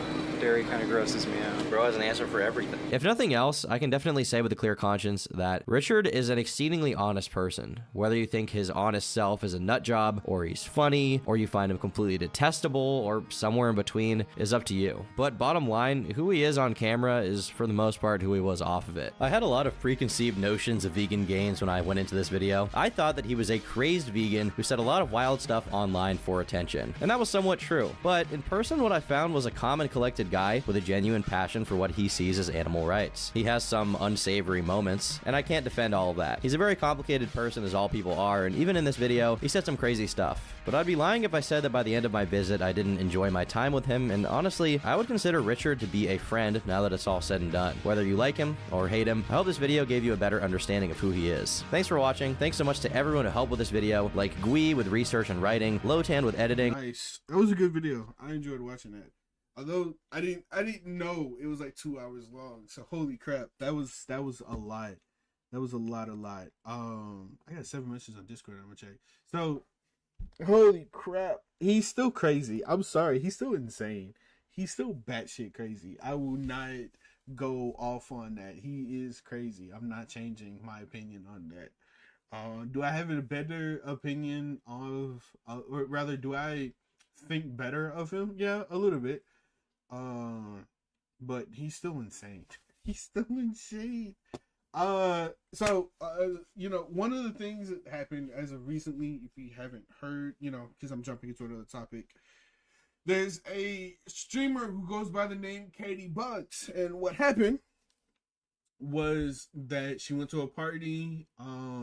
She got quote unquote felt up at this party, and she felt like she was SA during that party. She was assaulted, and you know, she went on the internet and said that, you know, that's how she felt. Now, the problem with that is that her story has changed a grand total of 3 times, and every single time it seemed like her story got debunked on multiple occasions.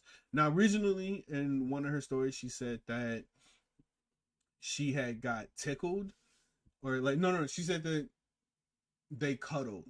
The guy that she said allegedly assaulted her, they cuddled. Then it went from cuddling to tickling, and then it went from tickling to him grabbing her chest area. So like the story changed on 3 different occasions.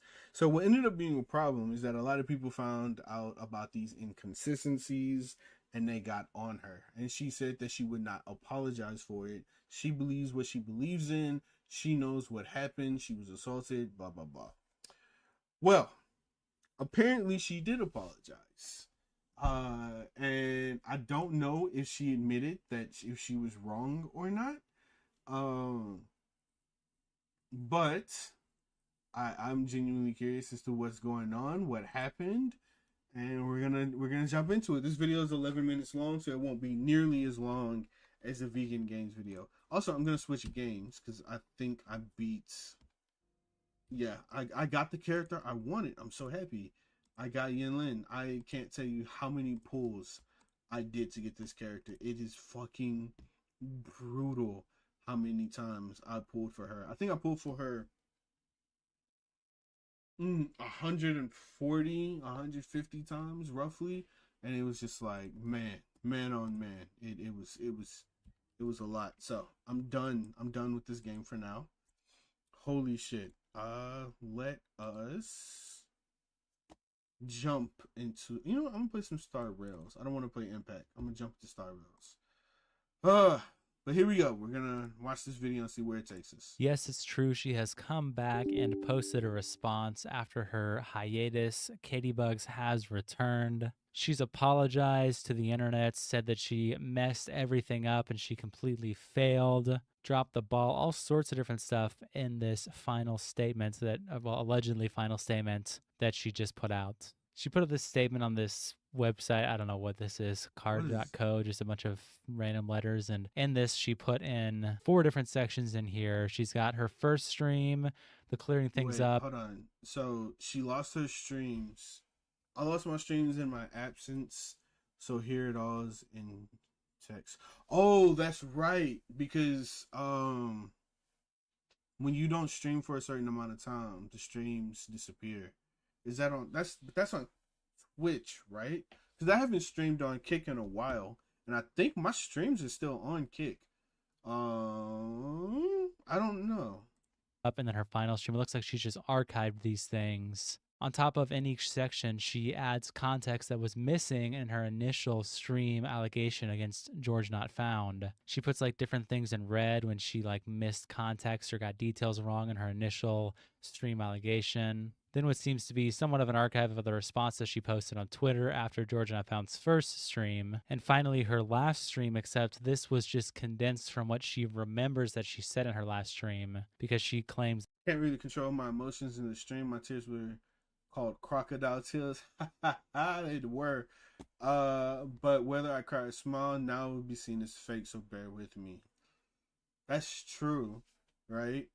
The boy who cried wolf. You can only lie so many times before people just don't believe you when you tell the truth.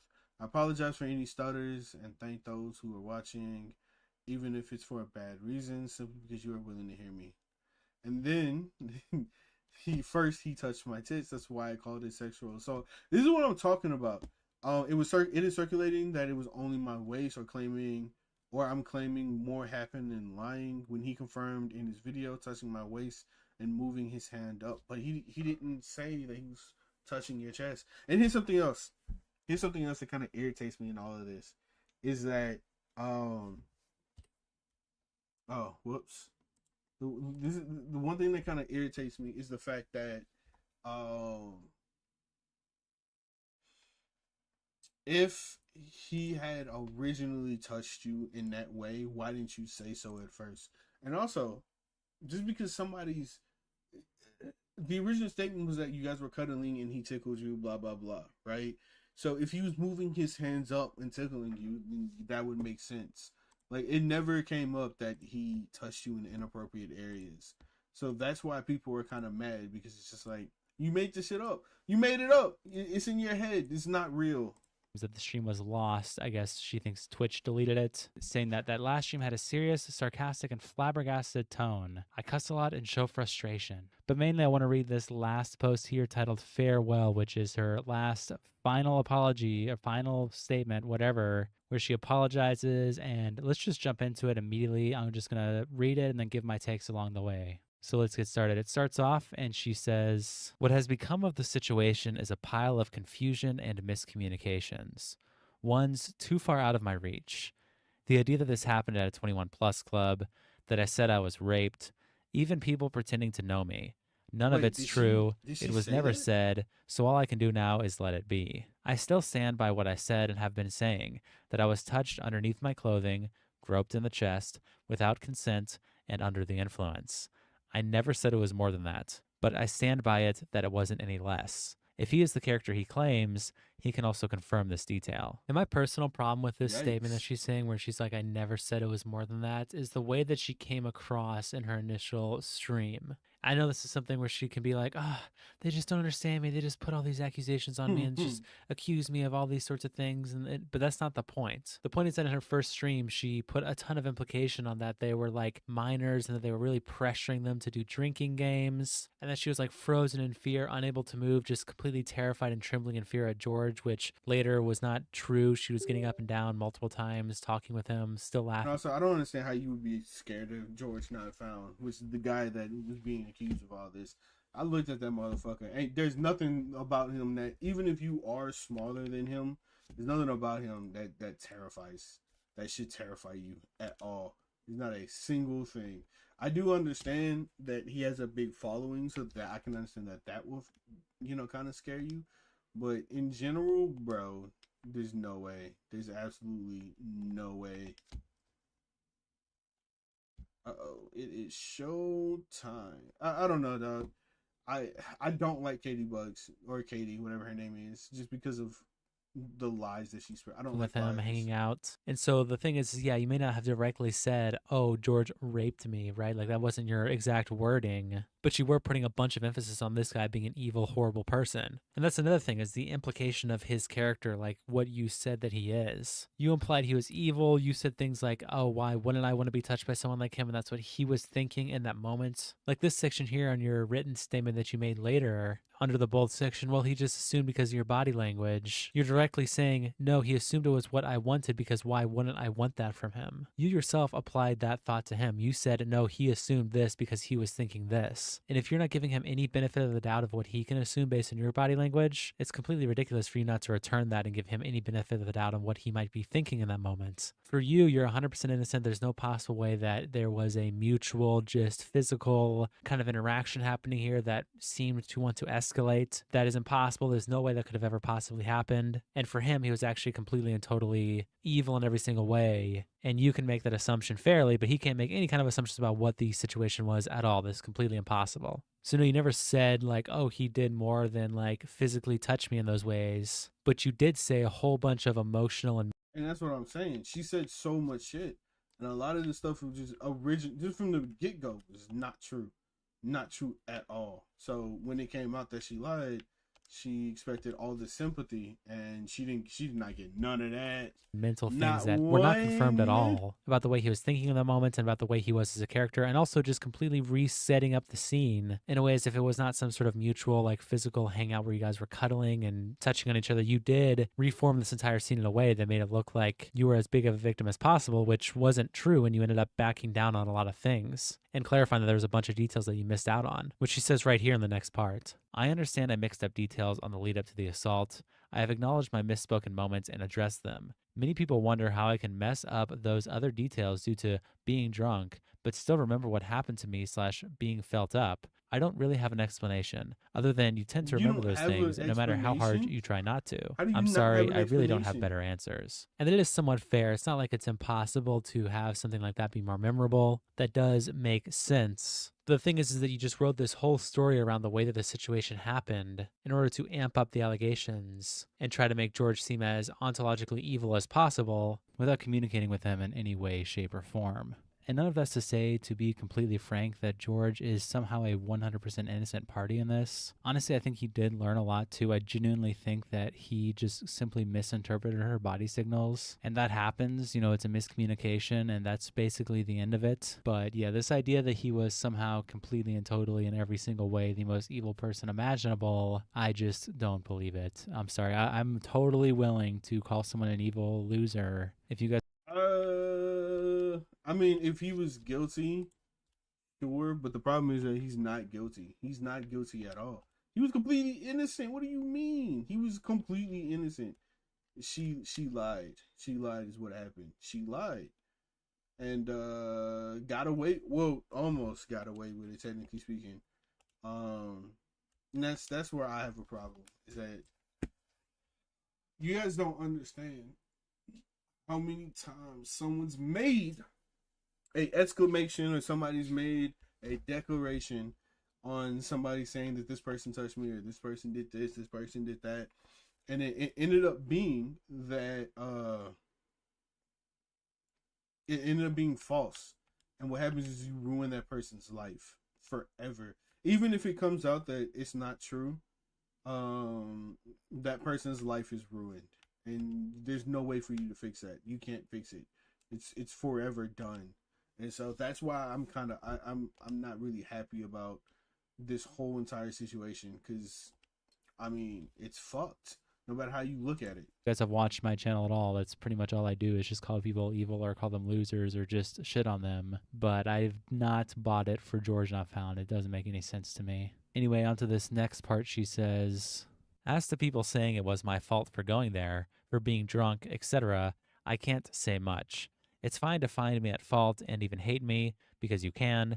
It doesn't mean it didn't happen. And so now she's just ceded this completely, saying, like, you can think of me as at fault for that. What I experienced was true, and so were my emotions recalling it. I was clumsy, with real fear, real pain, real tears, and there was no way to prove it. I thought I was doing something to help, to bring awareness to the complexity of SA and its different situations, to reach someone sheepish like myself, but I fear I failed. And yeah, her saying she...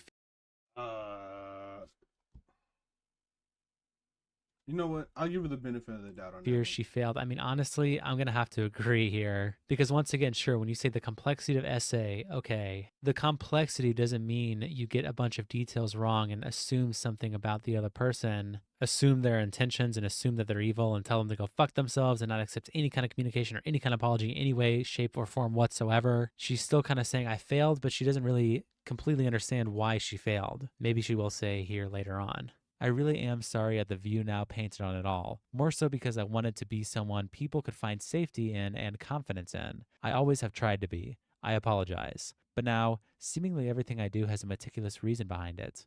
One really stems from premeditated opinions. I can't change minds set long before I spoke. I left the internet to come to terms with a lot. I realized I never took the time to.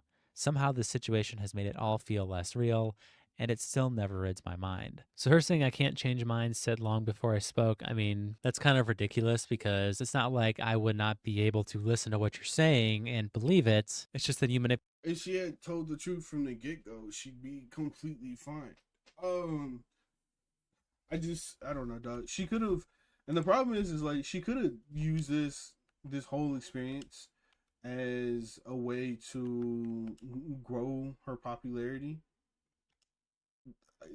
She could have, but instead she used it to ruin somebody else's. Like, she could have been like, oh, I was really uncomfortable with the situation, but nothing happened, we just cuddled, blah blah blah blah blah. I still feel really uncomfortable. I don't know if I want to hang out with this person because of what happened, blah blah blah. Like, she could have told the truth without it being a just, bruh, like, there's so many better ways you could have went about this. Manipulated this story and put in a whole bunch of things that aren't true or left out major key details. So no one's mind was set before you spoke. I just made a video on Wilbur Sut last night. I said it there and I'll say it again. I always try to have a neutral stance, a somewhat neutral stance when stuff like this initially comes out. I'm not immediately dismissive, but once George gave his response, I was pretty heavily on his side. He got a few things wrong here and there, like the 21 wristband stuff was pretty stupid of him to say. There's basically no reason for that at all. It didn't prove anything in any way. But most of what he said was just explaining what his thoughts were, what was going on in the party and stuff like that. And I thought it was a good response. I thought it was appropriate. And his second response was even better than the first. And her saying somehow the situation has made it feel less real and it still never rids my mind. I mean, that makes sense. I feel like Caitybuggz, maybe this is being too generous and charitable to her, but I think she's a young girl who was manipulated into thinking that somehow this would just cleanse her palate and make her forget everything that happened, and it would just be completely over with and done. And the only way to do that would be to do what she did, which is go public, be vague about it, let everyone figure it out, add all these details, add all these emotions and all sorts of like depth to it that leaves just tons of room for error and misinterpretations and shit. Like she worded at the beginning, miscommunications, shit like that. Rather than, I don't know, talking to George himself. That could also help this situation rid from your mind, talking to him and maybe seeing what was he thinking in that moment. Because she still continued to talk to him for months after this happened. Don't forget that section as well. She was still communicating with him, still talking with him, making jokes with him, talking about the night itself, joking about it. And she was texting her friends the next day like, yeah, I was chilling in the moments, like I was chilling out, but then the next morning, now I'm kind of like, maybe not. And so that is exactly what George was thinking. He was chilling in the moment too, just like... I also think, man, look, I also think that somebody convinced her. Somebody talked to her and told her, hey, look, I think you were assaulted, or I think you were, he was inappropriate to you. I think that's what happened. I genuinely think that's what happened. And they convinced her that, hey, look, if you actually were assaulted or whatever, then chances are you can get a lot of money out of it. Chances are you can get your popularity up, et cetera, et cetera. I think that's what happened.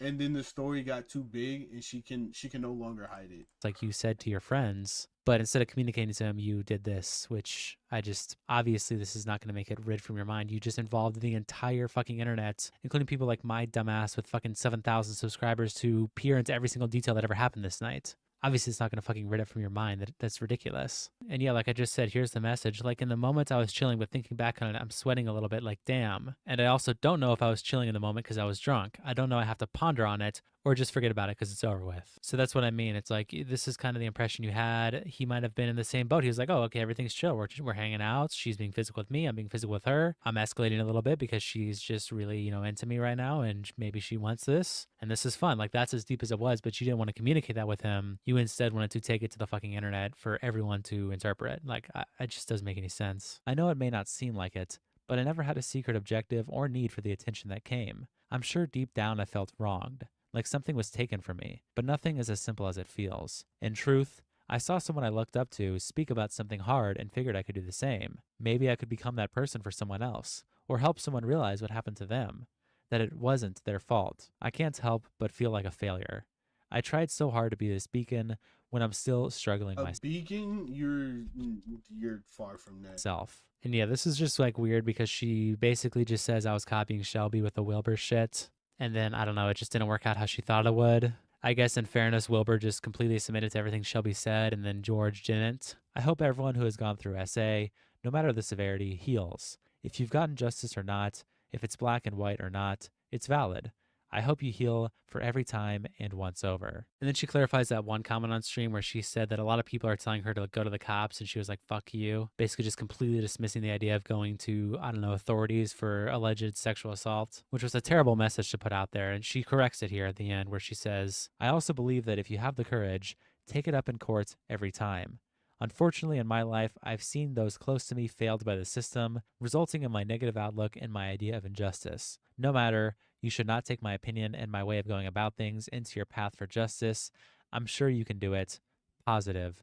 Goodbye. Which is, I guess, a little bit more fair of a take. It's like, okay, that's a little bit more reasonable than what you said before. See, that's... Okay, so this is my question now. What is she running from now? What is she quitting for? Like, she got exposed for lying.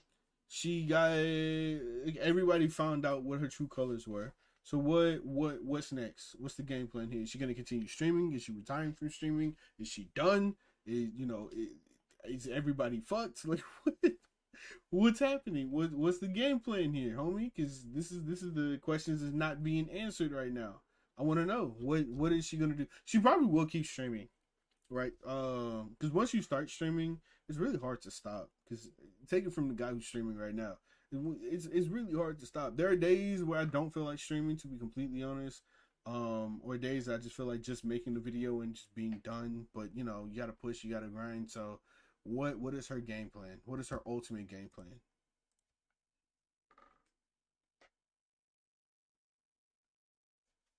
No, whoops, I thought I pressed play. That seems to be Caitybuggz' new response. She also put out a whole other section where she like clarified individual parts. Like she basically has a transcript of her first stream that she did, and she put little parts in red that like clarify exactly what she meant in her first stream and fills in all the gaps that she, you know, missed out on. I can do a video reviewing that if you guys want, if you've made it this far in. Let me know in the comments if you want me to do that. Otherwise, I'm pretty much going to leave it at that because that's really, she just keeps making these statements. It's like her final say. And I don't know, it just changes every time. Now she's apologizing. It's strange. And that's really all I got to say about this. So I'll see you guys tomorrow. Peace. The City of Angels. Okay, yep. So Caitybuggz lied, got exposed for it, and pretty much what you expect. Nobody believes her. I still don't believe her. I don't care about her apology. Once you try to ruin somebody's life, I'm done with you. I don't care. I genuinely don't. So for the last thing I'm gonna do today, before I end my live stream, because I do want to play Fortnite with V and some other people tonight. Looking forward to that. Look, man, I'm on TikTok. I decided before it gets shut down that I'll hop on TikTok, upload some videos, take a look. I don't like TikTok. I'm not the biggest fan, but I came across this. Okay, top housewife, can't talk it right. Top housewife, Auntie Jackie, okay? A wife who cooks for the working husband. And then it says back up, Auntie Jackie, back up, whatever, blah, blah, blah. Now, the reason why I bring this up is when I took a look at her food. Oh my God. Oh my God. It looks disgusting. It looks like, I feel like this is a separate video in itself. It looks absolutely disgusting. Let's start from here. I want you guys to take a look at this real quick. What do you see here? What is the first thing that you see? Am I the only one who sees it? The meat's not defrosted. It's not defrosted. And the whole thing gets worse. It gets worse as we go along. I'm at a loss here. What the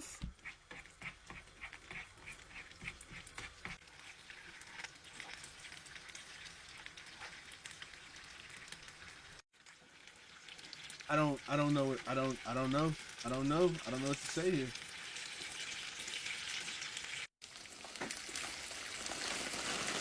She put frozen corn. The corn is frozen. The corn is frozen.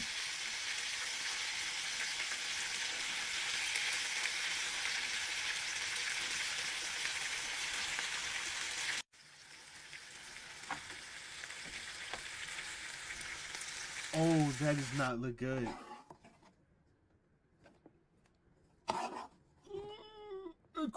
The corn is made in oil. Who cooks corn in oil? Who cooks corn in oil? I'm at a loss. I'm genuinely at a loss.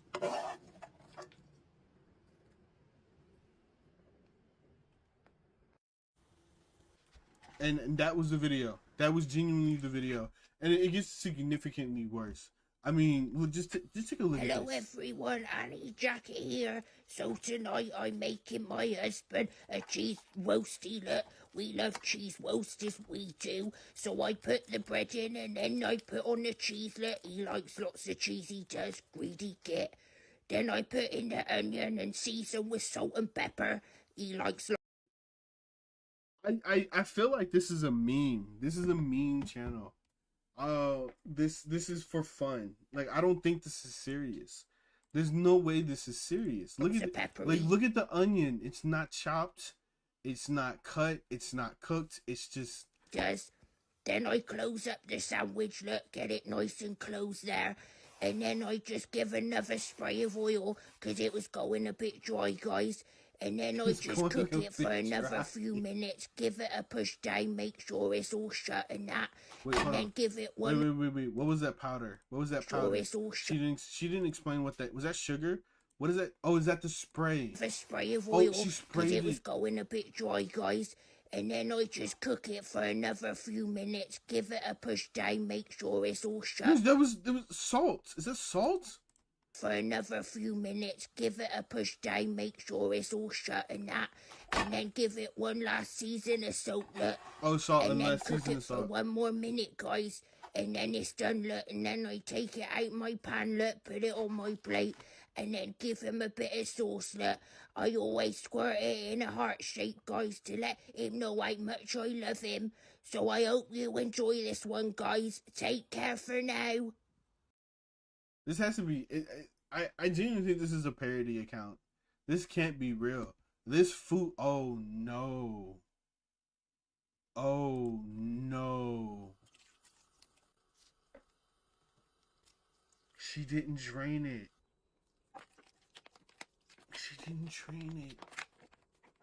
The muscles are opened. They're already opened.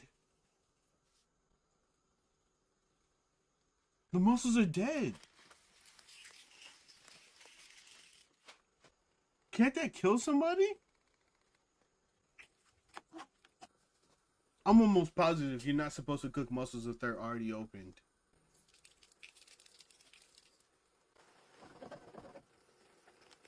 Oh my god.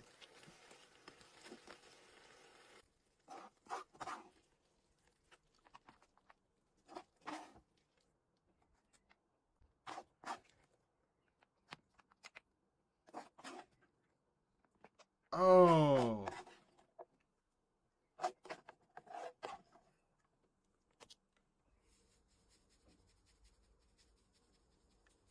That's a lot of salt. That's a lot of salt, dog. Bro, I don't know what it is. I don't know what it is with these bad chefs. I don't know. I don't know. TikTok is, oh no. Oh no. It gets worse. It gets worse. It really gets worse. What is this? No, drain it, please. Season it. Season it. The pot's not even heated up properly. Also, never use canned meat. Don't use canned meat. That's disgusting. Okay, she's seasoning it at the very least. That's also too much oil. That's way too. You're just gonna dump it in there. Okay, all right. You can just dump it in there. It's a lot of salt. It's a lot of pepper too. You're just gonna stir it up. Okay. So far, yeah. No.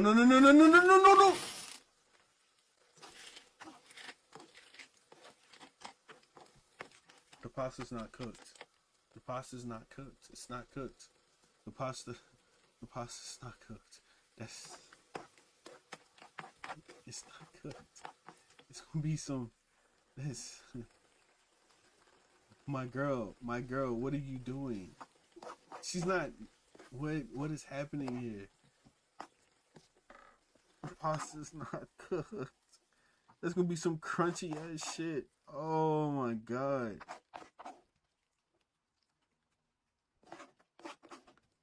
Oh. That's it. That's it for me, dog. There's only so much I can make. There's only so much I can take, and it gets worse. The more I scroll down, it looks worse. I think it's a parody channel, and people are kind of making, they're kind of making fun of her for it. I'm genuinely curious. I did find her actual YouTube channel, and it's just more of the same. It's no. Does she have actual videos? Or is it all shorts? It's actual videos. What the fuck? In oil? Why? She cooks everything in oil. I'm assuming that's sugar. She cooks everything in oil. The bread the bread then soaked up all the oil. It's just wet. And that's not Nutella. Was that Nutella? I'm pretty sure that was Nutella. Am I bugging? That's chocolate spread. So off-brand Nutella.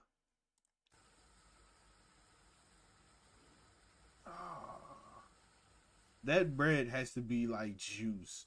It's got to be some of the. It's like that's like soggy cereal. Bro, the oil in the pan is gone. There's no oil in that pan. Those mini Easter eggs? Jesus fuck. This is disgusting. This is absolutely horrid. More sugar. More sugar, dog.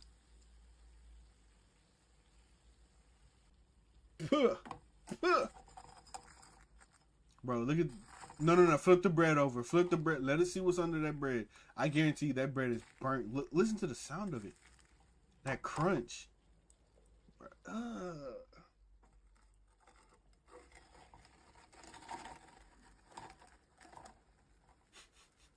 She can't even pick it up. Bro, I heard that. Did you hear that? Did you hear the way that spoon came from under that plate? Listen to that. Bro, that sounded like it was scraping metal. That bread is so burnt at the bottom. It's insane. More sugar on top, more sugar. Don't feed this to anybody. Don't do it.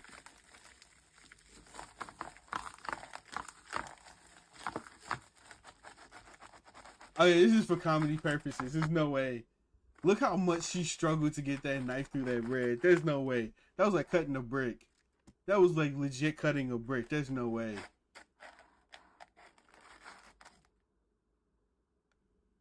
That looks disgusting. Okay, I'm done. Thank you, ladies and gentlemen, for those who came out to the live stream. I appreciate you guys for coming out. I'm going to take a nap because I'm tired. And then as soon as I wake up, I have to go work on another video.